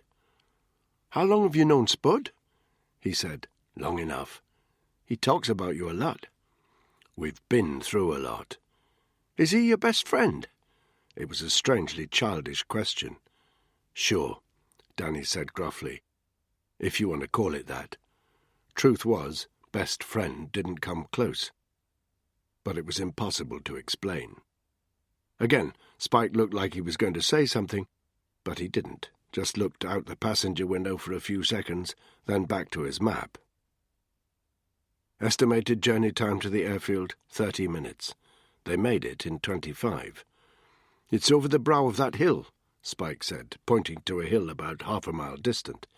Danny hit the brakes. SOPs dictated they should cover the remaining ground on foot. He killed the headlamps and made a quick three-point turn so the vehicle was pointing in the right direction if they had to extract quickly. Then he pulled over to the side of the road. He and Spike exited the vehicle. Danny removed his M16 from the trunk, double-checking the image-intensifying night vision sight he'd fitted to it. Spike took his discreet IED, stashed into the patched-up old rucksack that suited his oil-spattered overalls. They checked their covert radios were fully operational. Then Danny secured the vehicle, slung his weapon over his shoulder, and together with Spike ran the remaining half-mile to the brow of the hill, hitting the ground and crawling as they came to the crest. Their destination lay on the desert plain ahead of them. It was the third airfield Danny had seen in the past 48 hours, and by far the smallest. Distance, 200 meters. There was a perimeter fence of sorts, but it might as well not have been there, since there were several gaps in it, large enough to drive a vehicle through. The road itself drove straight into the airfield. There was no checkpoint or reception area. There was a single-story building on the western edge of the field, with a couple of refueling vehicles and several regular cars parked outside. A hangar sat on the opposite eastern side. Danny counted 3 light aircraft parked outside it. The runway itself ran through the centre of the airfield north to south. It was poorly lit, at least in comparison to the military runways he was used to. Spike had taken a night sight from somewhere about his person. He scanned the airfield for a minute. "See those 3 light aircraft?" he breathed. "Roger that. Our Cessna is the one in the middle. I can read the registration. Danny picked it out. He estimated the aircraft were about 30 meters from each other, wingtip to wingtip. Any sign of personnel? Not by the aircraft I can see. 3 people having a smoke by the other building, all male. Danny squinted. He could make them out with the naked eye, but not clearly. How are they dressed? 2 of them in regular civvies, 1 in mechanic's overalls. Danny nodded. We'll watch for another 5 minutes, he said. That'll give us a better idea of the probable movement of personnel. But if anything, the next 5 minutes suggested there would be even fewer problems approaching the Cessna than Danny had anticipated. The 3 guys loitering by the low building disappeared back inside. The only movement now was a night bird of some description that came to settle on the top of the hangar. "Give me the sight," Danny said, when the 5 minutes were up. Spike handed it over. Danny put it to his eye, but this time concentrated on the ground outside the perimeter fence of the airfield. The NV capability of the night side lit it up clear and sharp, although with a faint green tinge. It was standard semi-arid terrain, flat, hard-baked, patches of low scrub here and there. Nowhere particularly useful as an OP, with the exception of a gorse bush, perhaps 1 metre high and 2 metres wide, situated 30 metres from a gap in the perimeter fence on the eastern side of the airfield, just shy of the hangar. Danny pointed it out to Spike. "I'll dig in there," he said. "I'll be able to cover you until you get past the aircraft." "What if someone challenges me?" "Front them up. Tell them you're there to check the landing gear on the Cessna." "If they don't believe—" Danny stopped himself from giving him an exhausted look. "You'll come up with something. How long do you need to plant the device?" "Just a few seconds," Spike said. "They never lock these planes. It's just a matter of putting it under the pilot's seat. I'll switch the detonator phone on before I make my approach." Danny nodded his approval. "Let's move," he said. 0010 hours. Spud had his handgun on his lap, cocked and locked. He knew this off-road border territory was potentially dangerous. He didn't need Tyson to tell him that. Not that it stopped him. "It's mainly just poor Mexicans making illegal border entries," Tyson said, 2 hands on the wheel, eyes on the road ahead. "They cross the Rio Grande on crappy little boats, or even try to swim across. But you can bet your boots there'll be narcos making the crossing too. Low-grade mules, mostly. The bosses wouldn't risk anyone important. It's that lot you need to look out for, though. High most of the time, fucking unhinged." "Give that man a first-class degree in stating the bleeding obvious," Spud said. "Fucking Kleinman. There's a perfectly good border crossing at Nuevo Laredo. I bet he doesn't get his arse wet wading across a fucking river every time he wants to get into Mexico." "If I had a limp like that," Spud said, "I'd stay clear of a deep puddle. Forget about the Rio Grande." He sniffed. "There's something about that guy," he muttered. He glanced at the GPS unit fitted to the dashboard. 2 clicks on the right. "That Danny Black wanker likes the sound of his own voice and all," Tyson sniffed. "You think he's up to unit command?" Spud glanced at him. Truth was, Danny Black had saved his life more times than he could count. They were like brothers. "Yeah," he said. "I do. Word of advice, if you're going to slag Danny off, do it on someone else's time, not mine." Tyson shrugged. "Quite the bromance," he said. "And lay off Spike while you're at it. Keep talking to him like that. One day he's going to have a fucking pop at you. Wouldn't blame him either." "Reckon I'll take my chances," Tyson replied. They fell into momentary silence. Then Spud said, "There." 200 metres up ahead, parked on the side of the road, was a vehicle, amber and red roof lights flashing silently. Tyson braked gradually and came to a halt right behind it. Spud holstered his weapon and exited the vehicle. It was a white off-roader with a diagonal green stripe along the middle and the words "Border Control" clearly marked. The driver wound down his window as Spud walked up alongside it. Uniform, Hispanic features, 0 sign of friendliness. The smell of fast food emerged from inside the vehicle, and Spike could barely make out the driver's colleague in the passenger seat. "I guess you're the package we've been waiting for," the driver said. "I guess we are," Spud replied. "Keep to our tail. We stop, you stop. You got that?"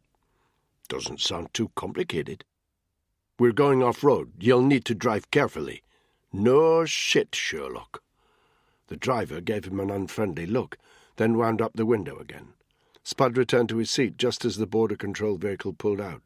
He told us to drive carefully, he said, removing his sidearm from his holster and lying it on his lap once more. It wasn't a good night for covert manoeuvres, Danny decided.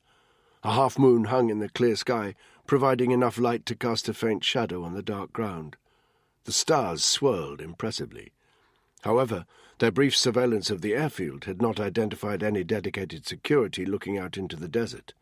Moreover, any of the regular personnel on site would be unlikely to see Danny and Spike approaching, since they would be looking out from an illuminated area, likely without the benefit of any spotting devices.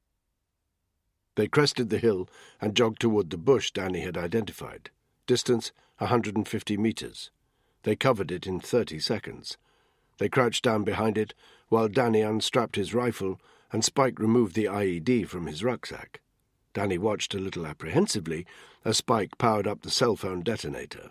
The 4-inch stick of C4 to which it was fitted would be enough to take out anyone within a 30-meter radius.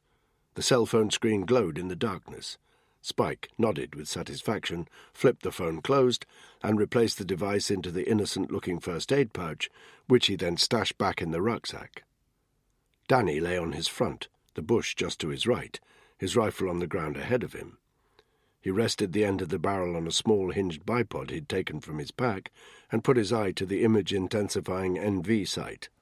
The delicate crosshairs were centered on the edge of the runway. He panned right.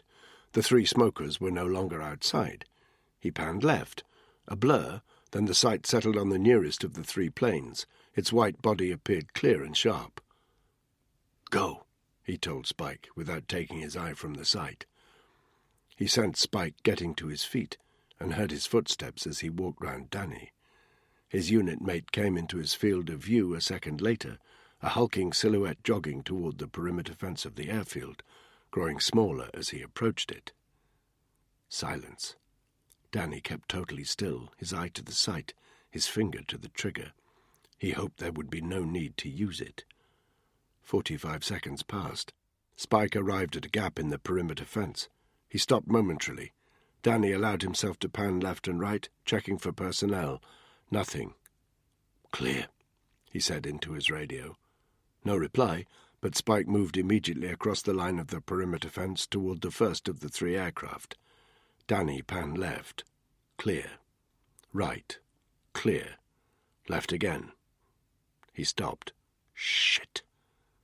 "Company tea at 10 o'clock, he said. A figure was emerging from the aircraft hangar. Danny had a direct line of sight toward him through the gap in the fence. He was walking toward the first aircraft just like Spike. "Get down," Danny hissed. Too late. Spike breathed over the comms. He's seen me. Danny followed the guy with his sights, the crosshairs directly covering his target's chest. He looked like a mechanic, dressed similarly to Spike. Distance between the 2 men, 15 meters. Danny heard the man's voice, muffled over Spike's chest mic. "Hey, pal, can I help you?" A slow, suspicious Texan drawl. Danny had to hand it to Spike. He was good. Didn't hesitate for a second. He managed to affect a slight American accent as he replied, "Yeah, they asked me to check the landing gear on this." The man was still walking toward Spike. Danny followed, his crosshairs not veering from the man's chest. But as he continued to approach Spike, Danny's line of sight was obscured by the perimeter fence. He could see through the wire, but there was no way he could guarantee a direct shot if he needed it. "What you talking about?" The guy's voice was more challenging now, aggressive. "Who told you?" Barry Osmond, the pilot." "Yeah, well, it's the first I've heard of it. I'll call him now." "Put him down," Danny breathed. It happened in under 5 seconds. Danny saw it all clearly through the night sight. The mechanic had put himself within a meter of Spike's reach. The young SAS soldier moved incredibly quickly. He grabbed the back of the mechanic's neck with his right hand, then made a spear out of the fingers of his left hand. He rammed those fingers at an angle just to the side of the mechanic's larynx, hard, sharp, a training ground throat strike, perfectly and violently executed. Danny knew if the blow was hard enough, it would kill the mechanic in an instant. Slightly softer, and it would put him under for a good 20 minutes. He watched as Spike lowered the man's limp body to the ground, and he remembered how highly the guys in the training wing had spoken about Spike's skills in unarmed combat. They weren't wrong. He watched Spike bend down and check the pulse. "He'll be okay," came the report over the comms.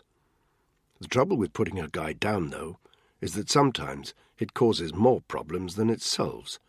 They couldn't leave an unconscious mechanic where he was likely to be found. Danny was already panning the area through his rifle sight, checking there were no more personnel in Spike's vicinity likely to have seen what had happened or stumble across the mechanic while Spike did his job. "The area's clear," he said through the radio. "Deliver your package, then get your man off site." Spike didn't need telling twice. He left the mechanic on the ground and strode toward the Cessna. Danny lost sight of him as he walked around the far side of the aircraft, but over the radio he heard the Cessna door opening, then the sound of Spike scratching around as he placed the IED under the pilot's seat, then the door closing again. It had taken him no more than 20 seconds to plant the device. He reappeared in Danny's sights. Danny panned the area again. "Clear." Spike walked back toward the position of the mechanic. He bent down, easily picked the guy up, and slung him over his right shoulder. He jogged toward the perimeter fence while Danny continued his surveillance of the airfield. As Spike cleared the perimeter, he upped his pace, running toward the relative security of Danny's position. Danny realized he was sweating badly. His skin was slippery against the hard metal of his trigger. 30 seconds later, Spike reached the OP. He dumped the mechanic on the ground, where he landed with an unpleasant thud. Danny and Spike looked at each other. There was no need to state the obvious. A missing mechanic could scupper their evening's plans. If anybody came looking for him, things could go noisy. "What do we do?" Spike said. "We stay put," Danny told him. "Keep eyes on the Cessna. Make sure it gets in the air.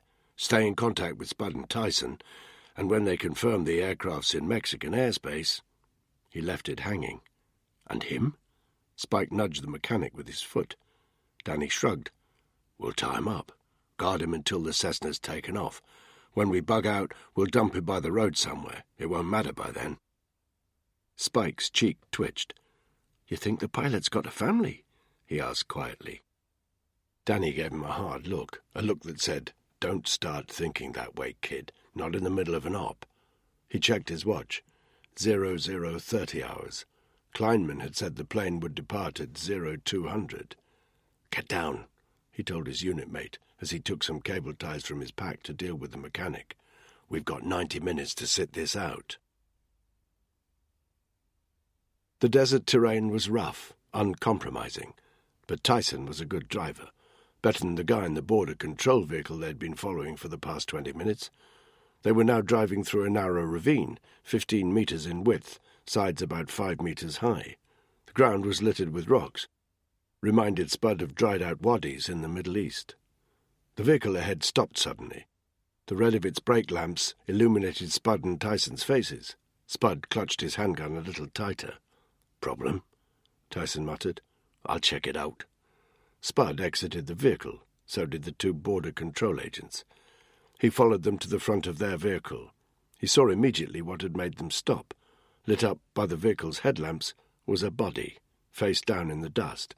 It had obviously been there for some time, because Spud could make out the unmistakable stench of sun-rotted flesh. The 2 border guards displayed no emotion. They simply grabbed the body's arms and legs and dragged it to the side of the road. "Migrant," the driver said to Spud as he moved it. "They swim across the Rio Grande, exhaust themselves, then collapse on this side. We'll call it in when you finish your little excursion."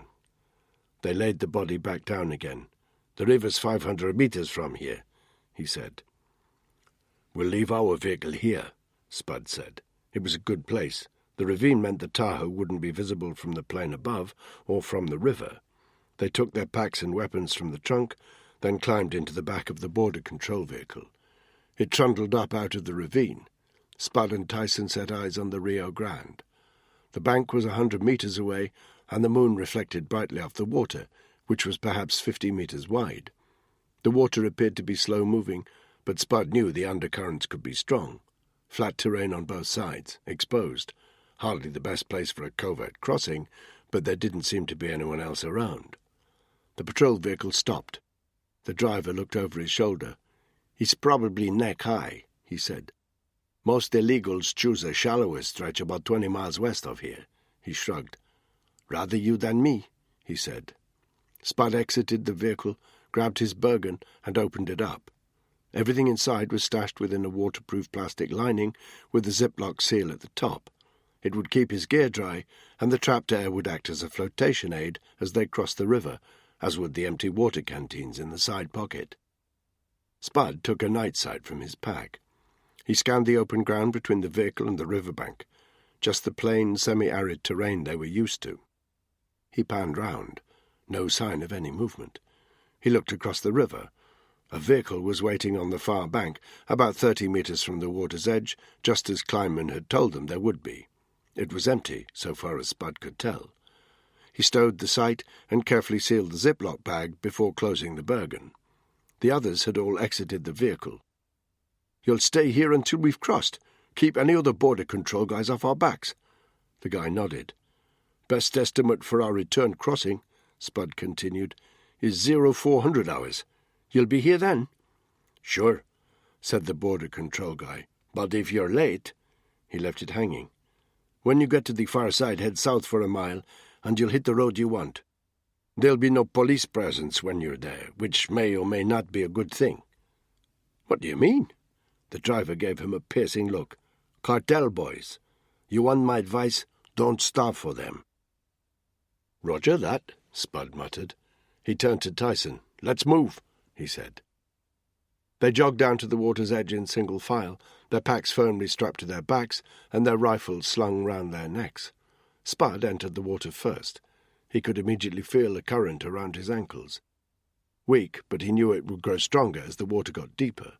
The water was cold. By the time he'd waded 10 metres across, he was thigh-deep, and he noticed his body temperature dropping dramatically. He looked over his shoulder. He could make out the silhouette of the Border Patrol vehicle in the distance.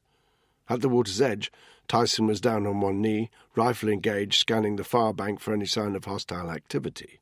He had Spud's back. Spud waded deeper, steeling himself firmly against the current.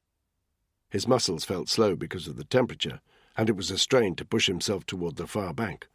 Although his Bergen gave him a little extra buoyancy, once or twice he lost his footing, got swept a couple of metres downstream. But he righted himself again, even as the water lashed against his neck. The crossing took 5 minutes. He emerged on the other side, water dripping from his sodden clothes pack and sluicing out of his weapon. Even though his limbs were chilled, he didn't hesitate. As he made the water's edge, he put himself down onto one knee with his back to the river, engaged his weapon, and then held up one hand to indicate that Tyson should cross. He panned across the flat Mexican terrain, checking for movement, for threats, the Border Patrol guy's words ringing in his ears. But there was nothing, and 5 minutes later, Tyson emerged from the water. When Spud looked back across the river, he saw that the Border Control vehicle had gone. "Dickheads," Spud said. "You were supposed to stay there." "Kleinman," Tyson muttered. "All mouth, no fucking trousers." They were on their own. Still dripping wet, they jogged toward the vehicle. It was a beaten-up old saloon, nothing like the pimpmobile they'd left on the U.S. side of the river. They stowed their packs in the back seat and their longs between the driver's and passenger's seats. The keys were in the ignition. Tyson took the wheel. Ignoring their soaked clothing, they headed slowly south over the hard-baked terrain. The moon was bright enough for them to keep their headlamps off. After 10 minutes, as the Border Control officer had promised, they hit an east-west road. It was substantially less well-kept than the last road they'd encountered on the American side of the border. "Bienvenida a Mexico," Tyson said. "It's good to be back." He flicked on the headlamps, hung a left, and headed east. 01:45 hours. "We've got a new arrival," Danny said. He and Spike donned black balaclavas. The mechanic woke up, whereupon Spike shoved a rag in his mouth to keep him quiet. Better, though, that he didn't get the opportunity to fix Danny and Spike's faces in his mind, hence the masks. Now a vehicle was approaching the entrance to the airfield. Through the night sights, Danny saw it was a Hilux, though he couldn't tell what colour. It crossed the perimeter without anyone stopping it or even observing it. All personnel were still in the low building on the western side. The Hilux swung across the airfield and headed toward the three aircraft. It pulled up by the nose of the Cessna. A figure emerged. Danny zeroed in on him. Tough to make out his features in profile, even with the image-intensifying sight, but he was certain he recognized the pilot, Barry Osmin, from the photo Kleinman had shown them. "Positive ID," he said. "Get Spud on the line."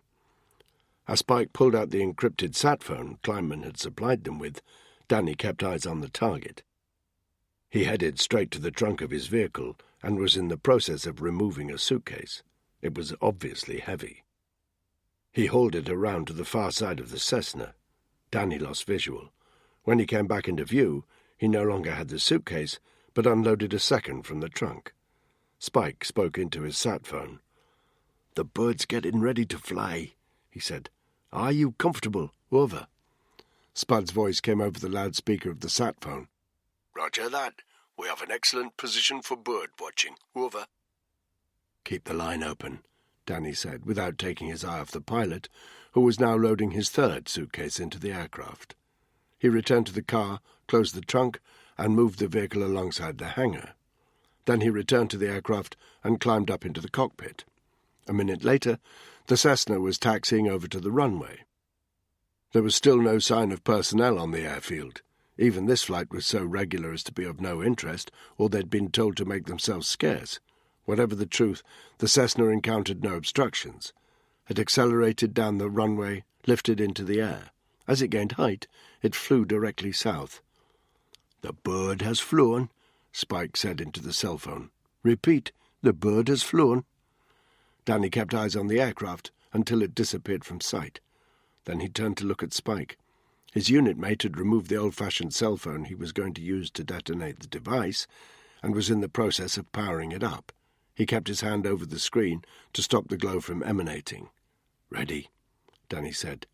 "Ready," said Spike. If the airfield from which the Cessna had taken off was small time, the airfield where it was scheduled to land was positively homespun. A rough landing strip in the middle of a flat desert plain 300 metres from the roadhead. A small building, little more than a shack, halfway along the strip, about 50 metres to the eastern side. The vehicles that had congregated around it, however, spoke of money. 5 black SUVs, well appointed, surrounded by a total of 11 men, each of whom was openly carrying an assault rifle. Spud and Tyson were still damp from the river crossing. They had left their vehicle in a depression in the terrain a mile to the north of the roadhead. Then they skirted round the airstrip to dig in at the south end of the runway, 100 metres from it. Here there was a dilapidated building, 3 remaining walls, no roof, that afforded them cover to put in surveillance on the runway. Tyson lay on his front in the doorframe, rifle engaged and aiming toward the point where the narco vehicles had parked. Spud looked through what was once a window frame, camouflaged by the darkness, looking out toward the airstrip through his night sight. The sat phone, with the open line to Danny and Spike, was at his feet. It stuck a strip of duct tape over the screen to shield the glow. Time check, 0220 hours. The armed men by the cars looked relaxed, chatting, smoking.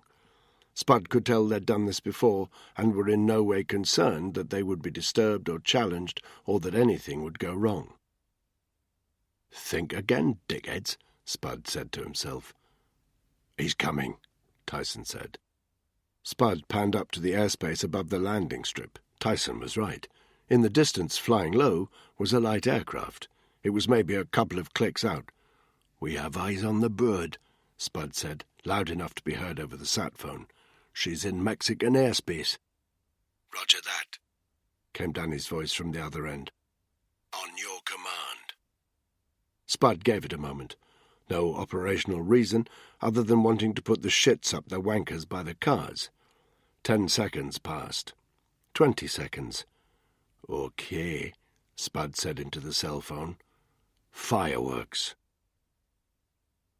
Fireworks. "Light it up," Danny instructed. Spike nodded. He put the old handset on speaker, keyed in a number, pressed call. Light it up. Spud realized he was holding his breath as he watched the aircraft. The explosion, when it came, was spectacular. It came in two waves. The initial blast ripped the cockpit open like a sinister metal flower coming into bloom, silhouetted against the night sky. A dull boom hit Spud's ears a couple of seconds later. The aircraft had barely started to fall from the sky, however, when the fuel tank exploded. The Cessna was suddenly a blazing fireball of dark orange flame and black smoke. The noise of this second explosion was 5 times as loud as the first, and it illuminated the entire airstrip as it fell spectacularly to earth, its forward momentum giving it a steep downward arc. Seconds later, it smashed onto the airstrip. Spud found himself grinning. "Atta boy, Spike," he said. He turned his attention to the armed men. They were fiercely illuminated by the burning aircraft. Without exception, they were sprinting for their vehicles, clearly desperate to get the hell out of there. He glanced down at Tyson, then back at the Cessna. "Beautiful evening," he said. "Absolute fucking cracker," Tyson said.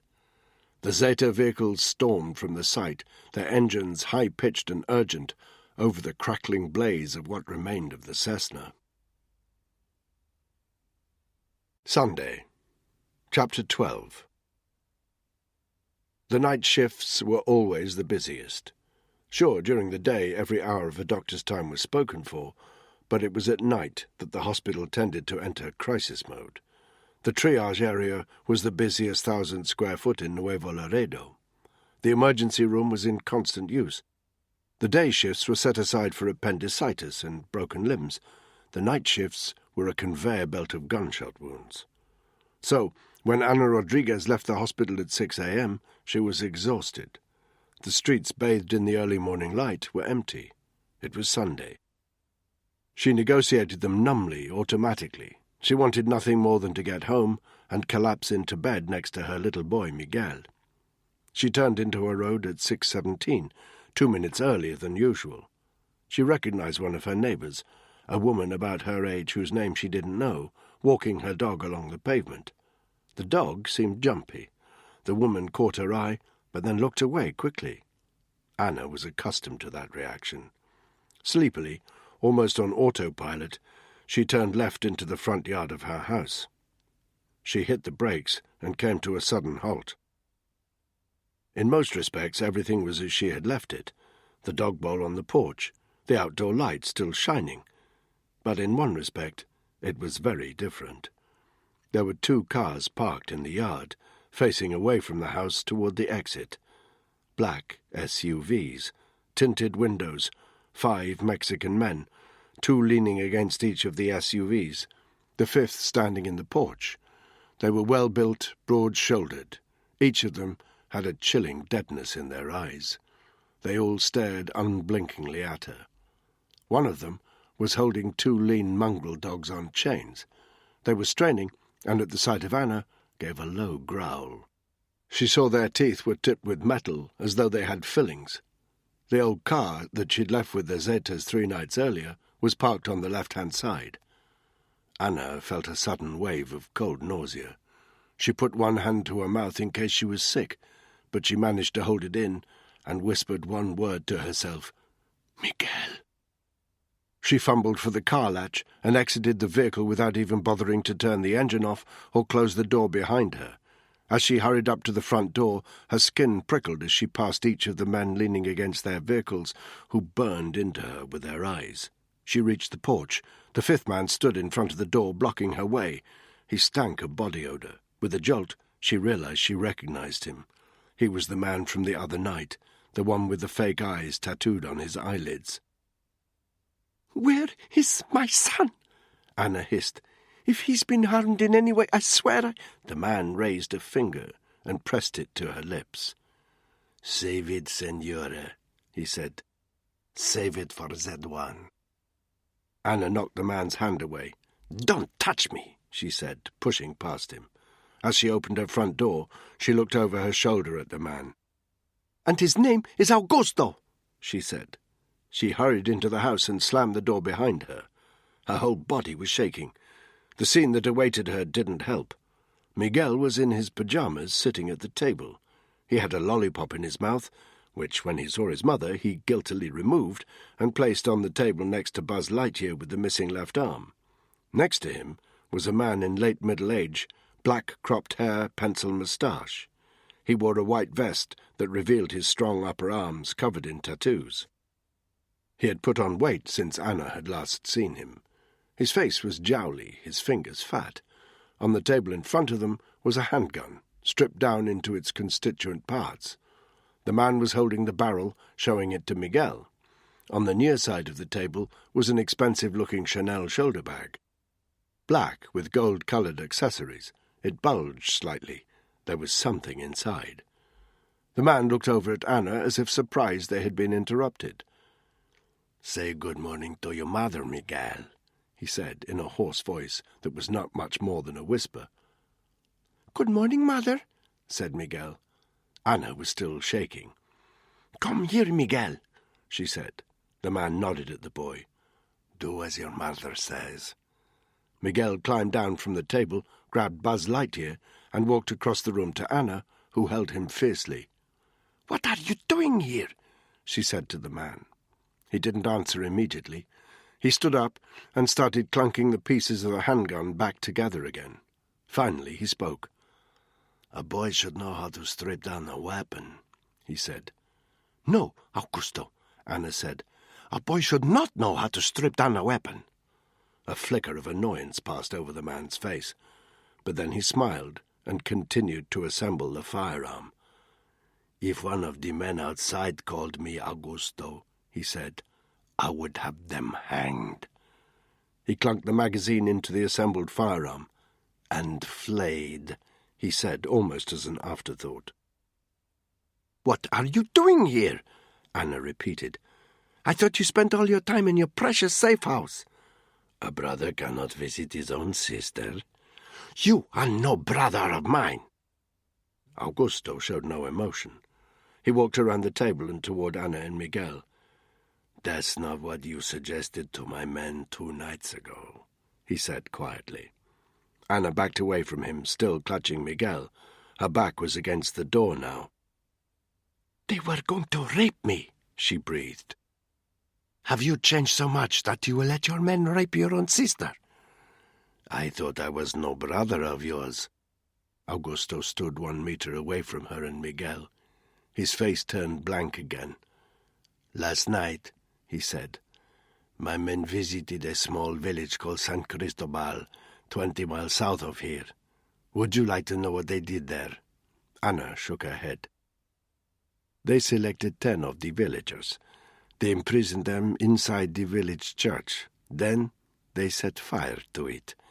When the prisoners tried to escape, they shot them." Silence.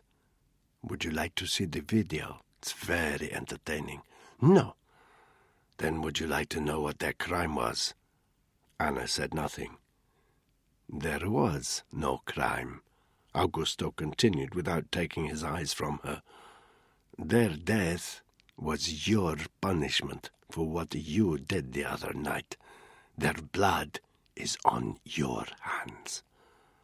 She stared at her brother in horror.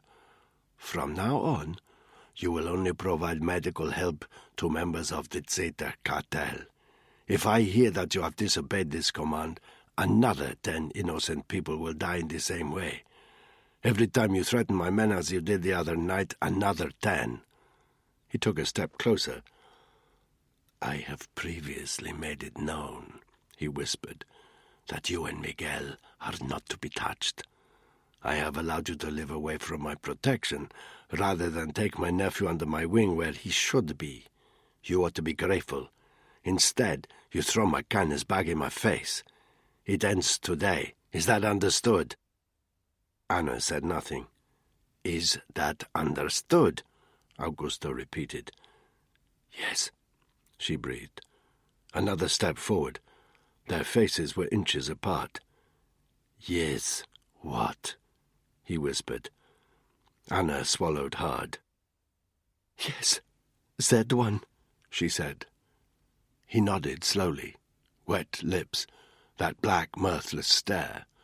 Anna, terrified, found herself trying to remember what he'd looked like as a child.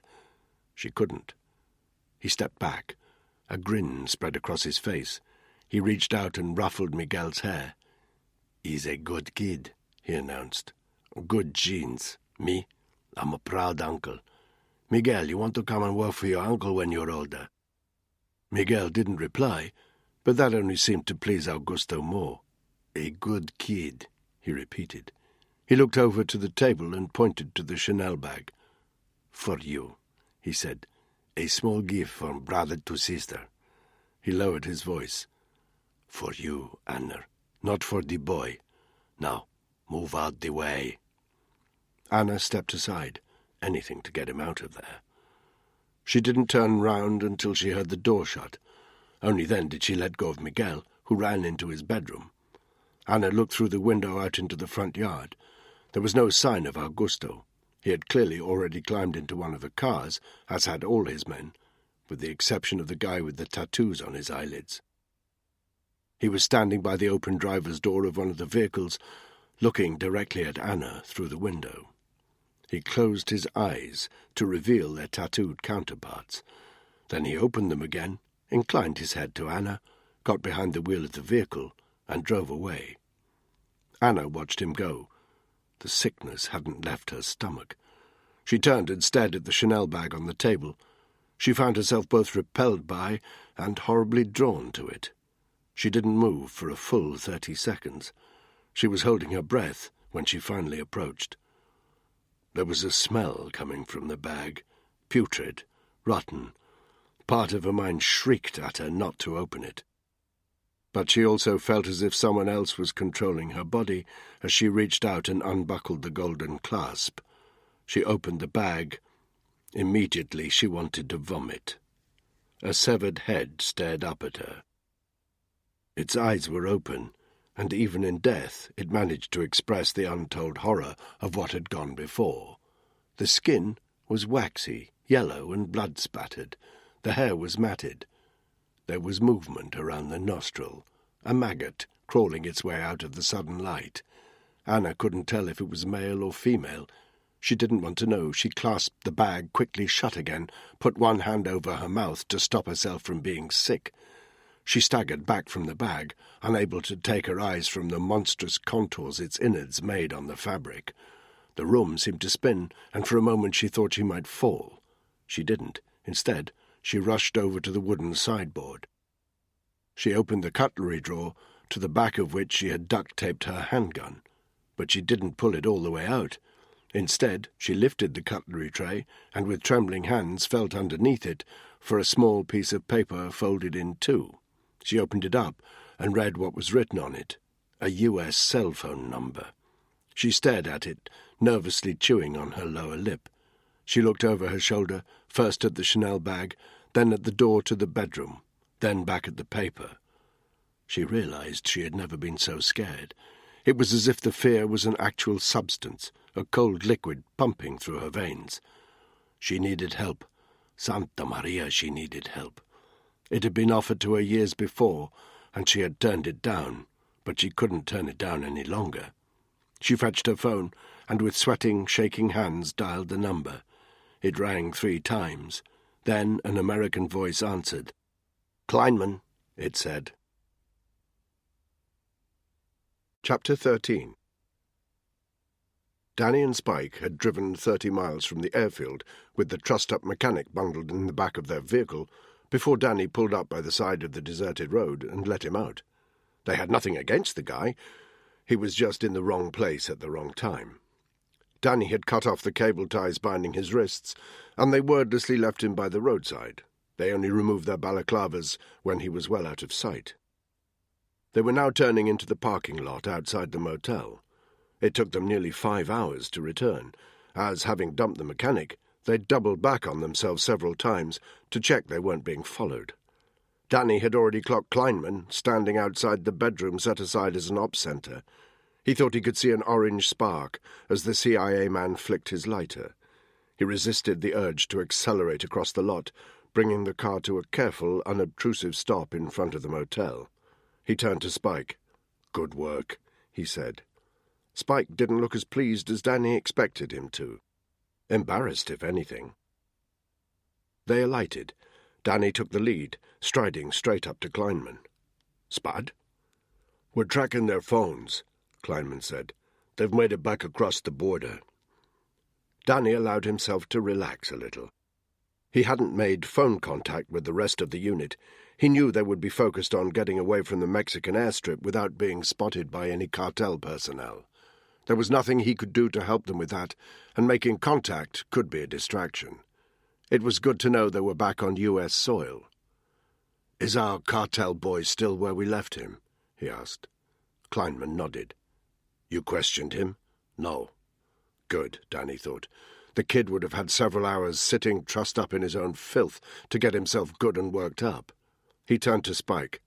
"Come with me," he said. Spike, who'd remained very quiet, nodded. "You too," Danny said to Kleinman. But the CIA man was already heading toward the room where the Zeta prisoner was being held, sparking his lighter as he went. He was in a worse state than Danny expected. The stench in the bathroom was disgusting. He had obviously soiled himself several times more. His arms and legs were still bound, his head still hooded. He was shaking heavily, even though it was warm in the room. Breathing through his mouth to stop the disgusting smell getting up his nose, Danny leaned over and pulled off the hood. The cartel boy winced from the light, then forced his eyes open and took a moment to focus. When he recognized Danny standing over him, he started to squeal like a pig and writhe around in the mess in the bath. A frightened animal trying to escape, but with no place to go. Danny stared darkly at him, ignoring his pathetic struggling until he fell still and silent, apart from the occasional terrified whimper. Then he bent over and ripped the tape from around his mouth. His lips were bleeding. More blood had congealed under his broken nose. He gasped noisily. Danny pulled his handgun, made a show of cocking and unlocking it, then leaned over and rested the barrel against the prisoner's skull. "Your cartel buddies think they're pretty sick, huh?" Jesus said nothing. Danny grabbed his hair with his free hand and forced the barrel of the gun into his prisoner's mouth. Jesus gagged. He seemed to be trying to say something, so Danny removed the gun. "They think they're pretty sick, huh?" he repeated. "Yes, sir," Jesus replied. "They think they're pretty sick." "Next to me and my friends," Danny said. "They're pussies." "What are they next to me and my friends?" "Pussies, sir," Jesus said. "Got it in one." Danny looked over his shoulder at Kleinman, who was standing in the doorway to the bathroom. "Fire away," he said. Kleinman limped further into the room, looked grimly down at Jesus through his little round glasses. "There's a Zeta tunnel leading under the Rio Grande," he said. "The entrance is in a meat-packing facility on the American side of the border. The exit is in a storage warehouse on the Mexican side. The Zetas use this tunnel to move drug money from the U.S. back into Mexico. You are now going to tell us when the next shipment of money will be transported across the border." "My friend here missed a bit out," Danny said. "By the time I've finished with you, you'll be begging to tell us when the shipment is." The Zeta Sicario closed his eyes. "Tonight," he whispered. Danny and Kleinman glanced at each other. "What time?" Danny said. "Midnight," Jesus breathed. They do it on Sunday nights because there are no workers at the factory." "How many people are involved?" Jesus breathed deeply, shakily. 6, he said. 3 on this side, 3 on the Mexican side. There are rails in the tunnel, a cart on a pulley system. They load the money into the cart, then walk with it while the 3 people on the Mexican side wind the pulley system to pull the cart along the tunnel. There's a car waiting at the warehouse to take the money on." "How long does it take?" Danny asked. "About an hour, sir." "And the meat-packing factory is deserted when they make the run?" "Yes, sir. We paid the owners off, sir." Danny shoved the barrel of his gun back into Jesus' mouth. You know what happens if you're lying to us. You're not fucking going anywhere. If there's anything else you want to tell us, now's the time." Jesus shook his head violently, his eyes bulging. Danny removed the gun and turned to Spike. "Tape him up again," he said. "Get the hood back on. He stays here in case we need any more intel." He looked at his watch. 0700 hours. "Where the hell is Spud?" he muttered. When Spud and Tyson finally arrived, it was midday. They were dirty and stank of stale river water, but were grinning nevertheless. Spud high-fived his cousin. Even Tyson was grinning. A successful op left everyone with a good feeling. This was one of those moments. "What kept you?" Danny asked.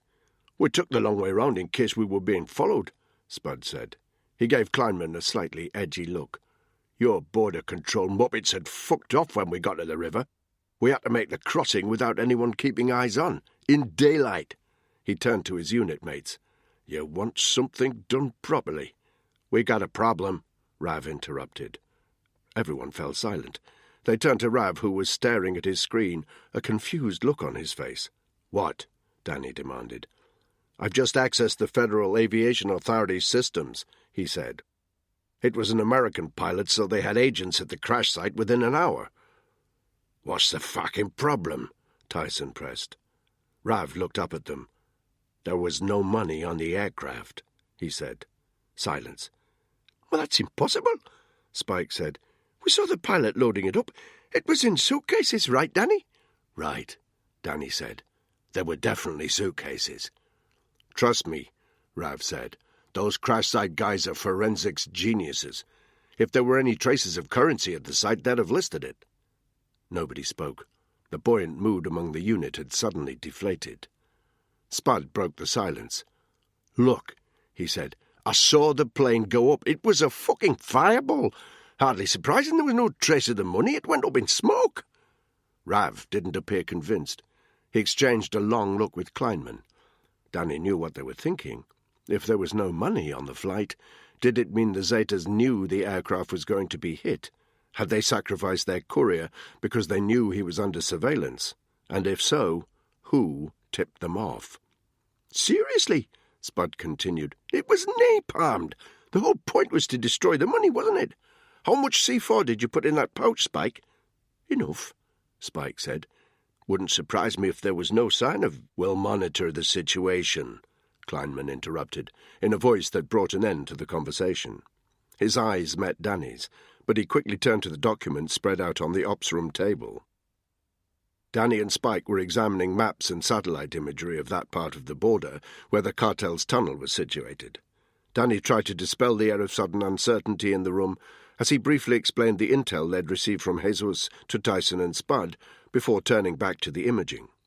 He indicated a rectangular building on the northern edge of a narrow stretch of the Rio Grande, about 30 clicks east of their current location. "This is the meatpacking facility," he said. He pointed at another similarly sized building on the Mexican side of the river. "That's the warehouse. It's a major engineering feat getting a tunnel under that river. My guess is it'll be pretty narrow. We don't want to get caught up in there. I suggest we get to the meatpacking facility several hours in advance, then engage the 3 guys delivering the money before they have a chance to get in the tunnel. Agreed?" Spud, Tyson, and Spike nodded. Everyone seemed more focused now they were talking tactics. "I want at least a 2-hour setup," Danny said. "That means arrival at 2200 hours. Kleinman, can you get a drone up over the warehouse on the Mexican side by then? I want advance notice of anything unexpected." "I'll see what I can do, boy," Kleinman said. "When the men arrive, we whack them and burn the money," Danny said. He happened to be looking at Tyson at the time. He saw him wince at the thought of all that cash going up in smoke, but his unit mate didn't say anything, so Danny continued. "Right now we need to get some shut-eye," he said. "We leave at 20:30 hours." Back in his room, Danny slept only fitfully for a couple of hours. At 1500 hours he gave up the pretense. He got out of bed, splashed cold water on his face, and let himself out of his room, wincing slightly as he opened the door to the bright Texan afternoon light. His plan was to check on Jesus, but as he stepped outside, He heard voices to his right. Rav, Kleinman. There was a faint smell of tobacco on the air. He moved silently along the motel strip, past the door into the ops room to the corner of the building. He couldn't see the two men, but it was clear at least one of them was having a cigarette break just a couple of meters from where he was standing. And they were talking about him. "He seems capable," Kleinman was saying. There was the familiar grating sound as he sparked his lighter. "I had my doubts at first. His file is impressive, but suggests a tendency to follow his own muse from time to time. But he's decisive and seems to know what he's doing. Everything's gone according to plan so far. Not that I wouldn't prefer an American team, but—" "I don't know, boss," Rav said. "That FAA report doesn't stack up. I've read 1,000,000 of them. They'd have detected the money." "Perhaps," Kleinman said mildly. "Perhaps not." "Don't tell me you haven't had the same thought as me," Rav said. There was a pause. "I don't quite follow you, boy." "I don't trust that guy Tyson. Have you seen his resume? He got pretty close to the Mexican Special Forces operatives who became Zetas. He knows Z1 for Christ's sakes, and his file isn't exactly spotless. Plenty of our boys out in Afghanistan seem to think he was on the take from the Taliban's heroin operation." Another pause. "You're overthinking things. The Pentagon have had direct contact with SAS headquarters in Hereford. Each member of that team has been thoroughly vetted." "Yeah, well, even the five-sided puzzle palace gets things wrong from time to time." "Certainly," said Kleinman. "And the same goes for FAA forensic teams. I know we'd all prefer an American team on the job, but that option's not open to us. Let's not start inventing bogeymen, okay?" Danny didn't hang around to hear any more. The conversation was clearly coming to a close. He didn't want Kleinman and Rav to know he'd overheard them. He slipped silently back into his room, where he sat on the edge of his bed for a moment, mulling over what he'd just heard. Could Rav possibly be right? Tyson? Dirty? Danny thought back to Aidan Bailey's party at the Emirates Stadium. It was true he was surprised that Tyson should be on first-name terms with a guy like Bailey. Danny knew better than most there were men in the regiment who comfortably walked both sides of the line, dividing the legal and the illegal. But Tyson, in the pockets of the Mexican cartels, it just didn't stack up. The plane hit had been a success. Rav was chasing shadows. As for Danny, he needed to remember the first rule of a successful operation. You trust your team. That was exactly what he intended to do. Tam Garrick and the rest of Team Yankee Bravo 9 had returned to their Docklands base immediately after the hit. They'd cleaned up. Tam used a whole tub of Swarfiga to get the blood spatter off his hands and face, got some food down their throats, and caught some sleep. As the morning wore on, Tam kept one eye on the BBC News 24 channel to see if there were any reports of a burned-out transit van in a forest on the outskirts of London. There were none. Maybe it hadn't been found. Unlikely. Or maybe somebody was hushing things up. Yeah, someone was hushing things up. The call came through at 3 in the afternoon, the same monotone voice Tam had spoken to as they left the scene of the hit. "We've got him. Check your secure server." Nothing more. Tam opened up his laptop, a tough, rugged machine with a dented metal casing. He opened the browser, allowed the inbuilt camera to take a shot of his iris, and once his identity was confirmed, navigated to the folder waiting for him on the server. "Aidan Bailey," he muttered. His unit mates were standing around the table, viewing the screen over his shoulder. Tam had clicked on an icon that brought up a black-and-white photograph taken with a telephoto lens. Aidan Bailey wasn't a very impressive-looking man. About 5'8", squat shoulders, round face. He had a good tan and wore an open-neck shirt with a chunky medallion round his neck. The photo showed him walking toward the camera, a cell phone to his ear. A blonde woman in high heels was tottering along behind him. A second photo showed the frontage of a building, brown brick, 3 stories high. There was a rather tatty sign above the entrance. In garish red lettering it said, Paradise Gym. A sign in one of the blacked-out windows read, Open 7 days a week till late. "That, my friend," said Webb from over Tam's shoulder, "is a gay gym." "I heard you were an expert," Tam said. There was a silence as his joke failed to find its mark. Tam's cell phone rang again. He answered it and put it on speaker so the rest of the team could hear it. "Thanks for the dirty photos," Tam said. The humourless voice ignored that comment. Aidan Bailey is known to the UK security services. He has a number of illegal operations. As far as the British are concerned, he specializes in protection rackets and extortion. MI5 cut him some slack because he's blackmailing several members of Parliament and at least one police commissioner. It suits their purposes because they can then counter-blackmail the same people. If Aidan Bailey does indeed have a sideline in exporting military hardware to terrorist groups in the US, the British are unaware of it. We need evidence of these activities if we're going to extradite him. "So what's the deal with the Paradise Gym?" Tam asked.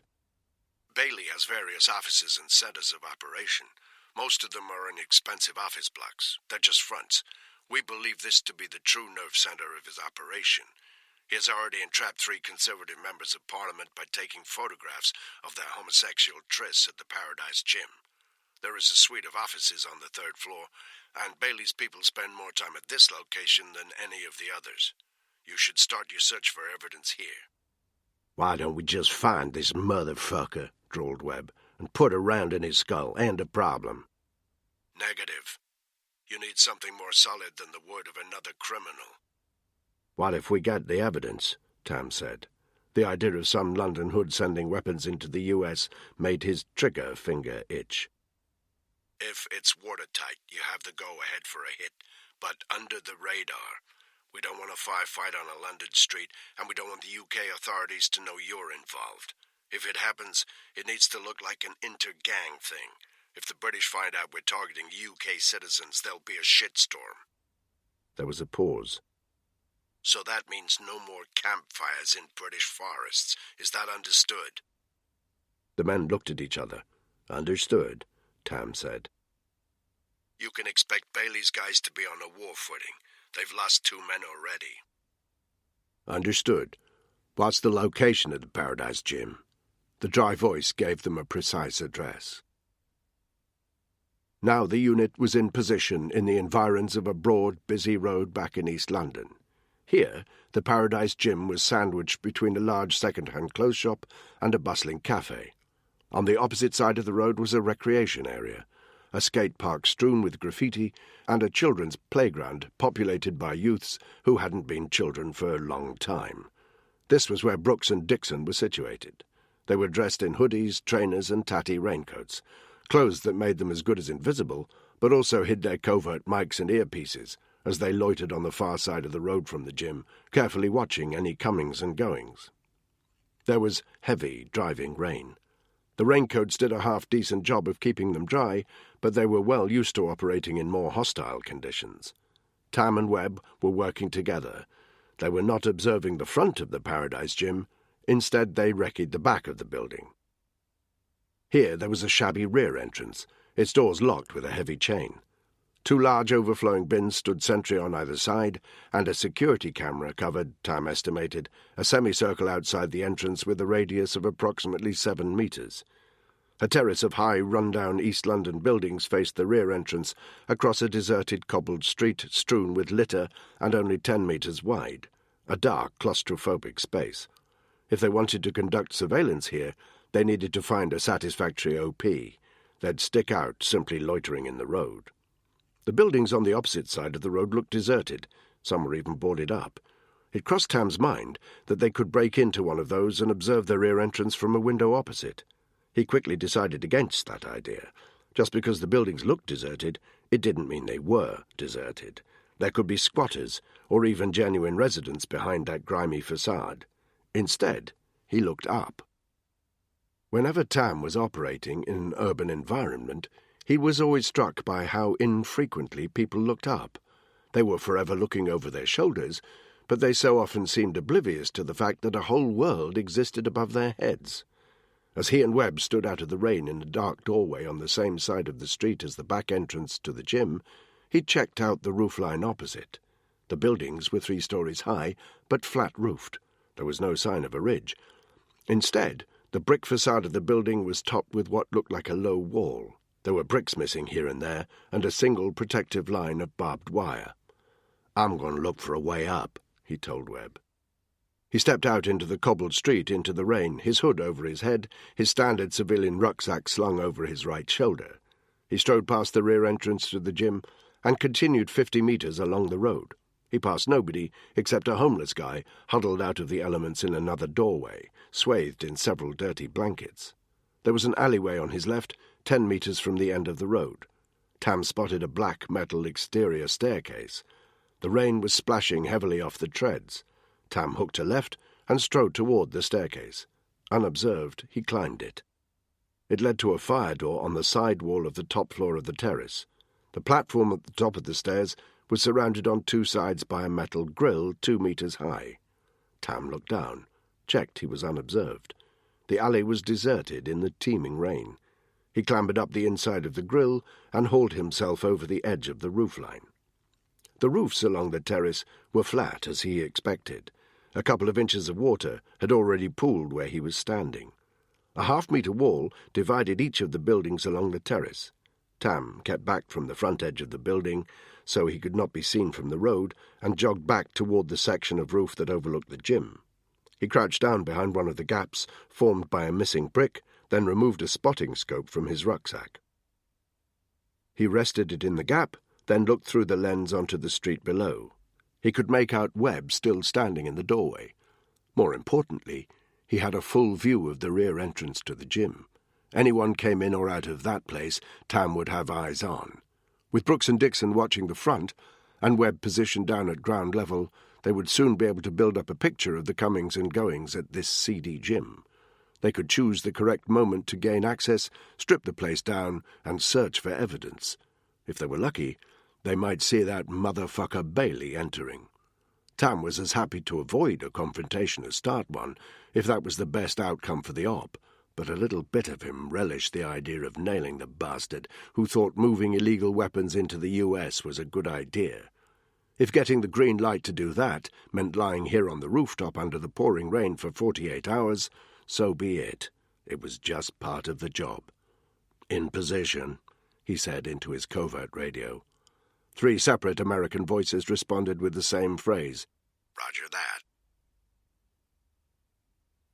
Chapter 14. 21:30 hours. Danny had the wheel, Spud was in the passenger seat, Spike and Tyson were in the back. They wore fresh sand-coloured clothes, body armour. The trunk of their vehicle was rammed with equipment, M16s, infrared sights, several boxes of ammunition, scopes, helmets, NV equipment, everything they needed for a hit. It was a simple plan. Drive to within a mile of the meat-packing facility, leave the vehicle, make a covert approach, and check from a distance that the facility was deserted as Jesus said it would be. Infiltrate the facility and wait for their targets to arrive.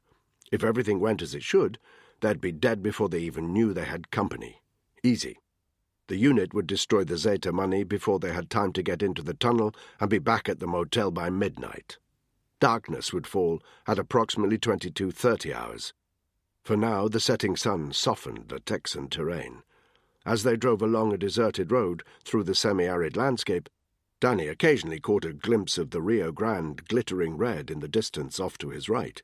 It would disappear as soon as he saw it, however, as the terrain undulated. "Let's get off the road," Spud said finally.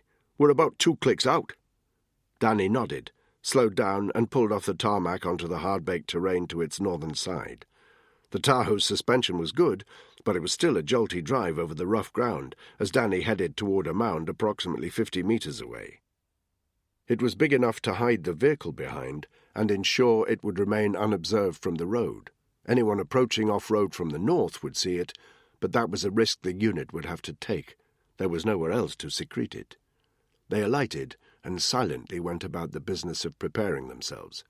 Each man fitted his Kevlar helmet, complete with 4-tube ground panoramic NV goggles. They strapped knee pads to their dominant knees, the right for Danny, Spud and Tyson, the left for Spike. They tightened the straps on their ops waistcoats and checked over their weapons and personal comms systems. They strapped their sand-coloured Bergens to their backs, and Spud took a piss. Within 5 minutes, they were ready to go. The sun had almost set. Danny knew they would be very hard to make out against the arid backdrop of the terrain if anyone was watching in the darkness. They still moved carefully. Patrol formation. Spud led, Danny second, then Spike, then Tyson. They kept a distance of 10 meters between them and jogged at a steady, even pace. Danny clutched his rifle as he moved and panned left and right, hyper-alert to any potential threat. He saw nothing but the parched brush of the semi-arid landscape, undulating terrain, a gibbous moon rising in the sky to the south. Even though night was falling, it was still hot, high 20s, and he was soon sweating. They'd been jogging for 10 minutes and were moving up a slight incline when Spud suddenly stopped and raised one hand. Danny instinctively fell to one knee, raised his weapon, panned left and right. He knew Tyson and Spike would be doing the same behind him. Up ahead, Spud crouched low and crawled to the brow of the incline. He looked south, then Danny heard his mate's voice in the earpiece. "We've got a problem." "Keep your positions," Danny told Tyson and Spike over the comms. He lowered his own weapon and crawled up to the brow, where Spike was lying on all fours. He looked south and immediately saw what Spud meant. The meat-packing factory, their destination, was 500 meters away over open ground. Beyond it, the reflected moon on the surface of the Rio Grande. The factory itself was a single building, a huge prefabricated shed. Its short end was facing them and was at least 75 meters wide. A line of trucks were parked along the right-hand side. Danny couldn't see how many. On the opposite side of the building was a shed. Danny assumed that was a generator housing, since he couldn't see any electricity lines going in. None of this was the problem. The problem was the SUV parked in front of the building, its headlamps on and shining almost directly toward them. And the huge main door to the building slightly ajar, light leaking out from the gap. "Shit," Danny breathed. Jesus had said the facility would be deserted. Jesus was wrong. Or lying. He pulled a spotting scope from his ops waistcoat, directed it toward the SUV. It was difficult to see anything clearly because the headlamps were shining in their direction, but he managed to make out silhouettes moving behind the car. It looked like they were taking something out of the trunk. He watched as 2, maybe 3 figures carried their package toward the door. They disappeared inside. "We're too late," Danny growled. Spud looked at him. He had a sharp eagerness in his eyes. "We can still take them, Mugger," he said. "They don't know we're here. If we advance now, we'll have the element of surprise." Danny's eyes narrowed. "Come on, Mugger," Spud breathed. "If they're anything like that Jesus cunt, it'll be like shooting fish in a barrel." Danny looked back over the open ground. There was no sign of any other hostiles. And Spud was right. If they reached the facility before the cartel boys got their money into the tunnel, everything should be relatively straightforward. So what was stopping him? "Why are they early?" he breathed. "Who cares, Mucker? If they thought we were going to be here, they wouldn't have turned up at all." Danny gave it 5 seconds' thought. "Okay," he said. "Let's do it." He looked back toward Tyson and Spike and gestured at them to join him and Spud. Neither man had any objection to advancing onto the target. They edged forward in a leapfrog formation. Danny and Spud led, moving 50 meters toward the facility, but at a slight angle, so they were veering away from the field of the SUV's headlamps, while Spike and Tyson covered them from the brow of the incline. Then Danny and Spud hit the ground and covered while Tyson and Spike caught up and advanced another 50 meters. Within 10 minutes, they had silently covered the open ground and were positioned 30 meters from the western corner of the facility. The large door to the building was still maybe half a meter ajar. Light was still spilling from it. Danny could smell the river, now no more than 100 meters away. They listened hard for a moment.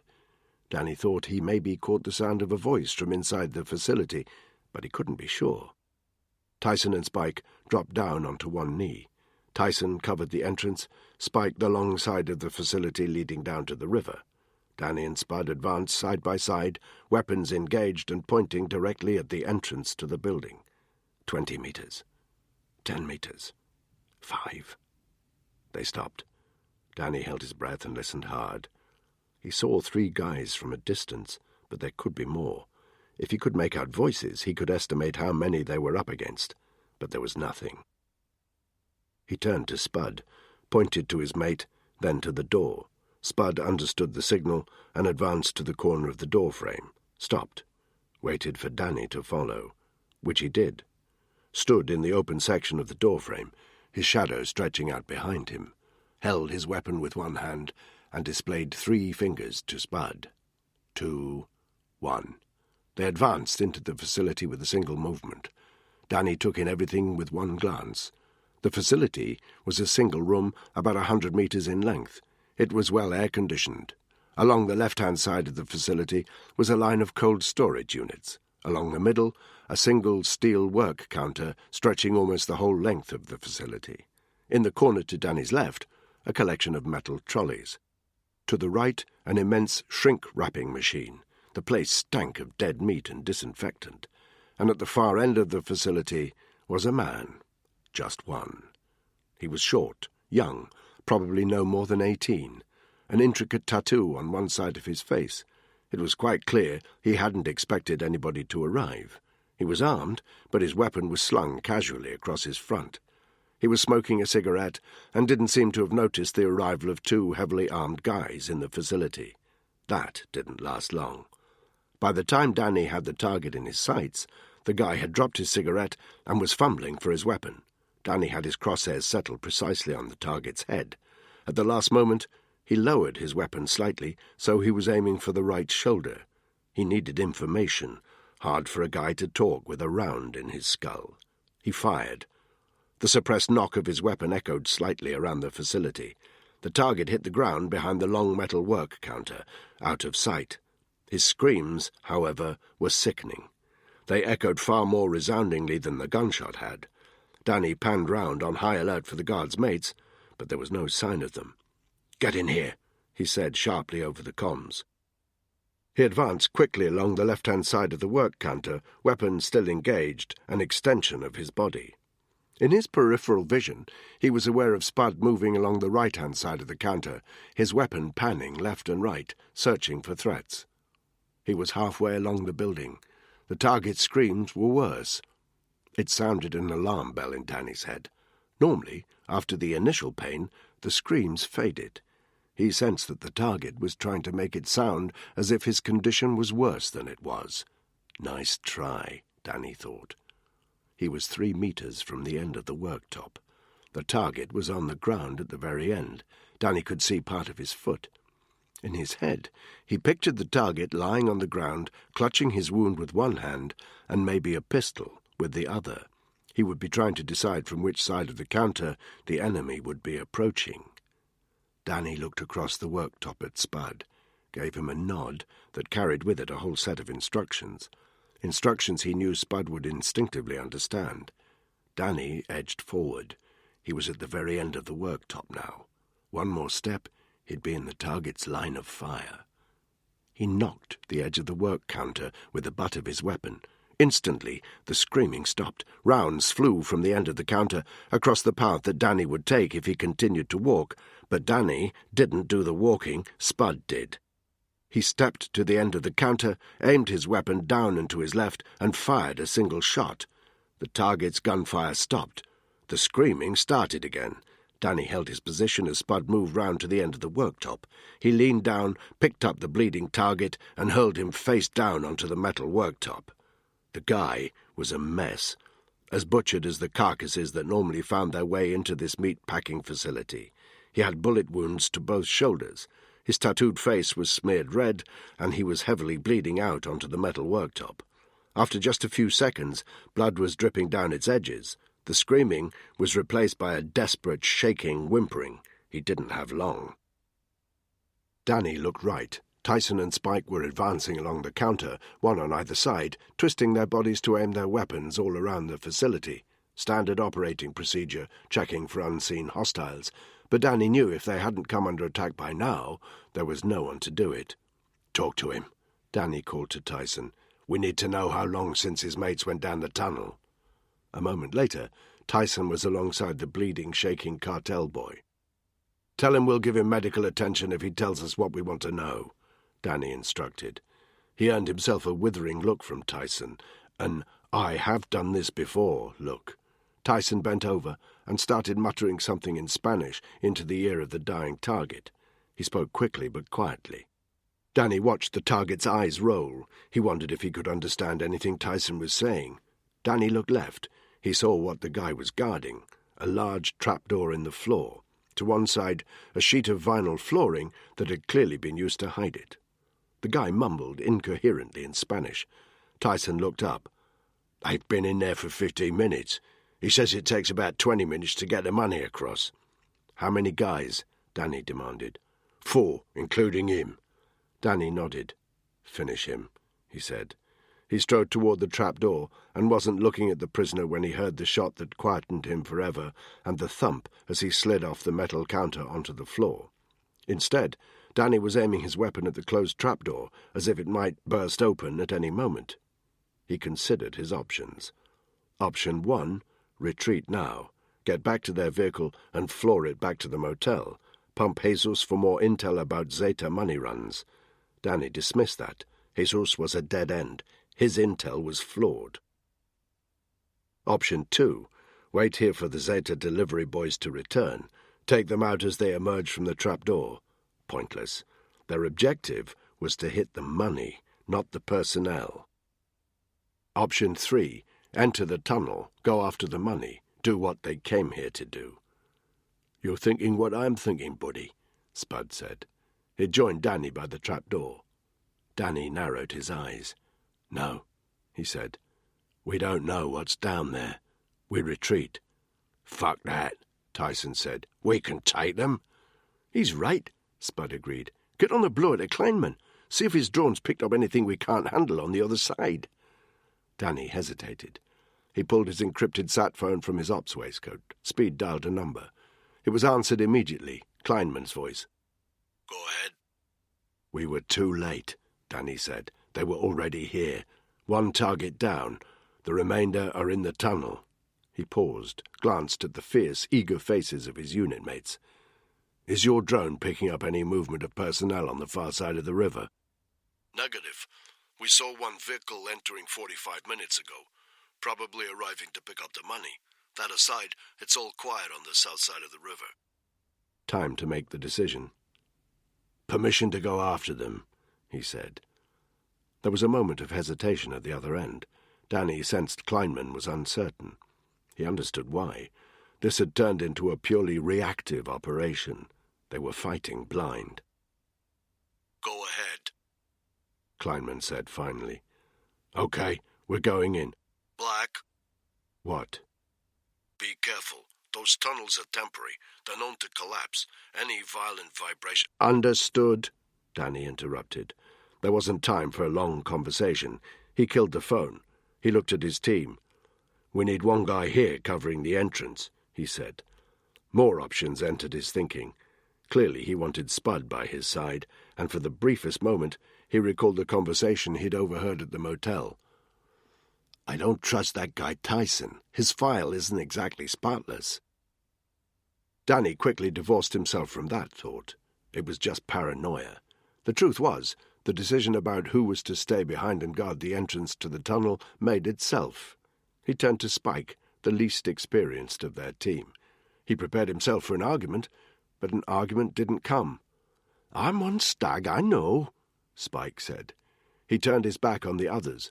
Spud's gaze lingered on his cousin for a moment, but he said nothing. Danny and Tyson approached the trap-door, bent down and grabbed the hinged rungs that were flush with the floor, lifted the door. A damp, earthy smell immediately hit Danny's senses. There was a vertical drop of about 3 meters and a metal ladder leading down, only enough room for one man to descend at a time. Danny recalled a map he'd seen of the area. "It's about 100 meters, he said. "Couple of minutes to cross. If the Zetas are moving money, they'll be slower, maybe 50 meters ahead of us. We might get to them before they leave the tunnel." The guys nodded. Nothing to add. Danny took the lead, felt his pack scraping against the side of the wall as he descended. When he reached the bottom of the ladder, it was dark, even with the light spill from the top of the hole. He engaged his NV goggles. The world turned grainy but illuminated. The tunnel headed south toward the river, just as he'd expected it to. It was about 3 meters wide and 2 meters high, enough headspace to walk without hunching, but only just. There were 2 narrow-gauge rails on the ground and a slightly wonky timber beam across the ceiling of the tunnel, held up by 2 more beams on either side. It looked distinctly Heath Robinson, and Danny had to suppress a prickle of claustrophobia. He looked up, gave a thumbs up to indicate that Spud and Tyson should follow, stepped forward several meters into the tunnel, his weapon engaged. Even with his NV goggles, he could barely see anything. The goggles were designed to pick up ambient infrared light. Here, meters under the ground, there was none. He flicked on the infrared beam of his weapon's sights. What looked like a narrow laser beam sliced through the darkness up ahead, invisible to anyone without NV capability. The tunnel took a downward incline. The narrow-gauge tracks disappeared to a point in the distance. There was a support beam every 5 or 10 meters. They didn't look at all trustworthy or well-engineered. Danny made a private bet with himself that the upper echelons of the Zeta hierarchy would never find themselves in such a dangerous place as this. 2 more laser beams cut through the air from behind him, telling him Spud and Tyson had made it down into the tunnel. As Danny advanced, the beams occasionally disappeared, as their path was blocked by his body. He started to jog. His footsteps were curiously deadened by the vast quantity of earth surrounding him. Earth and water, he told himself, when he'd advanced about 50 meters and the tunnel had levelled out. They must be under the river by now. He put from his mind the thought of all that water above him, kept driving forward, searching, listening, expecting any moment to see movement up ahead. There was none, except for the occasional scurrying of rodents at his feet. The smell had changed. Oil, droppings. It was bitingly cold. Gradually, the tunnel started to incline upwards. Danny felt a mixed sense of relief. They had probably passed under the river, and apprehension. Where the hell were their targets? He stopped suddenly. The view up ahead had changed. About 20 meters away, Danny could see the end of the rails. There was a cart sitting there. It reminded Danny of the railroad carts he'd seen in cowboy movies he'd watched as a kid. It was empty. There was no sign of enemy personnel. Silence. He sensed Spud and Tyson at either shoulder. Danny's heart pumped heavily. He was glad of it. It heightened his senses, raised his level of alertness. Kleinman had told them only 1 vehicle had arrived at the Mexican warehouse. Did that mean they still had the element of surprise? Could they still make the attack? He moved forward, reached the end of the tunnel. In the enhanced peripheral vision of his NV goggles, he saw the final support beam was reinforced by what looked like small sandbags. There was a ladder here, just as there had been on the American side, except this one was concreted to the wall of the hole leading upward. Danny paused, switched off the IR beam from his sights. The laser disappeared. Spud and Tyson did the same. He looked up. The exit to the hole, 2 meters above his head, was open. He could just make out the rectangle of the opening, but there was still very little ambient infrared light, which told him the lights in the warehouse were off. He breathed steadily and deeply, a conscious, determined choice to keep his nerves calm and his thinking clear. Climbing up that ladder was a risk. If anyone was covering it with a weapon, Danny would be exposed. They'd be sitting ducks if anyone was waiting for them. He paused for a second. Then he unstrapped his helmet, removed it, unclipped his weapon, held it vertically with the helmet propped on the end, climbed 2 rungs of the ladder one-handed, raised his weapon vertically so that just the top of the helmet was exposed a couple of inches above the line of the trapdoor. Waited. Nothing happened. He lowered the helmet, jumped off the ladder, strapped the helmet back on again, reclipped his weapon to its lanyard, reactivated the infrared beam, turned to his unit mates. "We should retreat," he said. "Something's not right. It's dark in the warehouse. No noise. Why, if the targets are operating there?" He turned to Tyson, seeking his opinion. "They'll be outside the warehouse," Tyson said, "loading the money into their vehicle. We can nail them if we move quickly." "Agreed," said Spud. 2 to 1. Danny was outnumbered. He hesitated for a moment. Then he turned his back on his mates, and quickly climbed the ladder. As he emerged from the tunnel, he rolled quickly over the lip of the hole, ending up in the firing position on one knee. He panned round, allowing the infrared beam to illuminate his surroundings. There was a lot to take in. They had emerged against the long edge of a large hangar-cum-warehouse, similar in size to the meat-packing factory on the other side of the border. It was clearly used as some kind of vehicle repair facility. 10 metres to Danny's 11 o'clock, a car was jacked up 2 metres in the air. Straight ahead of him was a workbench, 7 or 8 metres long, with tools hanging from its edge.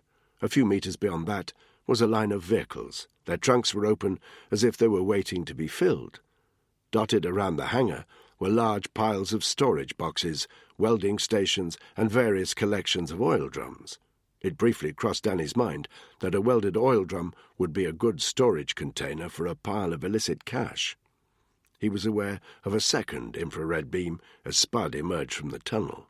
By now, he had clocked several industrial spotlights on tripods about 5 metres high, approximately 10 of them at even intervals around the perimeter of the hangar. Spud settled down onto one knee 6 metres to Danny's 1 o'clock. A third IR beam panning round the space told him Tyson was in position. He was in the firing position 10 metres to Danny's 3 o'clock. Danny located the exit at the end of the hangar 30 metres away to his 10 o'clock. It was closed, though his NV picked up the faint rectangle of the doorframe where the ambient light from outside was leaking through. Everything was still. Silent. No sign of the money. No sign of the cartel runners. It didn't stack up. If their targets weren't here, why were the cars lined up like that ready to take the money? "This isn't right," Danny breathed. His instincts were screaming at him. What if Rav had been right about the money on the Cessna? What if the Zetas had been tipped off that the plane was going to be hit? They'd made the wrong call advancing through this tunnel. "Agreed," Spud said, a biting tension in his voice. "Get back down the tunnel, now!" It was as if his words had flicked a switch. There was a sudden movement. It came from Danny's 1 o'clock, from behind the line of parked vehicles with their trunks open. He knew they were dogs, even though he couldn't see them clearly. They were fast, a blur. Out of pure instinct, Danny twisted his body and his weapon with it to take out the threats. He had just enough time to see the dogs were going straight for Spud before everything turned to shit. There was a click, a hum. In an instant, Danny was blinded. His vision was filled with a hot, painful white light. It stabbed his retinas. He knew exactly what had happened. All the industrial spotlights in the hangar had been switched on, a deliberate tactic to burn their night vision. His reaction was immediate. He ripped the NV goggles from his head just as he heard a piercing roar of pain that he knew came from Spud. There was a vicious, snarling sound, and Danny knew for absolute certain that the dogs had attacked his mate. But he still couldn't see anything. The blinding white light had compromised his vision. It was blotchy, fully burned out. The hot white of the spotlights didn't help. He staggered back just as he heard the rough bark of 2 rounds being released. He instinctively knew they came from an AK and an Armalite AR-15, respectively. He also knew if he hadn't staggered back a couple of paces, he'd have taken a direct hit. He sensed a round ricocheting on the ground a metre in front of him. There was a muzzle flash almost directly to his 12 o'clock, his only indication of where the threat was coming from. He raised his weapon and fired a burst in that direction. There was a blistering sound of rounds against metal and glass. He knew he'd hit the vehicles, and he swore inwardly. It would be obvious to anyone watching that his aim wasn't true, that he was an easy target with no cover. More incoming. Danny felt impact. A round had hit the ceramic of his body armour, knocking the air from his lungs. He was flung, gasping, to the ground, just as he heard over Spud screaming in the horrible snarling of the dogs, Tyson's voice, "Get back to the tunnel! Back to the fucking tunnel!" But now it had truly gone noisy. Danny's vision was beginning to repair itself. He could see a blurred silhouette that was Spud, writhing on the ground, the 2 dogs still attacking. One of them had Spud's arm in his jaws. The other was snapping at Spud's face. Danny saw a metallic glint coming from their teeth. It meant they'd been coated with titanium to make their bite more brutal. A second blow was Tyson, crawling toward the tunnel. Danny hauled himself back up into the firing position. He could see targets now, 15, maybe 20. They emerged from behind the line of vehicles, from behind storage boxes and the jacked-up car. They were everywhere. Danny knew his only chance of survival was to return fire. Without his body armour, he'd already be dead. Aggressive counter-fire was his only chance. He let loose another burst, panning round in a blind attempt to hit as many enemy targets as possible. The blurry figures disappeared, their fire suppressed, but Danny couldn't tell if it hit them or forced them down into cover. He raised his weapon, set it to semi-automatic, and aimed a round at one of the spotlights. It found its mark. The light fizzed and burst noisily, showers of sparks falling from the bulb. Danny quickly turned his attention to Spud. He directed his weapon at the dog that was snapping at Spud's face, laid down a single round. There was a slam and a whimper. The dog collapsed. But in the time he had taken to eliminate the pit bull, the enemy figures had reappeared. Danny was under fire again, heavy fire.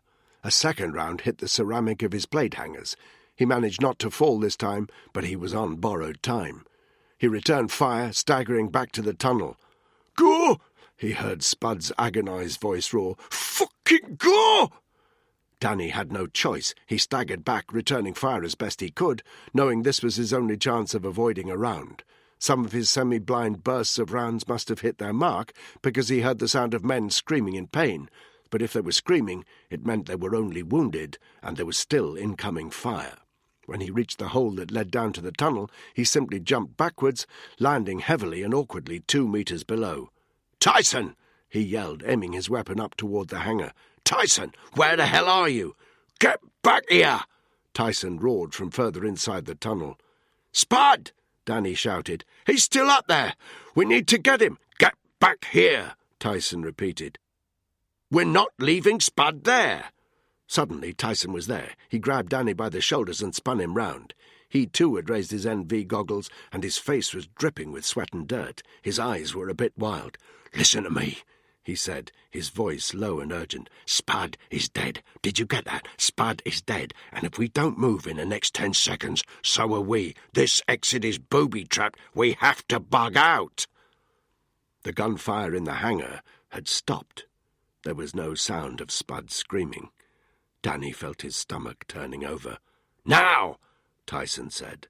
He flicked his NV goggles down, turned his back on Danny, started to run back down the tunnel. "How'd you know it's booby-trapped?" Danny shouted. "Follow me!" Danny was torn between going back for his mate and his instinct for survival.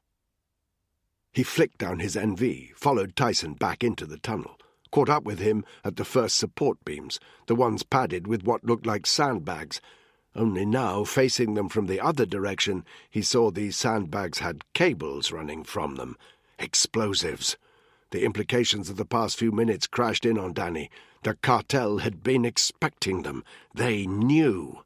It was a setup.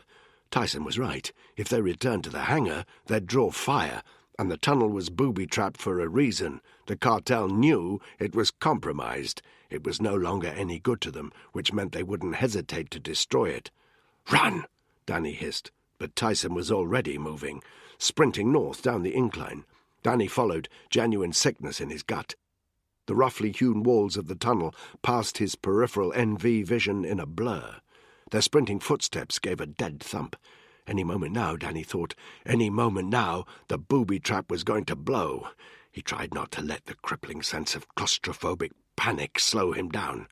Tried not to imagine the crushing horror of the tunnel collapsing on top of him, the water flooding in. How long did he have? If the cartel were going to detonate the explosions, they would need to evacuate the hangar first. That quantity of explosive would wipe them all out otherwise. It would take them a minute at the most, which gave him about 20 seconds. He estimated he was only at the halfway mark. Tyson was 10 meters ahead of him. He forced himself to run harder. 10 seconds. Tyson tripped.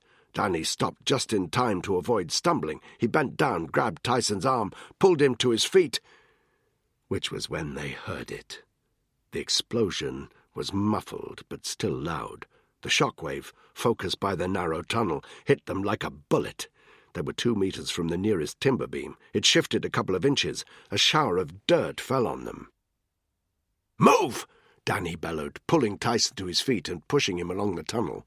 He didn't look back, didn't dare look back. It would waste time they didn't have, but he could hear a dreadful, rushing, roaring sound behind him. He knew the tunnel was collapsing at the Mexican end, and once that party started, it wasn't going to end until the whole tunnel was destroyed. Dirt was raining down on them now. It was in Danny's mouth and was blocking the tubes of his NV goggles. He ripped them from his face again and instantly regretted it, because now the dirt was in his eyes. He felt moisture. Water was coming in from somewhere.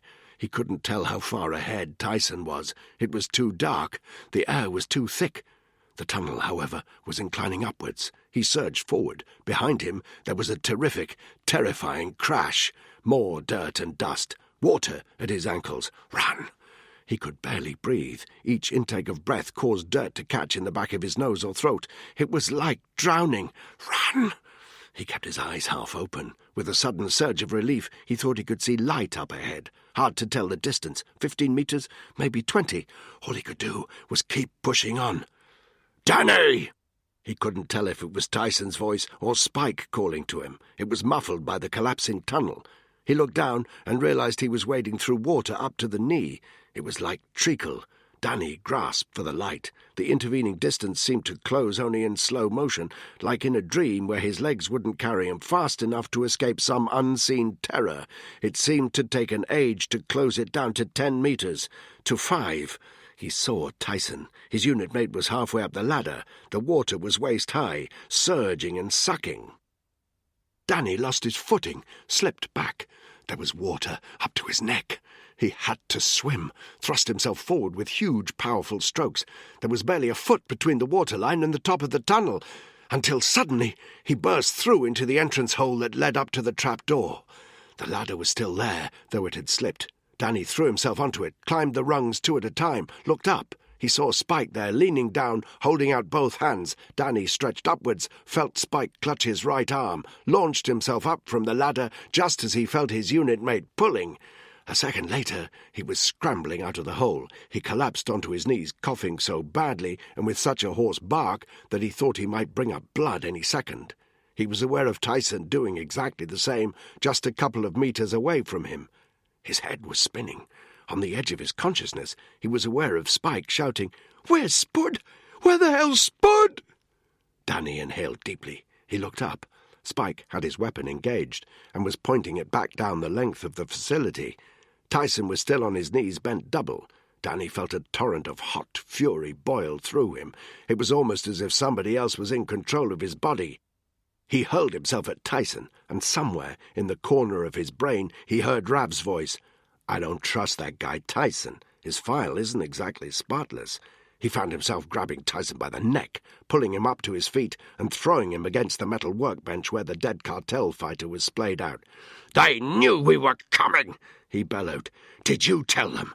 He pulled his handgun and pressed it against Tyson's head. "Did you tell them?"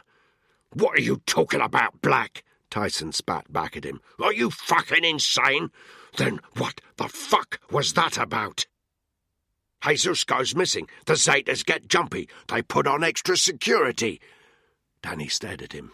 He realized Tyson was right. They should have predicted this. "What's going on?" Spike shouted. "Where the hell is Spud?" Spud. The image of his mate flashed through Danny's brain. Spud lying on the floor, one dead pitbull by his side, another with its jaws locked ferociously around his forearm. He clenched his eyes shut, felt the water dripping heavily off his clothes, tried to think clearly. Had Spud still been alive when Danny threw himself back down into the tunnel? Danny thought so. But why? Why hadn't the cartel gunman just taken him out? He was a sitting duck. "Where's Spud?" Spike demanded for the 3rd time. Had they just been leaving him to the dogs? "What the fuck do you think?" Tyson barked. "He's fucking KIA!" Tyson turned to Danny. "We need to get out of here." Or did they have other plans for him? "No," Danny said. He turned to the others. Tyson looked a mess, filthy, wet, battle-worn. Spike looked properly scared. "What are you talking about?" Tyson barked. "He's not dead. They could have shot him. They didn't.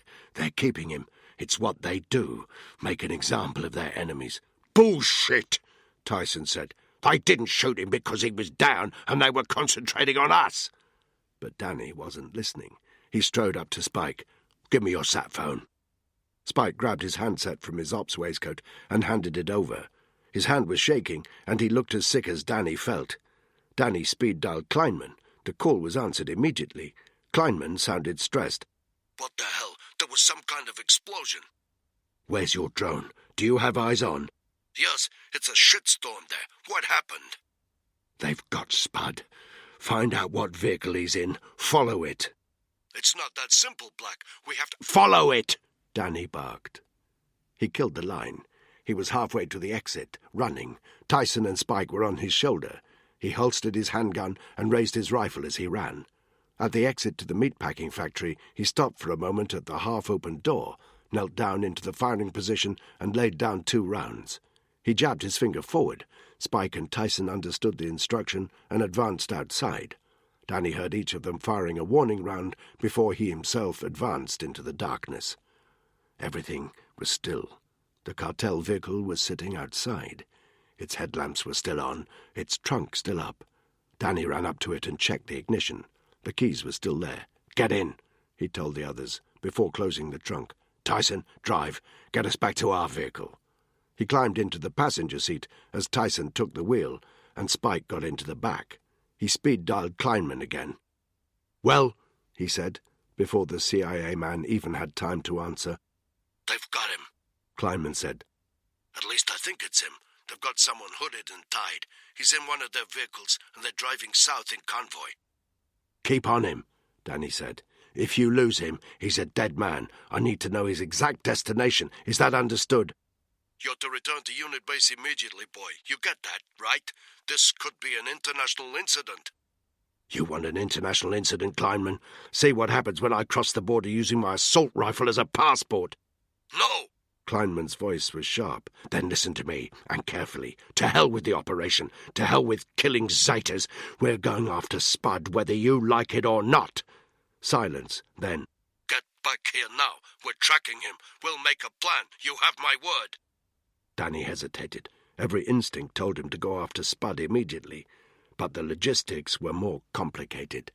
They needed Kleinman's help, both to track Spud's location and to get across the border. Trust me, Kleinman, if you lose that convoy, you'll have more than a fucking limp to show for it, he said.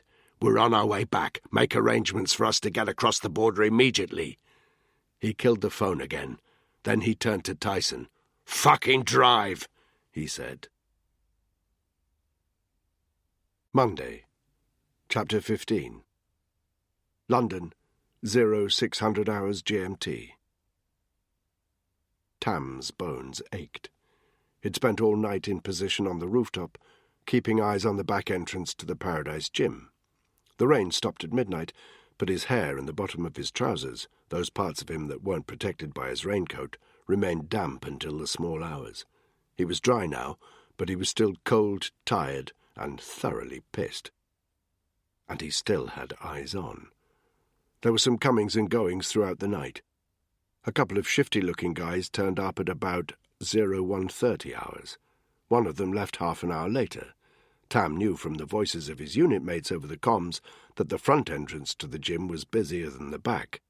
Jeez, Webb said just before 0300 hours. This is Muscle Mary Central. You'd think these fellas would have fucked themselves dry by now. But no, the Paradise Gym clearly did a good trade at night. The clientele started to drift away at dawn. At 0430, someone put a load of trash onto the pavement outside the gym. At 0500 hours, a refuse lorry made its noisy, beeping way along the street to pick it up. So Tam wasn't surprised to see an SUV pull up outside the rear entrance at 0610 hours precisely. Not surprised, but suspicious. There were 3 things that made him pay attention to this vehicle. The first was its expense. It was a new BMW X5 with all the trimmings, stainless steel engine guard, titanium effect grille bars.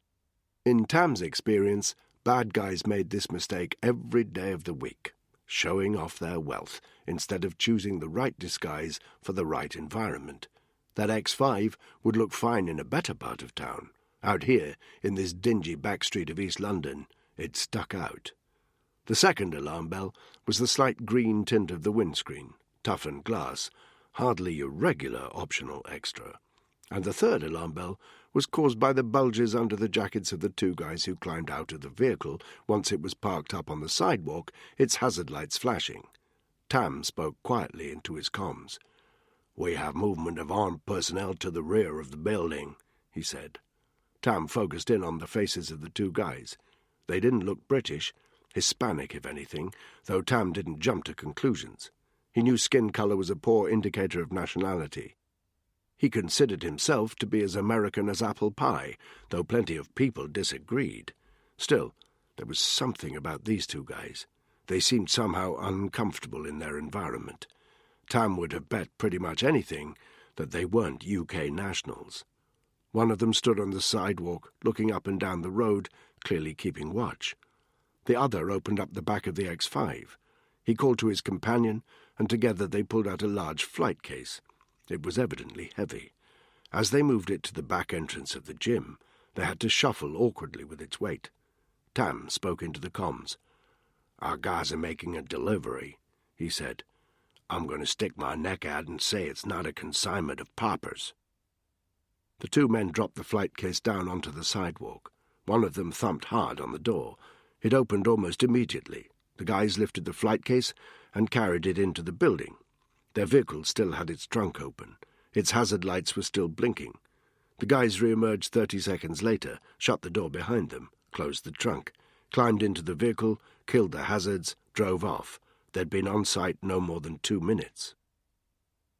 "Okay," Tam said. "Call me nosy, but I'd like to see what's in that box." "You want to see what's in the box, bud?"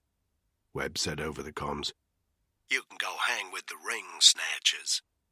"You seen anybody go in last couple of hours?" "Negative. Still early." "True that," Tam thought. "Let me know when the ring snatchers start turning up."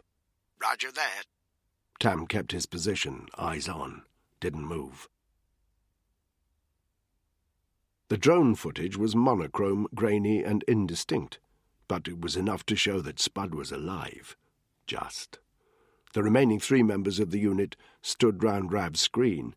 It was divided into 2 sections. The left-hand side showed several still photographs taken by the drone above the warehouse and saturated by the green haze of NV filters.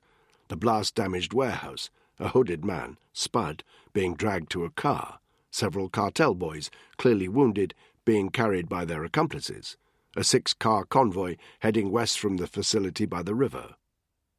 They appeared to be heading to the conurbation of Nuevo Laredo, directly across the border from the nearby U.S. town of Laredo. The right hand of the screen showed the convoy in real time. A map was superimposed onto the screen. The convoy had penetrated the outskirts of Nuevo Laredo, just across the Mexican border, and probably 20 miles from the unit's current position. Now it was heading to an area on the southwestern side. There were narrow, criss-crossing streets and more traffic than Danny would have expected at that time of night. After 10 minutes, the convoy hooked a right down a very small side street and came to a halt at what looked like a solid wall. Danny's mind was turning over, calculating, observing every square inch of the screen, taking in very precisely the environment Spud was about to find himself in. On the other side of the wall was a square, surrounded on 3 sides by buildings and no obvious way in. The square itself was in fact rectangular. Danny estimated it was 40 metres wide by 80 metres deep. It was hard, because of the darkness, to discern the geography inside it, but it looked to Danny like the northern half of the square, opposite the entrance, was thick with trees, an intense patch of urban greenery surrounded by concrete. There also appeared to be a couple of low buildings on the northwestern and northeastern corners. The roofs of these buildings were just visible because here there was no canopy. The convoy was on the south side of the enclosure. "We have 5% power on that drone," Hernandez said. "How tall are those buildings?" Danny asked. "The entrance to the square where the convoy is now is on a narrow road called Avenida Hidalgo," Kleinman replied, sparking his lighter with more vigor than usual. "It's a built-up part of town. I'd say 5 stories, maybe 6. "Occupied?" Probably. Do we have rappelling gear? Danny pointed toward their storeroom. Kleinman shook his head. We can get it, but 24 hours. Forget it. After a few seconds, it became clear that the wall at which the convoy had stopped was in fact not a wall, but a long, sturdy gate. It was hinged on the left-hand side as you looked from the street. It swung open, and the convoy entered the square, stopped. The gate swung closed again. "Can you zoom in?" Danny said. Rav, who had wisely barely said a word since the 3 SAS men had stormed into the ops room, tapped on his keyboard. The field of view grew closer, the image grainier. They watched as the car doors opened. Men emerged. Danny focused in on the blurred image of 2 guys pulling a third from the rear of the second vehicle. The indistinct figures dragged their prisoner toward the northwest of the square, but Danny soon lost sight of them among the thick trees. "I can switch to thermal imaging view," Rav said. "It'll use more power, but—" "Do it." Rav clicked his mouse. 3 minutes, Hernandez said. The screen changed. Heat spots of red and yellow appeared within the square. Danny could see Spud was still being accompanied by 2 guys toward the northwestern building. The rest of the square was deserted, apart from the area around the entrance gate. Here, the vehicles produced substantial heat spots. Around them, Danny counted 6 guys. 2 minutes! There was movement. They seemed to be helping other men out of the vehicles. The wounded? Danny reckoned so. They started moving slowly in pairs toward the other building on the northeastern side of the square. It took about a minute to install 3 of the wounded Zetas in that building. 30 seconds! The men helping them returned to the convoy. Most of them climbed into the vehicles. The gates opened and the convoy left. Danny quickly counted up the remaining personnel in the square. Spud and 1 guard in the northwestern building, 3 wounded Zetas in the northeastern building, 2 guards at the gate. The screen suddenly went blank. "Okay, we've lost power," Rav said. "Why haven't they killed him yet?" Danny said. "He's valuable," Kleinman replied. "Spud's clearly an SF soldier. It would suit the Zeta's vanity to show off they've caught him. They'll have something special planned for him, I'm afraid. I think they'll move him from that city center location once they've decided exactly what to do with him. My guess is they'll move him tomorrow, after dark." "Why?" "Because if they were going to get him out of Nuevo Laredo tonight, they'd be doing it now. It'll be impossible for us to track him once he's out in the countryside." "So we hit them today," Danny said. "We need a chopper. We can fast rope into Spud's location." "That's just not gonna happen, Black," Kleinman said. "An operation like that needs to be authorized from the White House. If you think the Oval Office is going to risk an operation like that on Mexican territory—" "What about Mexican law enforcement?" Tyson said. "The regular police are in the pockets of the cartels, but the federales know what they're doing." Kleinman gave him an are-you-an-idiot look. "You think the CIA is going to let the federales know UK Special Forces are operating on Mexican soil with the blessing of the US? Forget it, buddy. In any case, the federales need to keep their powder dry. They wouldn't chance a confrontation with the Zetas unless there was definitely a high-value target on sight." "I disagree," Tyson said. "I've known some of those guys. They hate the cartels." "Of course they do. But for a handful of sicarios, the risk-reward ratio doesn't stack up. And even if it did, and even if there was a remote possibility that my handlers gave the green light to tipping off the federales, those guys would just turn up and shoot everyone on sight. They won't differentiate between your guy and the Zetas. They'd kill everyone on sight." "Then we do it ourselves," Danny snapped back. "Can your border control units get us into Mexico?" "That will take 10 to 12 hours to arrange." "Jesus!" Danny slammed his fist on the table. "We haven't got 10 to 12 hours. If Spud dies, Kleinman, it's on you." Kleinman removed his glasses and cleaned them on his tie. He spoke mildly, but there was a tear of sweat on the side of his face.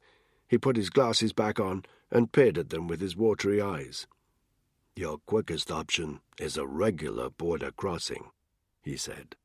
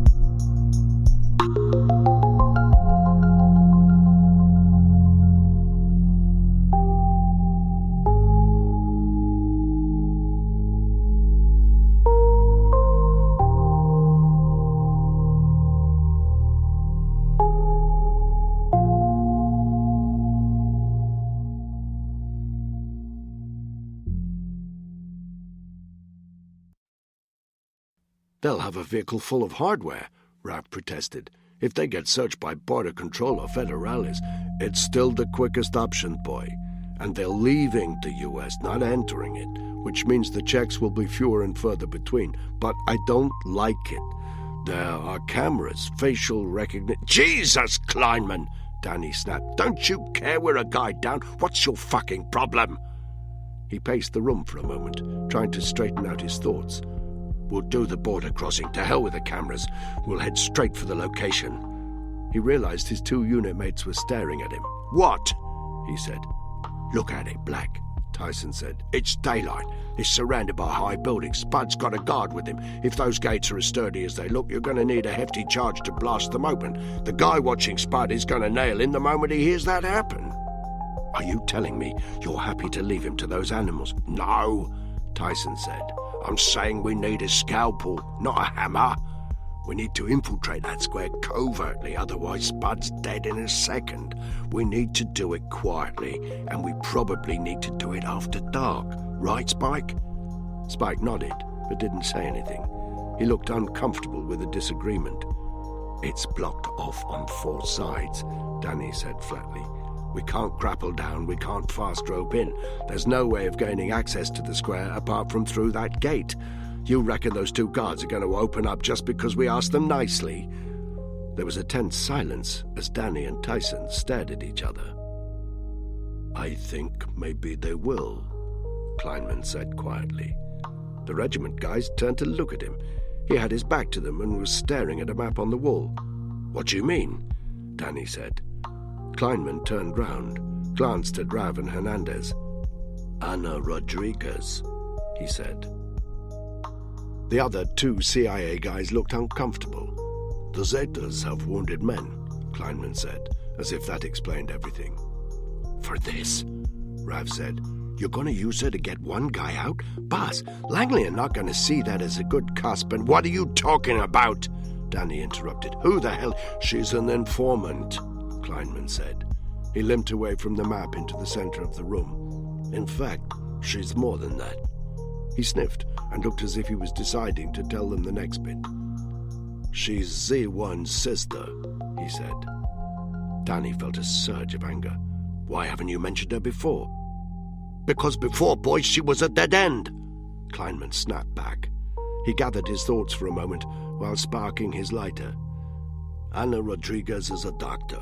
She works at the local hospital in Nuevo Laredo. My reading of her is that she's conflicted. She's always been split between loyalty to her brother and contempt for the path he's chosen. For the past few years, she's taken advantage of the fact Z1 has instructed his Zetas not to harm her. She offers medical help to anyone, Zeta or non-Zeta, caught in the crossfire of the cartel conflict. A way of salving her conscience, I suppose. She also has a son, Miguel. I made contact with her 3 years ago. Told her I could get her and her son into witness protection, if she gave me information about Z1. She showed me the door. Blood thicker than water, I guess. What the hell has this got to do with Spud? Danny demanded. She called me this morning, Kleinman said quite calmly, to talk. We don't have time to chinwag with your fucking narcs, Danny said. We need to focus on Spud. You haven't been listening to me, Black. Kleinman countered mildly. I told you, she offers medical help to Zetas and non-Zetas alike. Well, not anymore. Z1 issued a threat. Unless she supports only Zeta personnel, people will die. The cartel members know who she is. She could approach that compound and gain access on the pretext of offering to treat their wounded men. But you said she'd been showing you the door. Up until today, something's changed. She's scared for herself and her son. I think that gives us some leverage. We haven't got time to play games, Danny snapped. You haven't got time for anything else. He pointed at Tyson. He's right. There's only one way into that location, and it's through the front. You need a Trojan horse. Ana Rodriguez can give it to you. One of you can enter through the gate. The other 2 can take up positions in the buildings overlooking the square to provide fire support. Do it once the sun goes down, and you'll at least have the cover of darkness. He shrugged. I'm not going to try to persuade you That woman could be very helpful to me in other ways. I believe she knows the location of Z1's safe house for a start. I'm offering you my best asset. Take it or leave it." Danny felt all eyes on him. He tried to get his head straight. Was this the right call? Was Kleinman's offer really the best way of helping Spud? He didn't understand the CIA man. Before, he'd seemed unwilling to have a British team on this job, borderline unhelpful. Now he was giving up his best asset. "How would she know the Zetas have wounded personnel?" he said. "Are you kidding me, boy?" Kleinman said. "Those kids will be on their cell phones non-stop. Half of Nuevo Laredo will know there's been a shootout by now. It'll be on the blogs, Twitter." Danny gave it a moment more thought. "It adds up," Tyson said. "It's our best chance of getting to him." "Do we call a headshed?" Spike asked. "No," Danny said. "There's no point. They don't have time to deploy, and we don't want them telling us to stand down." He turned to the CIA man. "What game are you playing, Kleinman?" They exchanged a long look. "I'm playing Hunt the Zetas," Kleinman said. "What game are you playing?" "No game," Danny said. "I just want my friend back." And Kleinman's contact, he realized, was the best way of making that happen, the only way. "Where do we meet this woman?" he said. Ana Rodriguez woke with a start. She instinctively checked if Miguel, who was lying in the bed next to her, was asleep. When she saw he was, she turned her attention to the vibrating cell phone on her bedside table. The caller's number was withheld. Anna answered anyway. "See?" Silence. "Who is this, please?" A monotone, almost robotic American voice spoke to her in English. "Expect visitors. Do what they say. When it's done, we will make arrangements. Make sure you're ready to leave." A click, and the line died. Anna realized she was sweating. She quickly climbed out of bed and started padding around the bedroom, her hands trembling as she silently started to gather together some clothes from Miguel and pack them into a small rucksack. She did the same for herself, then got dressed and went out into the main room. She retrieved her handgun from the back of the cutlery drawer, then took a seat, nursing the weapon and facing the main door of her little house. It was hot, but she couldn't stop shivering. She checked her watch. It was 1 o'clock in the morning. 0200 hours. Danny was preparing himself thoroughly. He felt the sickness of urgency. The longer he took, the more time there was for the Zetas to slot Spud, if they hadn't done it already. But if he went into a maneuver like this unprepared, he was asking for trouble. His ops vest lay on the bed. Next to it his rifle and handgun. He'd replenished the magazines and replaced all the grenades and other gear in his vest, in case the water in the tunnel had damaged them. He was now quickly putting on fresh, dry clothes. His head was spinning. Spud's safety relied on Kleinman's contact, but that contact was an unknown quantity. What if she wasn't up to the job? What if she messed things up? Too many things had already gone wrong on this operation. Something wasn't right. He felt a deep sense of unease. He moved into the bathroom. The shaving gear Kleinman had supplied was sitting untouched in the cabinet above the sink. He grabbed the unopened packet of razors, took them back into the bedroom, removed a med kit from the new dry North Face rucksack, and took a roll of sticking plaster. He tore off a 3-inch length and used it to stick 2 razor blades to his skin on the inside of his thigh. Experience had taught him your average tough guy didn't linger around the groin area if he was patting you down, and it wouldn't hurt, he told himself, to have a couple of weapons nobody knew about. He pulled on his trousers, then carried his ops vest and Bergen out of his bedroom. Tyson and Spike were already by the Tahoe, loading their gear into the trunk. Kleinman was watching them quietly. He limped up to Danny. "You know what you're doing?" "Sure," Danny said. Kleinman handed him 3 American passports.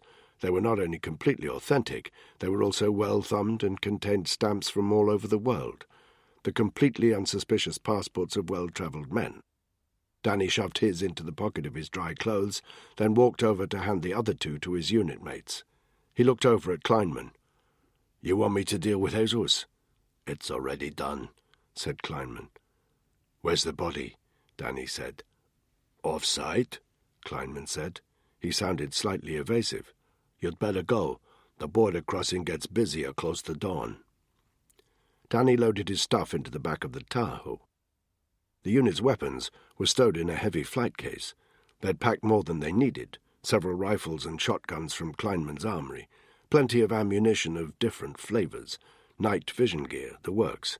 Danny shut it, covered the case with a blanket, and slammed the Tahoe shut. He turned back to Kleinman. Who took the body? It's dealt with. They locked gazes. Who else knows the details of our operation, Kleinman? Nobody. You think this would get approval from Langley, Black? I'm sticking my neck out for you. You know what to tell Anna Rodriguez? Danny nodded. You've booked the room.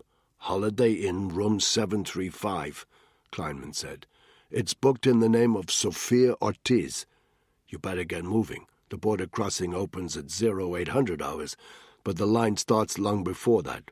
First thing in the morning is the busiest time, so you'll have the best chance of getting through without anyone checking your vehicle. Kleinman limped back toward the ops room. Danny watched him go. He felt very uncertain, but the clock was ticking. They needed to get across the border. He climbed behind the wheel, knocked the vehicle into gear, and hit the gas. Spud's world was spinning. Not that he could see it, because he was hooded, but he had a sensation of dizziness, nausea. Every time he tried to stand, he fell. His right arm and left leg throbbed with pain. It was here that the pit bulls had sunk their teeth into him. He'd felt teeth scrape against the bone in his forearm, and both limbs were still bleeding, which probably accounted for the dizziness. His wrists and ankles were cable-tied, and there was also a cable tie around his neck, tight enough to restrict his breathing slightly, not quite tight enough to throttle him. But his captors only had to tug at one end of the cable tie for him to be a dead man. What did he know? They'd driven quickly at first, but then slowed down. Lots of left and right turns in quick succession. Noise, car horns, sirens. So he was in an urban environment. That was good. More people around.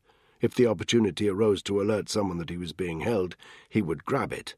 But until then... He'd been in this situation before, more than once. He knew how to deal with the fear. Accept it. Compartmentalize it. Put it in a little box in his brain. Draw strength from it, if he needed to. Easier said than done. Spud knew why he'd been taken alive. He knew what the Zetas liked to do to their enemies. He'd seen the pictures of guys with their heads and bollocks cut off, innards spilling out, multiple knives sticking into them. He also knew this. If Danny and the guys suspected he was still alive, they'd be doing everything they could to get to him. Spud's job was to stay alive long enough to give them that chance. No man left behind, the regiment's unofficial, unspoken mantra, which meant keeping quiet, feigning suppliance, not giving them any reason to finish him sooner than they intended. Cold comfort. He lay on the ground, breathing deeply, preserving his strength for the moment when he may need it. Sunrise. It hit just as they passed a green overhead sign that read, "International Bridges to Mexico." Now, as they sat in a slow-moving line of traffic on the bridge over the Rio Grande that led across the border checkpoint, the rising sun reflected violently off the line of vehicles ahead. Danny put on his shades and continued to scan the area from the passenger seat of the Tahoe. They were halfway across the bridge. Up ahead was a wide line of checkpoints, like a toll booth on a busy motorway. They crawled forward at a maximum of 10 meters every minute. Danny regularly cursed under his breath. Every minute they wasted here was a minute lost to their main objective, finding Spud. It was all he could do to stop himself from grabbing his handgun, storming up to the checkpoint and shooting his way through. The air stank of exhaust fumes from the trailing cars. Already the vehicle was like an oven, causing them to sweat heavily. Because the line was so slow, people were getting out of their cars, leaving their driver doors open to ventilate the vehicles, a mixture of Americans and Mexicans. But although people were chatting to each other and walking up and down the line, the two nationalities didn't mingle. Occasionally, they didn't get back to their vehicle in time to move on, and there was a flurry of car horns and much waving of arms. Time check. 0810 hours. Danny looked in the rear-view mirror. Spike was in the back. Anxiety was written all over his face, which figured. Spud was his cousin, after all. Danny himself had a nasty, gnawing sensation in his stomach. He blamed himself. He had agreed to enter the warehouse when he knew something was wrong. He had left Spike there. It was his fault. "You're 2 o'clock, my 10 o'clock," Tyson said suddenly. Danny snapped his attention back to his surroundings. He could see 2 Mexican guys, each of them about 10 meters away, in the direction Tyson had indicated. They seemed to be looking directly at the Tahoe. Danny calmly leaned forward, removed his handgun from the glove compartment, kept his gaze on the 2 guys while unlocking the weapon by touch alone. Tyson was doing the same thing. "You telling me the cartel knows we're here?" Tyson breathed. Danny had no answer. He felt sweat dripping down the nape of his neck. Danny raised his weapon slightly so it could be seen through the windscreen. At the same time, several car horns sounded. The 2 Mexican men looked over their shoulders, turned, walked back to their vehicles. "This is fucked up," Tyson said. "It was probably nothing," Spike said from the back. "Not every Mexican that looks at us is a Zeta, right?" Danny didn't reply. He didn't know if he was being paranoid or careful. The car edged forward. "You don't trust Kleinman, do you?" Spike said. Danny sniffed. He didn't know who he trusted or what he thought. Earlier that morning, he'd even suspected Tyson. Paranoid or careful. Maybe they were the same thing. It took 20 minutes to reach the border checkpoint. Up ahead, on the far side of the checkpoint, Danny counted 4 separate open-top Hilux vehicles, each with the words Policía Federales marked in white lettering on the side. Each vehicle had between 2 and 4 guys in the open-top section, Kevlar helmets, body armor, M16s across their fronts. Serious kit. Danny and Tyson stowed their weapons back in the glove compartment.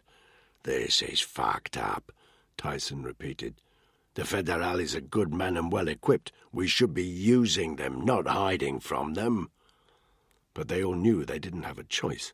Kleinman had vetoed that idea, and they didn't have time to argue. They pulled up to a border control agent. Tyson handed over the 3 fake passports along with their vehicle documents.